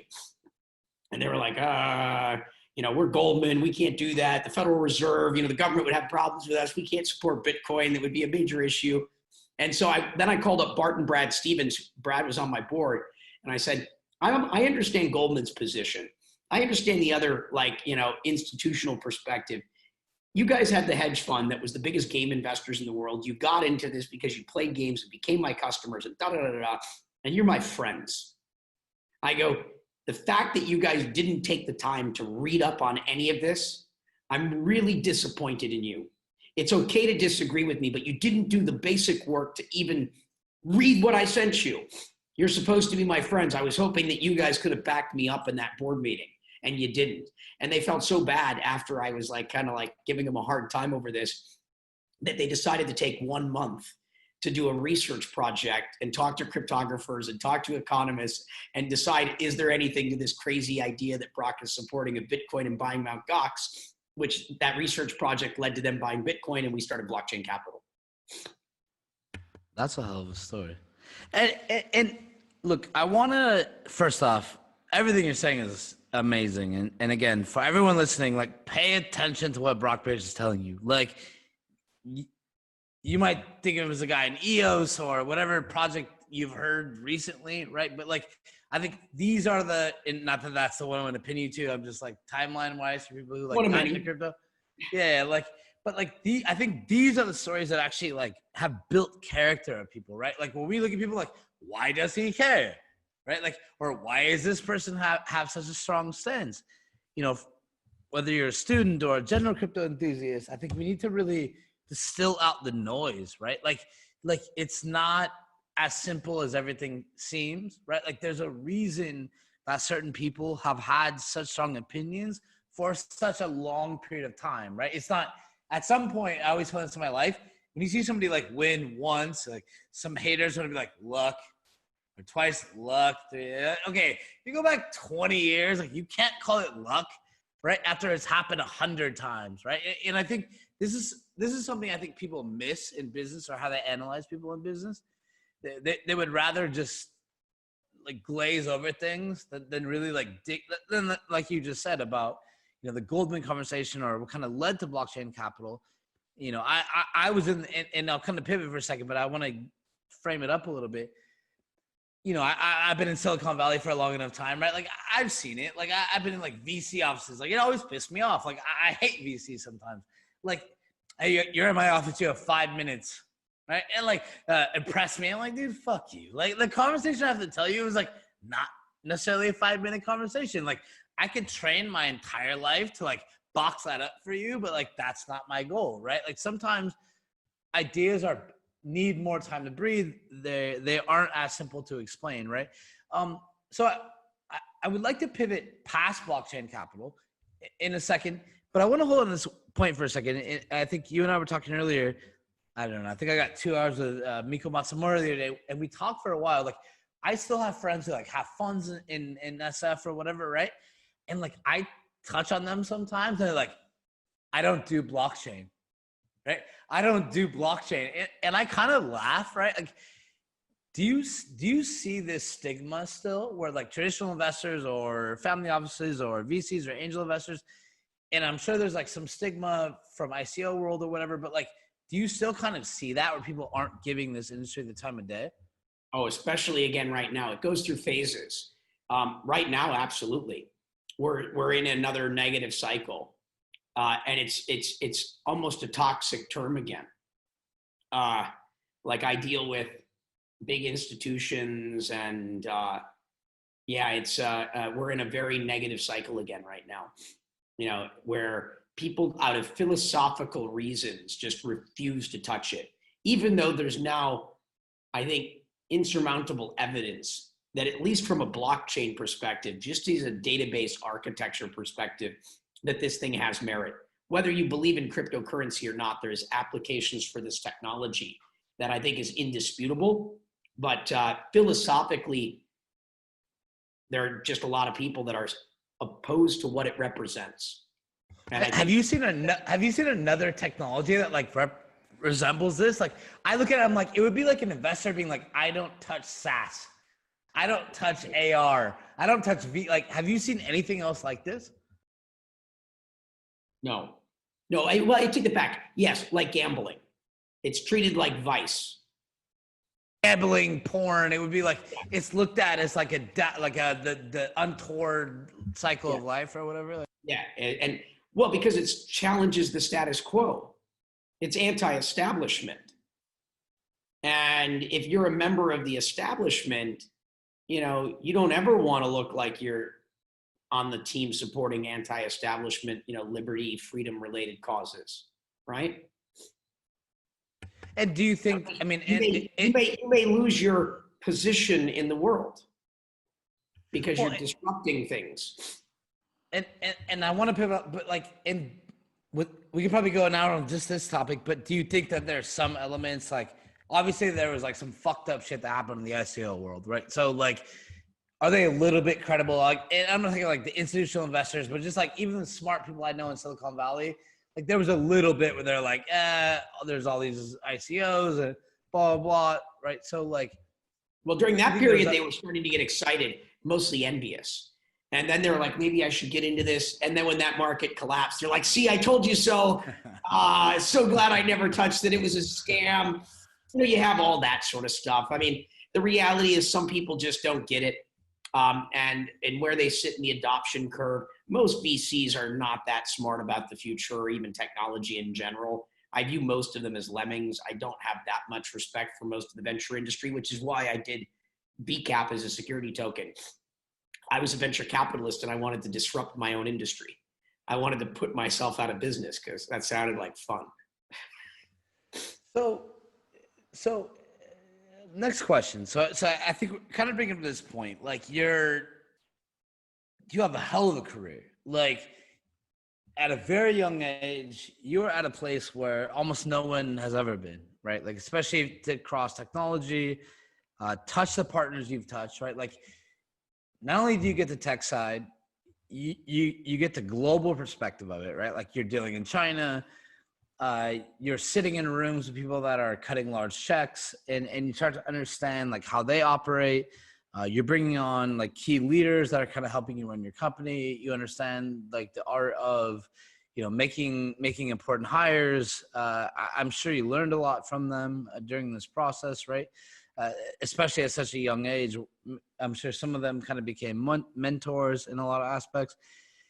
You start to kind of understand that what you're good at or what you kind of clung to in digital assets, and maybe it was in games, is starting to expand to this like crypto money world, and now starts to have a name called Bitcoin.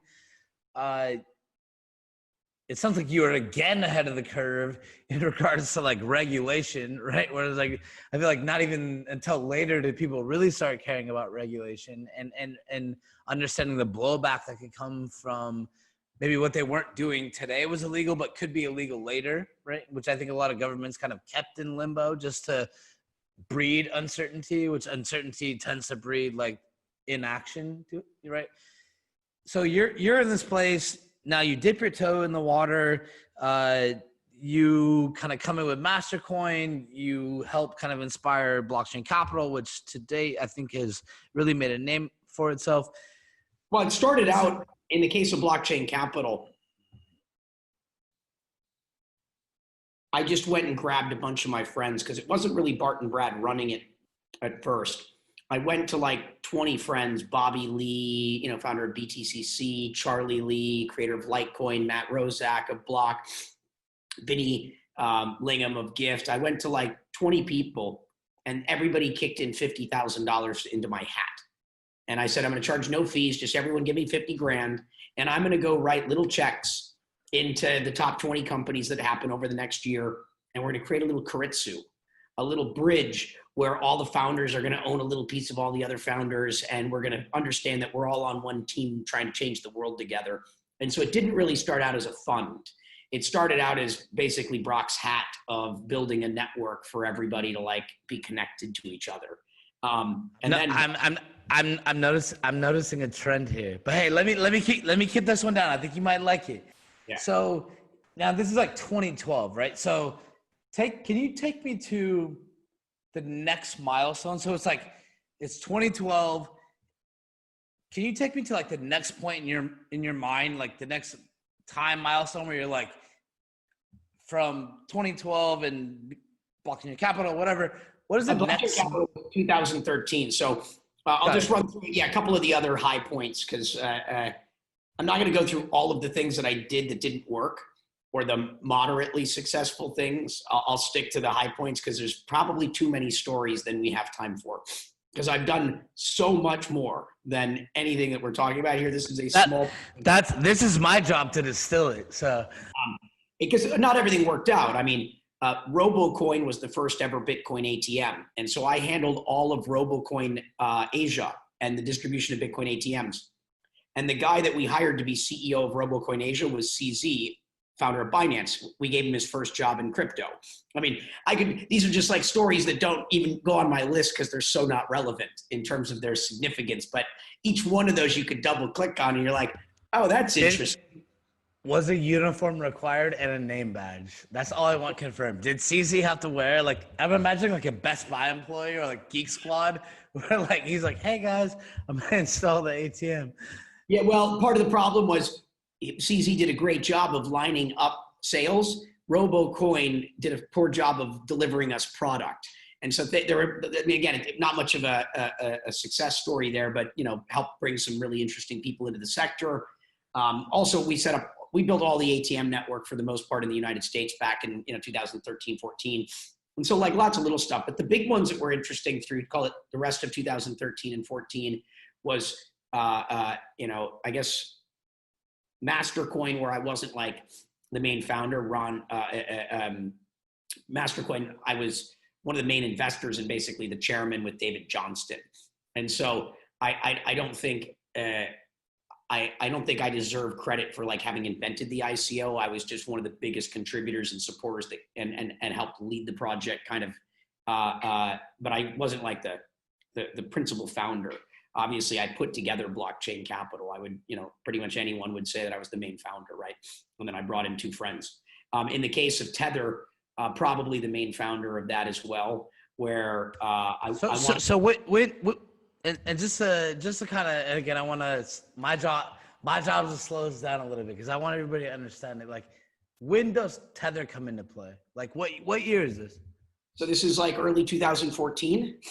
So what happened is Reeve Collins, who was the founding CEO, and I were friends and working on some other stuff in other industries together. And we met up to have a drink one night, and he's like, Brock, I just got the new CEO, the CEO of Party Poker. Jim has just taken over. I've stepped down. They're paying me out. I'm like, he's like so happy and celebrating. He's like, I scored. I started the business and I got bought out basically in a big way before we've even sold anything. I'm like, great, congrats. He's like, Brock, do you have any more good ideas left? I want to do a Bitcoin business with you. I go, good ideas. Those are never ending. He's like, oh, do you have a good one left? I go, yeah, I've got plenty. He's like, what? I go, let's put the US dollar on the blockchain. He's like, what does that mean? I go, don't even worry about it. You don't need to understand what it means yet. I'm just telling you what the next thing, and if you want to do this one, you can be CEO. He's like, I literally didn't know how to spell blockchain or Bitcoin at the time.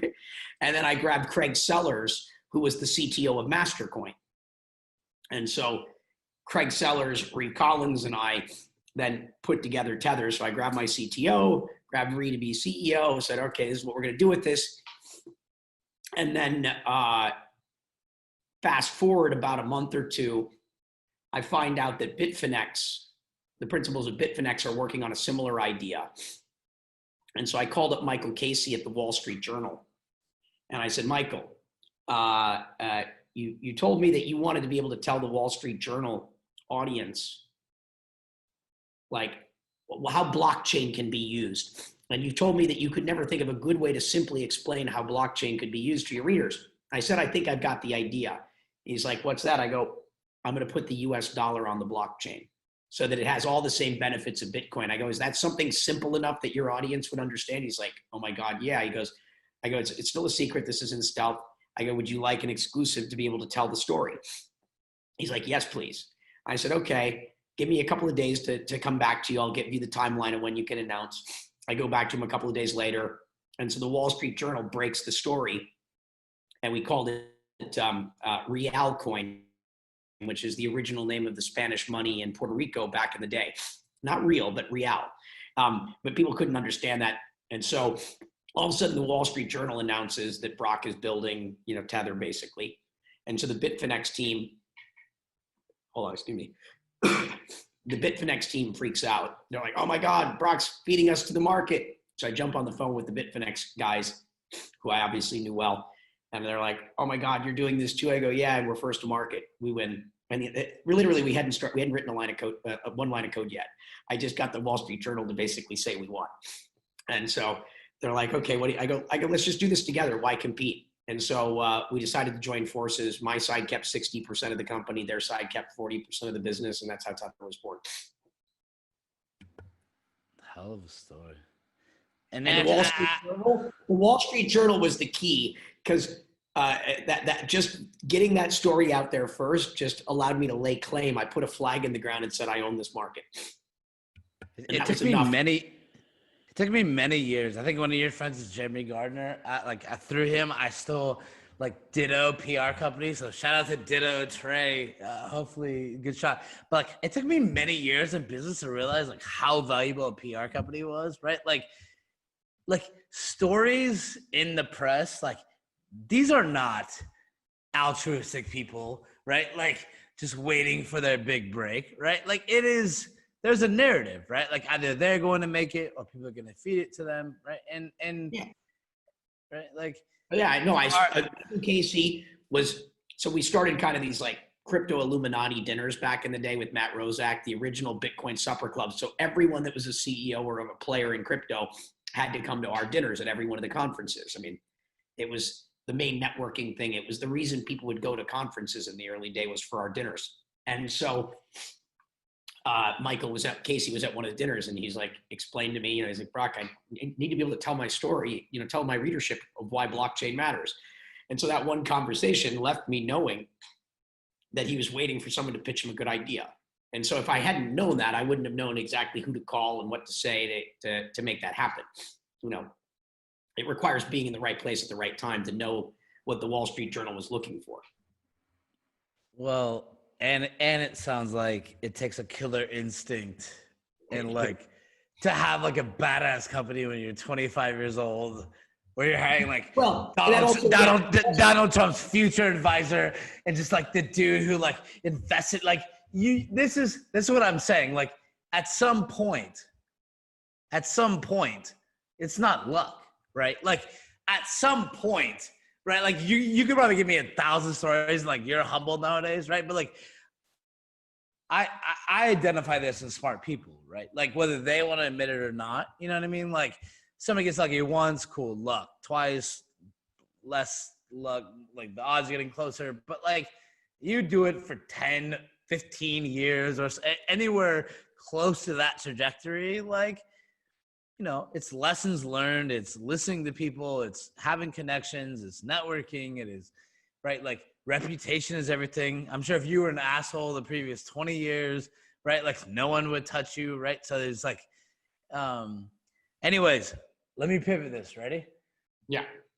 I want to get out of the timeline, but I want to hold on to this point for a second. So let's call it 2012, 2014, maybe we can stretch a year or two longer. You've touched one of the first ICOs. You've touched one of the first tokenized investment funds, which I would just say this is a general investment fund in crypto now.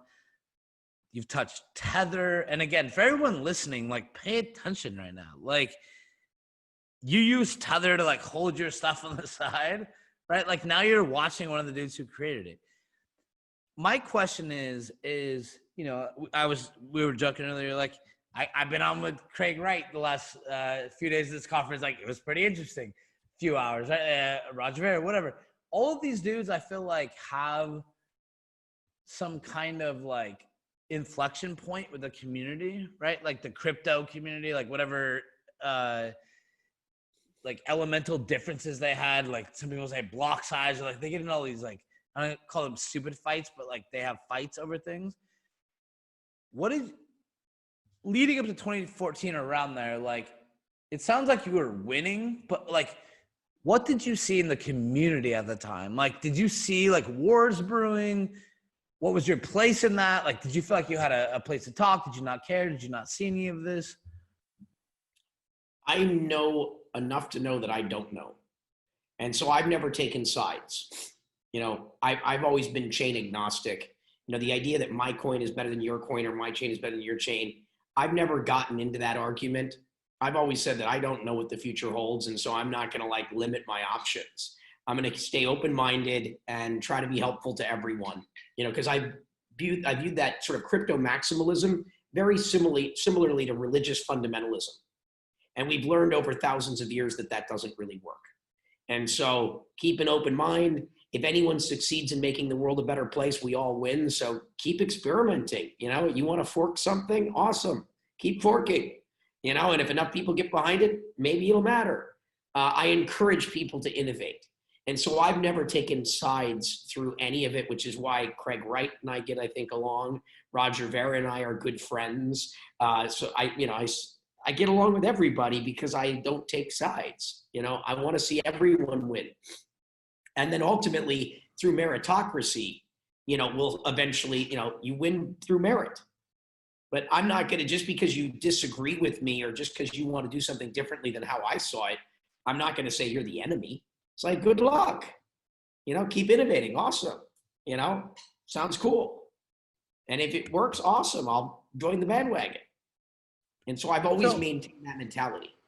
So like, and by the way, like I completely subscribe to that, right? Like I feel like it's like why I've been on the phone with all these guys or video all week, right? Like I know a bit about the space. Like I'm very technical. I've been in technology almost my whole life. Like I'm a bit of a ghost, but many people know me, right? But like I don't care. Like I understand tech, but like I'm not here to like fight with anyone, right? Like I can listen to Craig, right, and then go talk to Roger Ver after because they both have good things to say, right? Like they both have convictions. Like they're both really smart, clearly. Am I going to sit and debate which one is right? Like dedicate my life to it? No, 100%, right? Obviously, time will tell.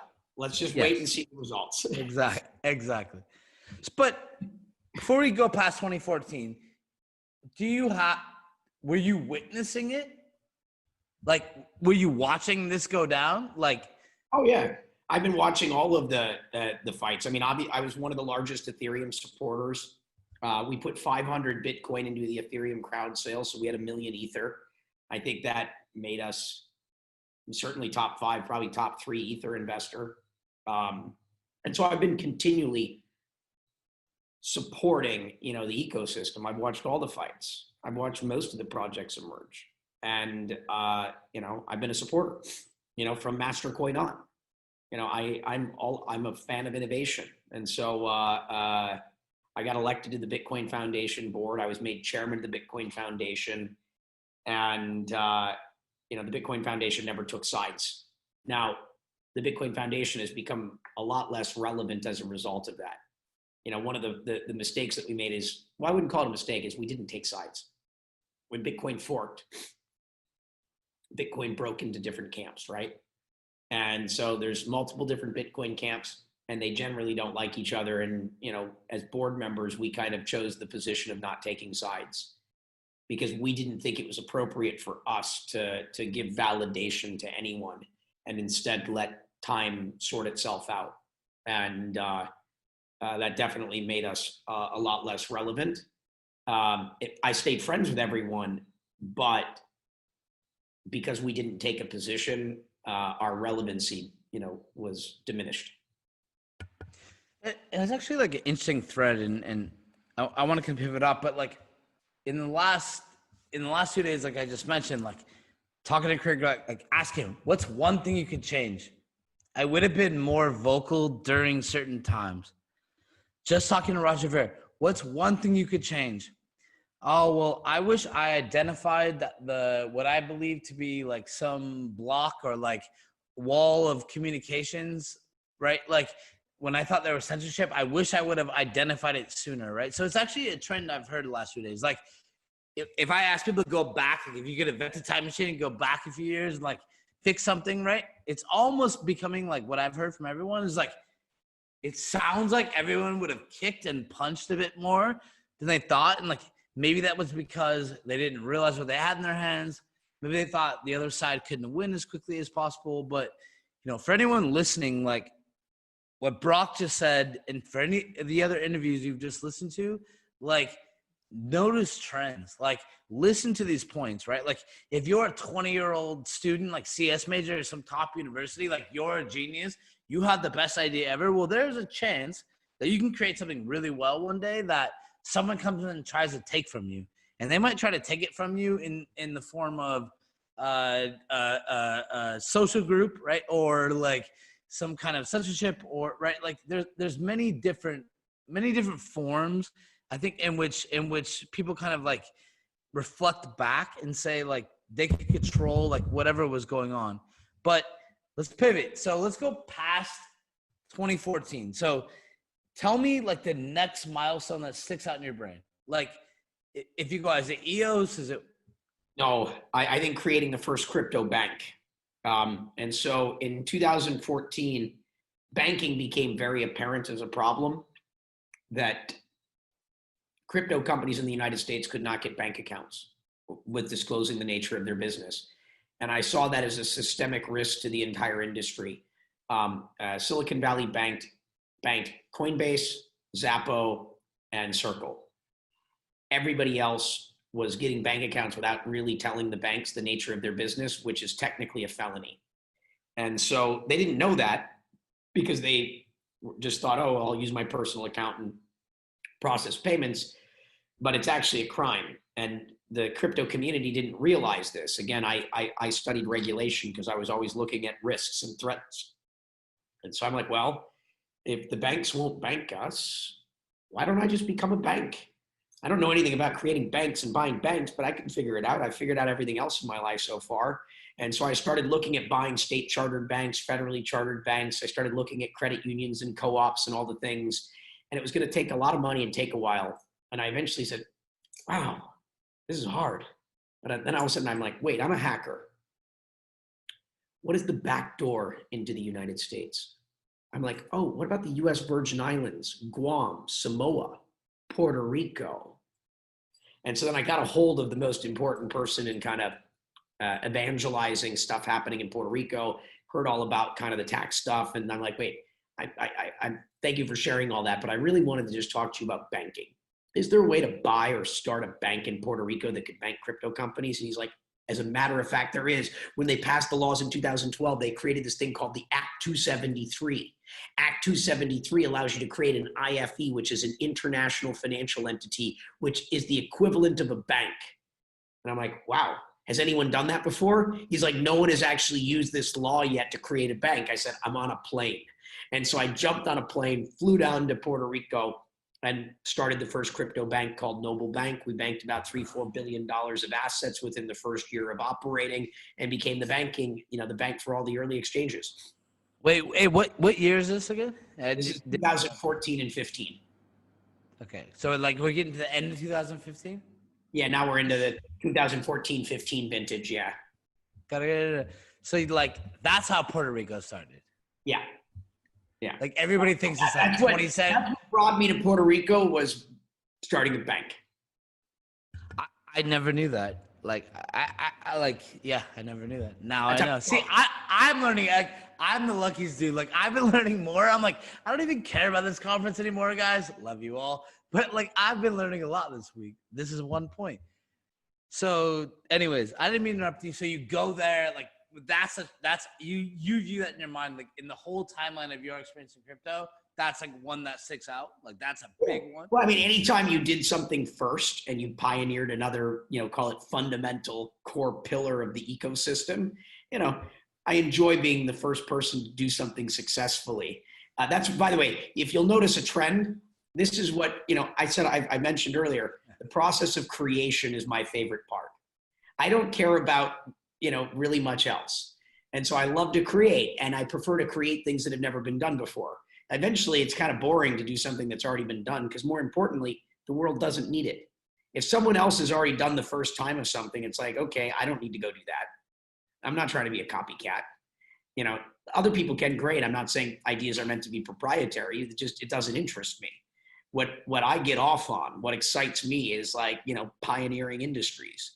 Actually building the first pillars of things that will ultimately support the ecosystem's development, which is why you'll see as a common trend, I'm on the front line of kind of innovation over and over and over again, because that's what excites me.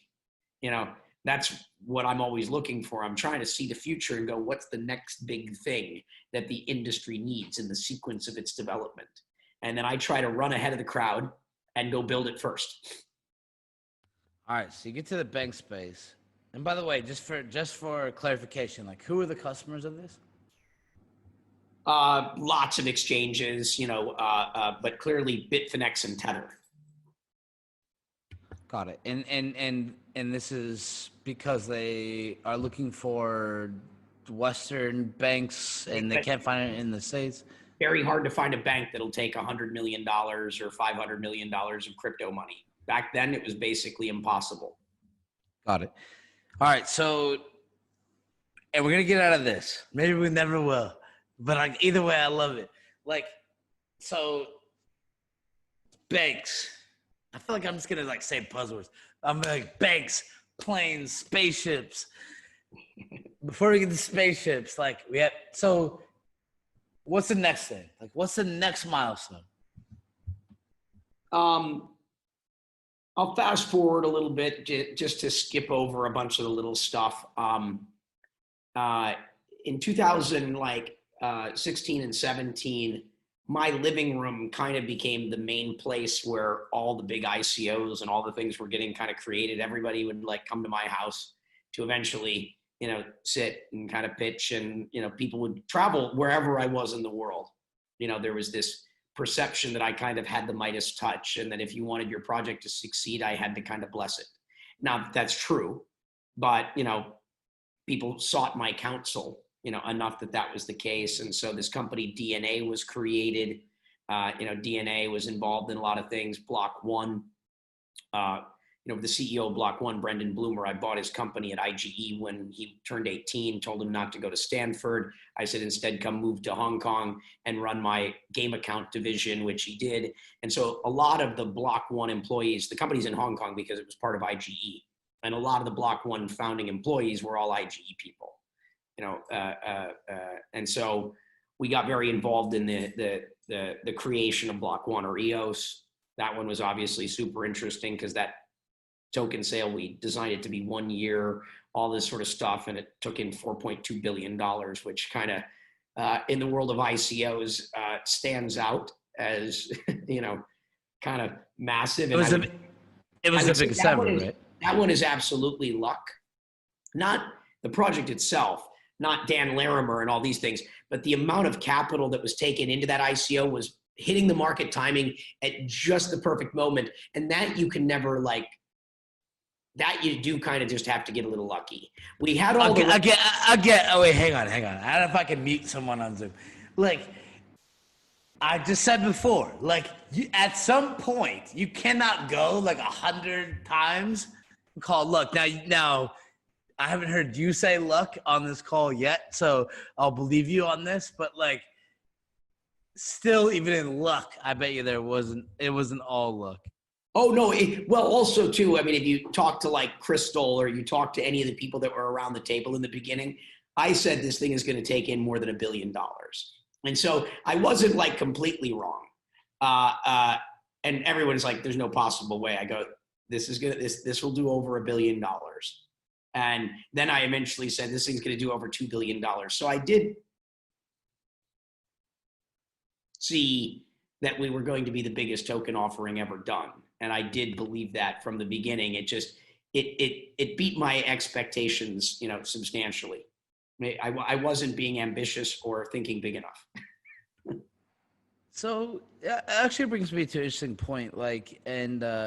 I've been really lucky. I've been a technologist my entire life. I've created many things, and a lot of times I always hide. I don't really want people to know who I am. Some people do, many, my friends do.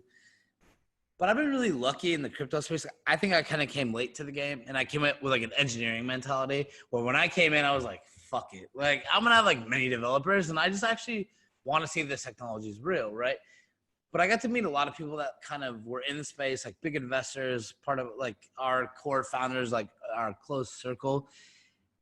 So I kind of rely on them for their perceptions of all these stories, right? There's a lot of myths and urban legends, I feel of the Brock Pierces of the world, or the Satoshis, or the Craig Wrights, right? And I think I was talking to my founders earlier, one of the things he mentioned to me, so I'll rephrase his question back to you. He kind of told me everything that he could see was that you were the architect. Many people say either you were the architect or you had hands in being the architect. This is not a trick question, but is that something you don't want people to know? Do you feel you maybe take a larger role in certain projects than most people understand? Brock's haha, the wizard. I can already see it coming. But what, are you the architect of stuff and you just let other people take credit for their own sake?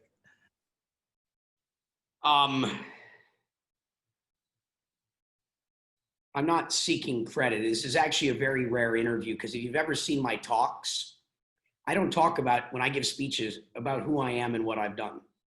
And I'll clarify, and you haven't said it at all. I'm asking the question, right? Like, do you feel like you've been in the background doing more stuff and just you don't seek credit? Yes, credit is not what I'm seeking at all. I normally try to let everybody else take the credit for things. And I get some credit, right? You know, I mean, people that know, you know, most of what you've just heard here today, if you've been around the business, the people in the know what I do and have been watching it happen for a long time. You know, if you're in the, call it general public, you wouldn't know at all, like what I've done because I'm not out there. So what are the people in the know, if they were to summarize it in one sentence or two simple sentences, like, what would they say? Like, what would your paraphrase of? Well, I'm just going to repeat what other people would say. So like, if you talk to Matt Rozak or many other people, I think their main line of how they would describe me is that I'm the hardest working man in crypto. You know, that would be one of the really common threads, you know, where if you didn't know, you wouldn't realize, like, I'm a guy that doesn't sleep and I work, you know, it's kind of like the movie Fight Club, you know, I'm working like 18 to 20 hours a day, you know, and all over the world. And like, you know, it's one of those things where, you know, I've had a hand in a lot of things. And, you know, so I think that's one of the things is, you know, a lot of people would say that I'm or they would normally say I'm the hardest working guy in the space. I'd say that's not been true the last 2 years, as I said, because philanthropy and other things have, you know, started taking up such a large amount of my time. But, you know, other things, you know, yeah, I mean, don't really want to get too much, you know, now I'm starting to feel uncomfortable. You know, I'm starting to feel like, no. Now we pivot. I'm just a little man, you know, playing my part and doing all that I can to help facilitate change. And I believe that the work that we are collectively doing in this space is going to be fundamental to reimagining the world. I truly believe that this is going to be one of the key elements that ushers in a new era for humanity. And I'm grateful for the opportunity to serve this mission. And I do so with all that I am and all that I have. And I've been prepared to, and I was prepared to make the ultimate sacrifice if that's what it took. And I thank God, and I'm just grateful that, you know, things have gone so smooth. And glad that I got to play a part in it. You know, I think when we look back in 10 or 20 years, you know, these conversations, this work is going to be like fundamental to building a better world. I couldn't agree more. And again, for the thousands of students watching, like from like 100 universities in a row, like I think some of you know a little bit who I am, right? Like, and same thing as what you just said, like even on the university side, like we give a shit, right? And to kind of piggyback off of what you just hit on, like I think we just went 2 hours, and like hopefully it didn't make you feel uncomfortable. But like, no, I don't mean that in a negative way. But one other quick point. I was supposed to be on stage for another talk an hour and 10 minutes ago, and they're freaking out. Yeah. The whole event this is live. I'm the last speaker now, and so we need to probably make this the last question so I don't screw up this other event. If you need more time from me, I'd be happy to come back. Happy, you know, to always to support certainly anything related to the students, but I don't want to screw up this other event for these people. So we're going to have to wrap up, I think, after this next question. Dude, I think we were scheduled for 45 minutes. I think we're passing 2 hours. So like, I can't say anything other than thank you. My last thing is I wanted to kind of get into like how you netted in Puerto Rico, and I really wanted to hear about like what you're doing there, right? Like, how do you see the community there? What are you trying to help on? And like, where should people go? Where should they check out, and how can they add value? Yeah, so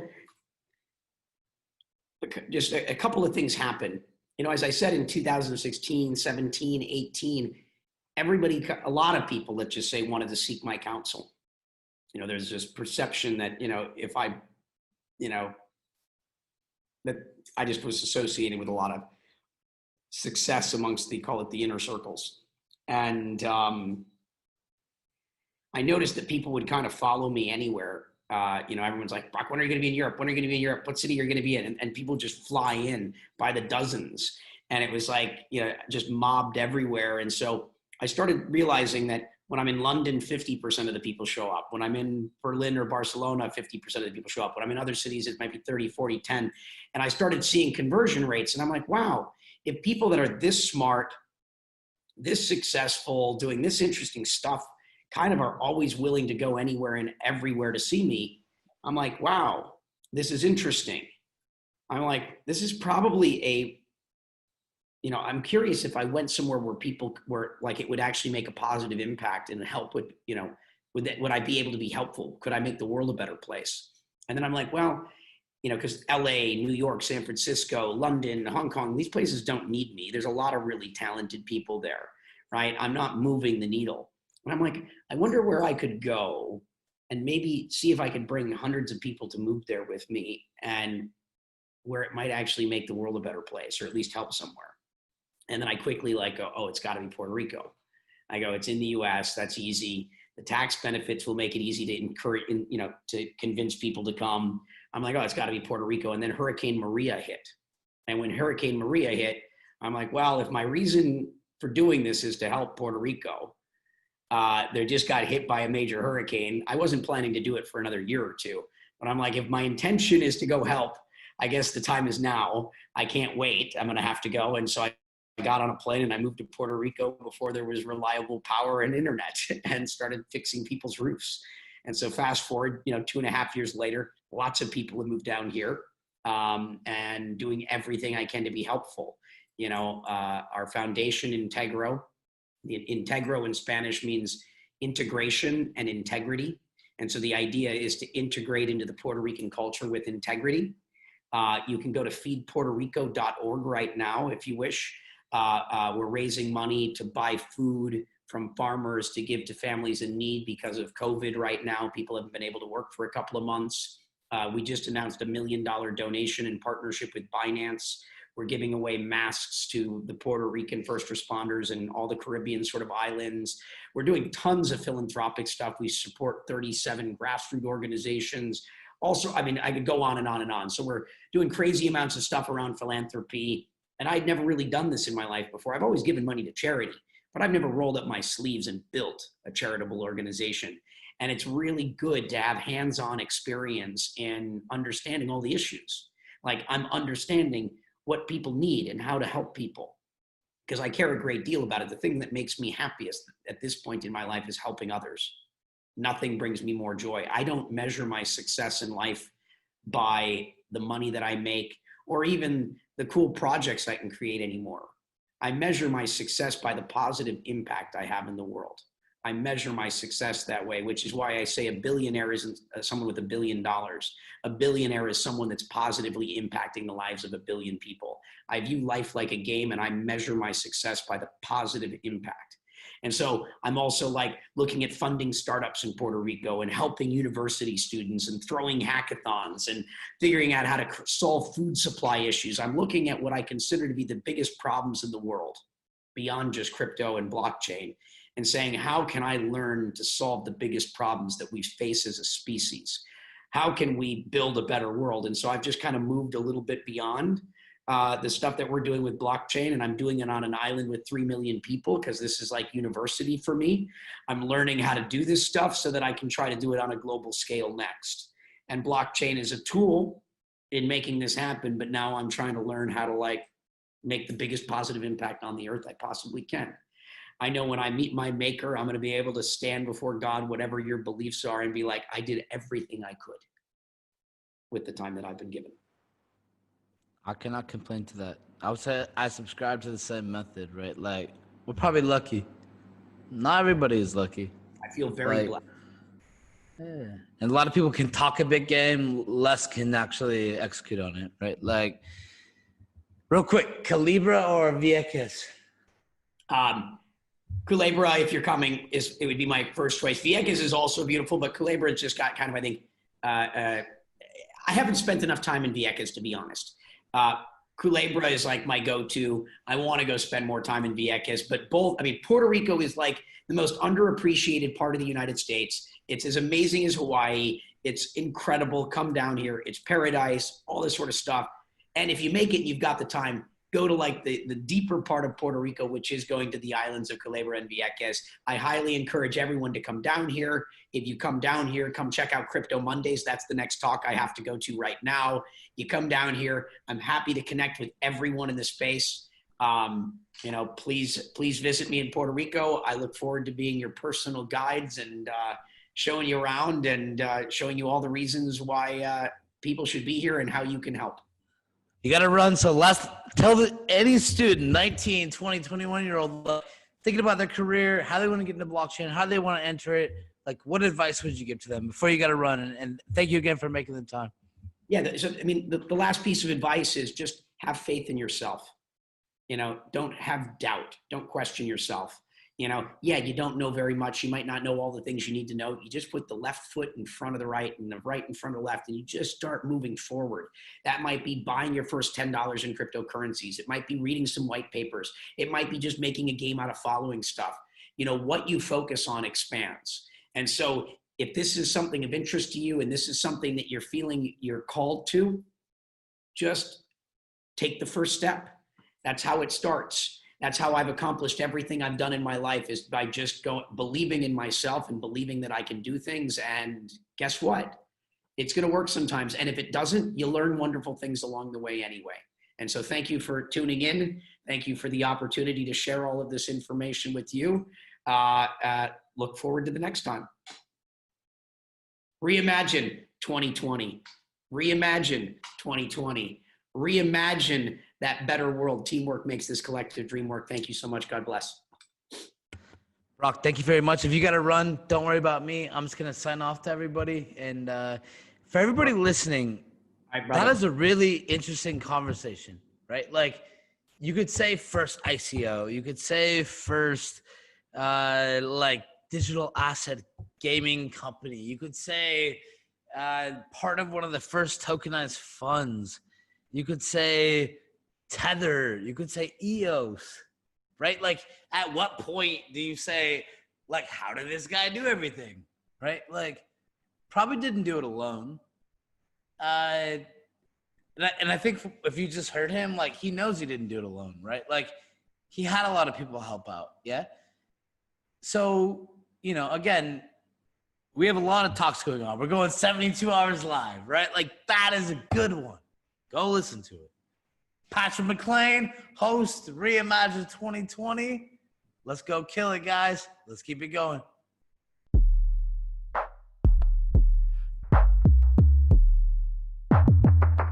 Stay tuned to learn more about the state of blockchain education at major universities all around the world. Reimagine 2020.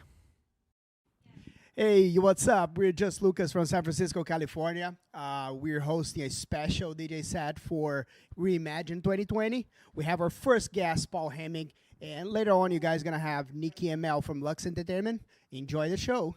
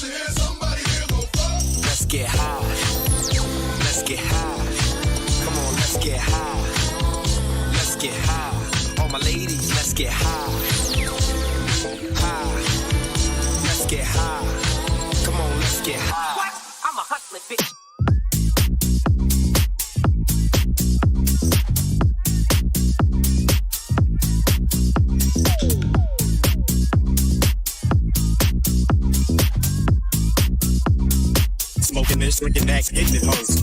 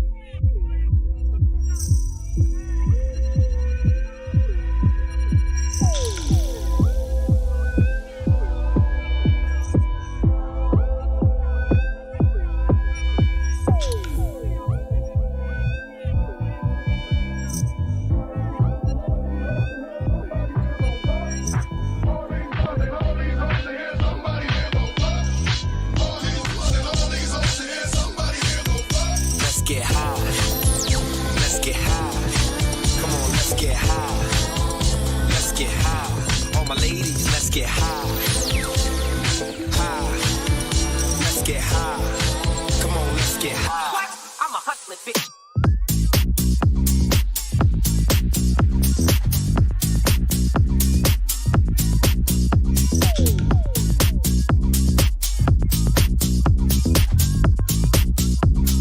Smoking this, drinking that, hitting it hoes.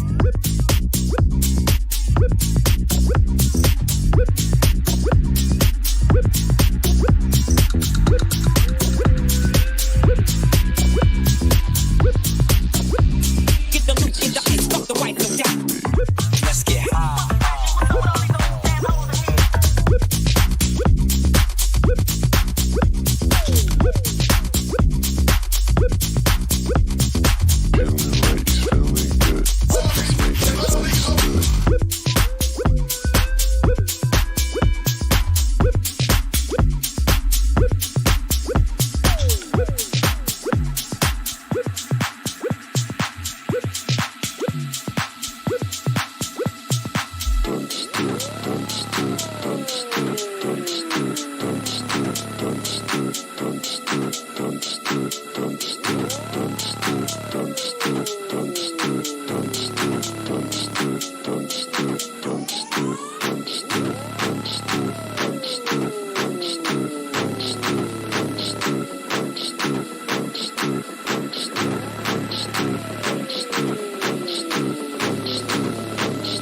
Understood. Wait till you see what I'm gonna do with you and that butt. Coming out the shower and I know you smelling good. Come and spend the night with me, you know that you should. Feeling right, he's feeling good. Let's make things understood. Wait till you see what I'm gonna do with you and that butt.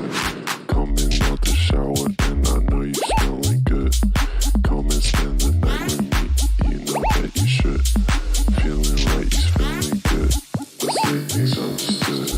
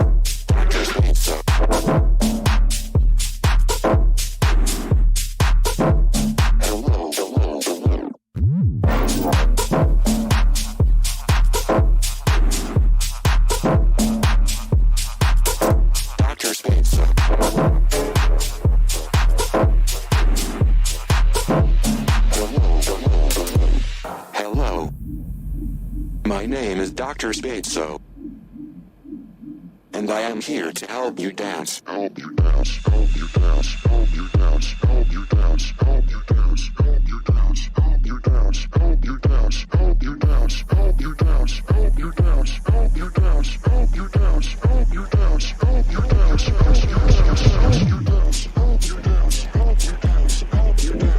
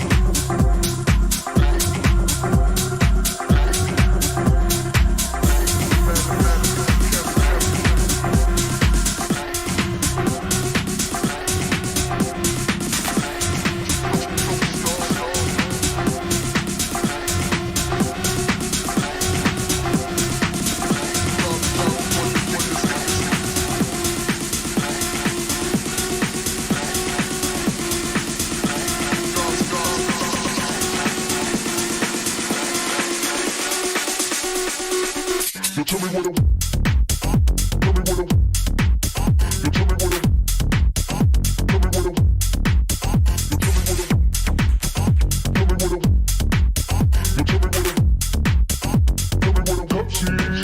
You tell me what I, tell me what I, you tell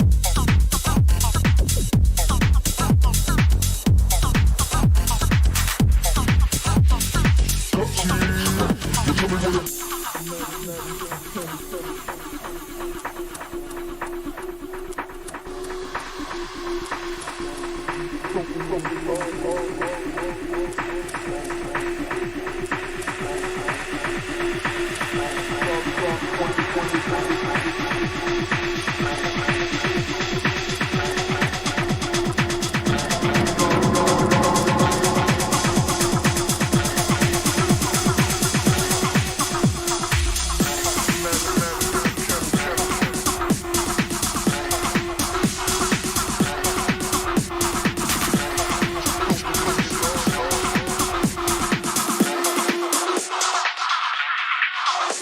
what I,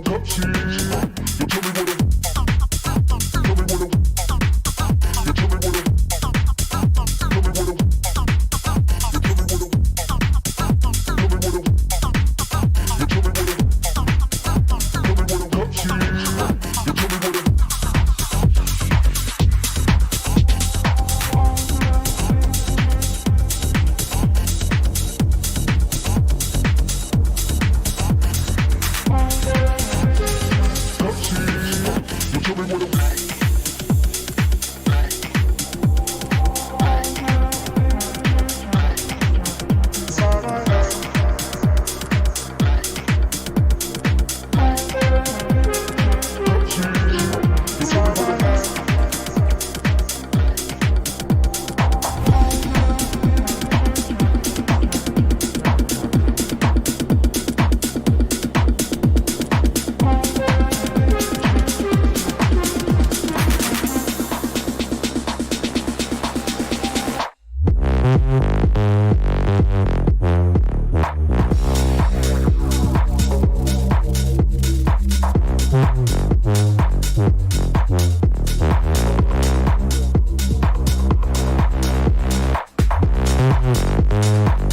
me what I, you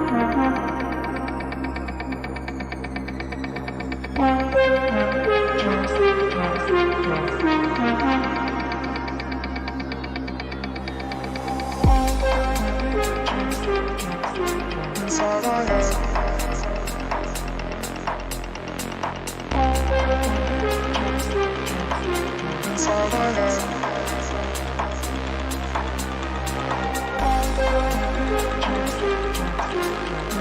I,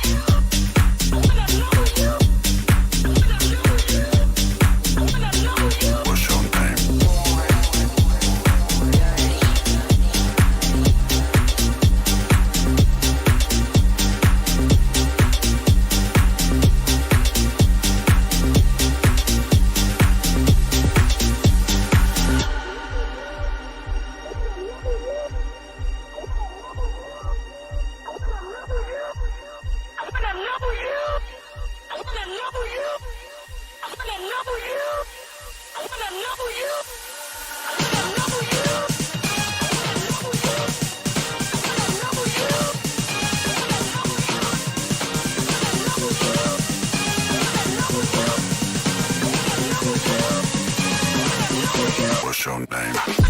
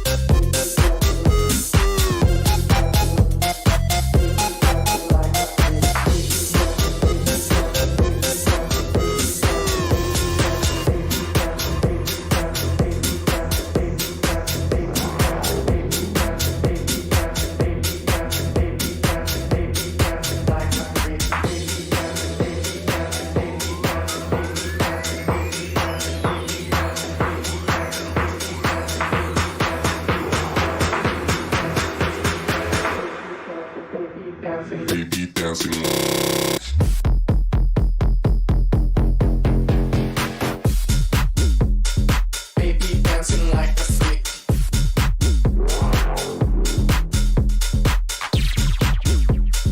Mouth tweaking when you speak.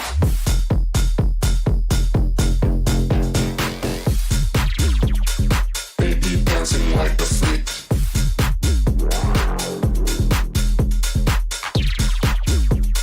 Mouth tweaking when you speak.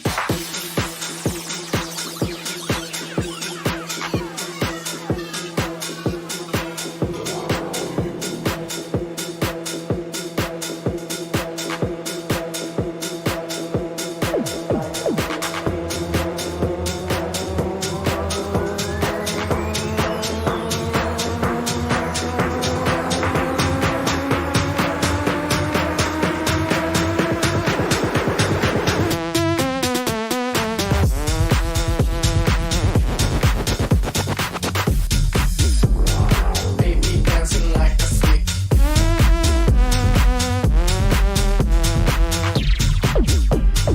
Mouth tweaking when you speak.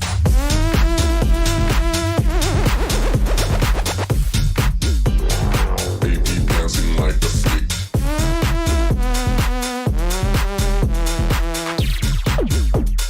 Mouth tweaking when you speak.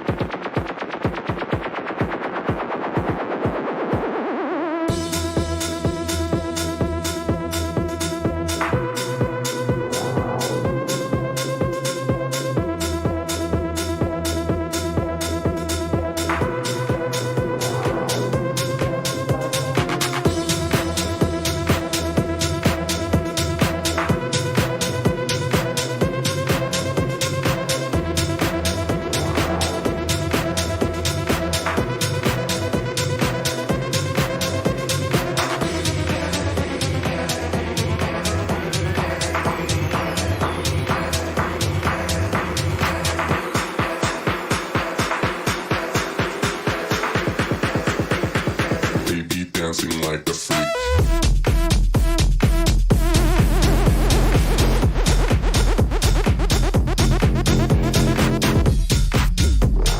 Baby dancing like a freak. Mouth tweaking when you speak.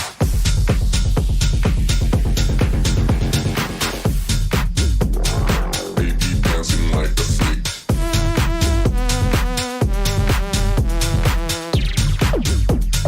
Mouth tweaking when you speak.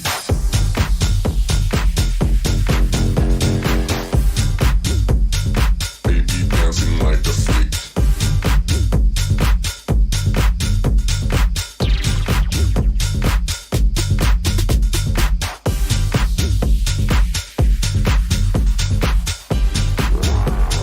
Baby dancing like a freak.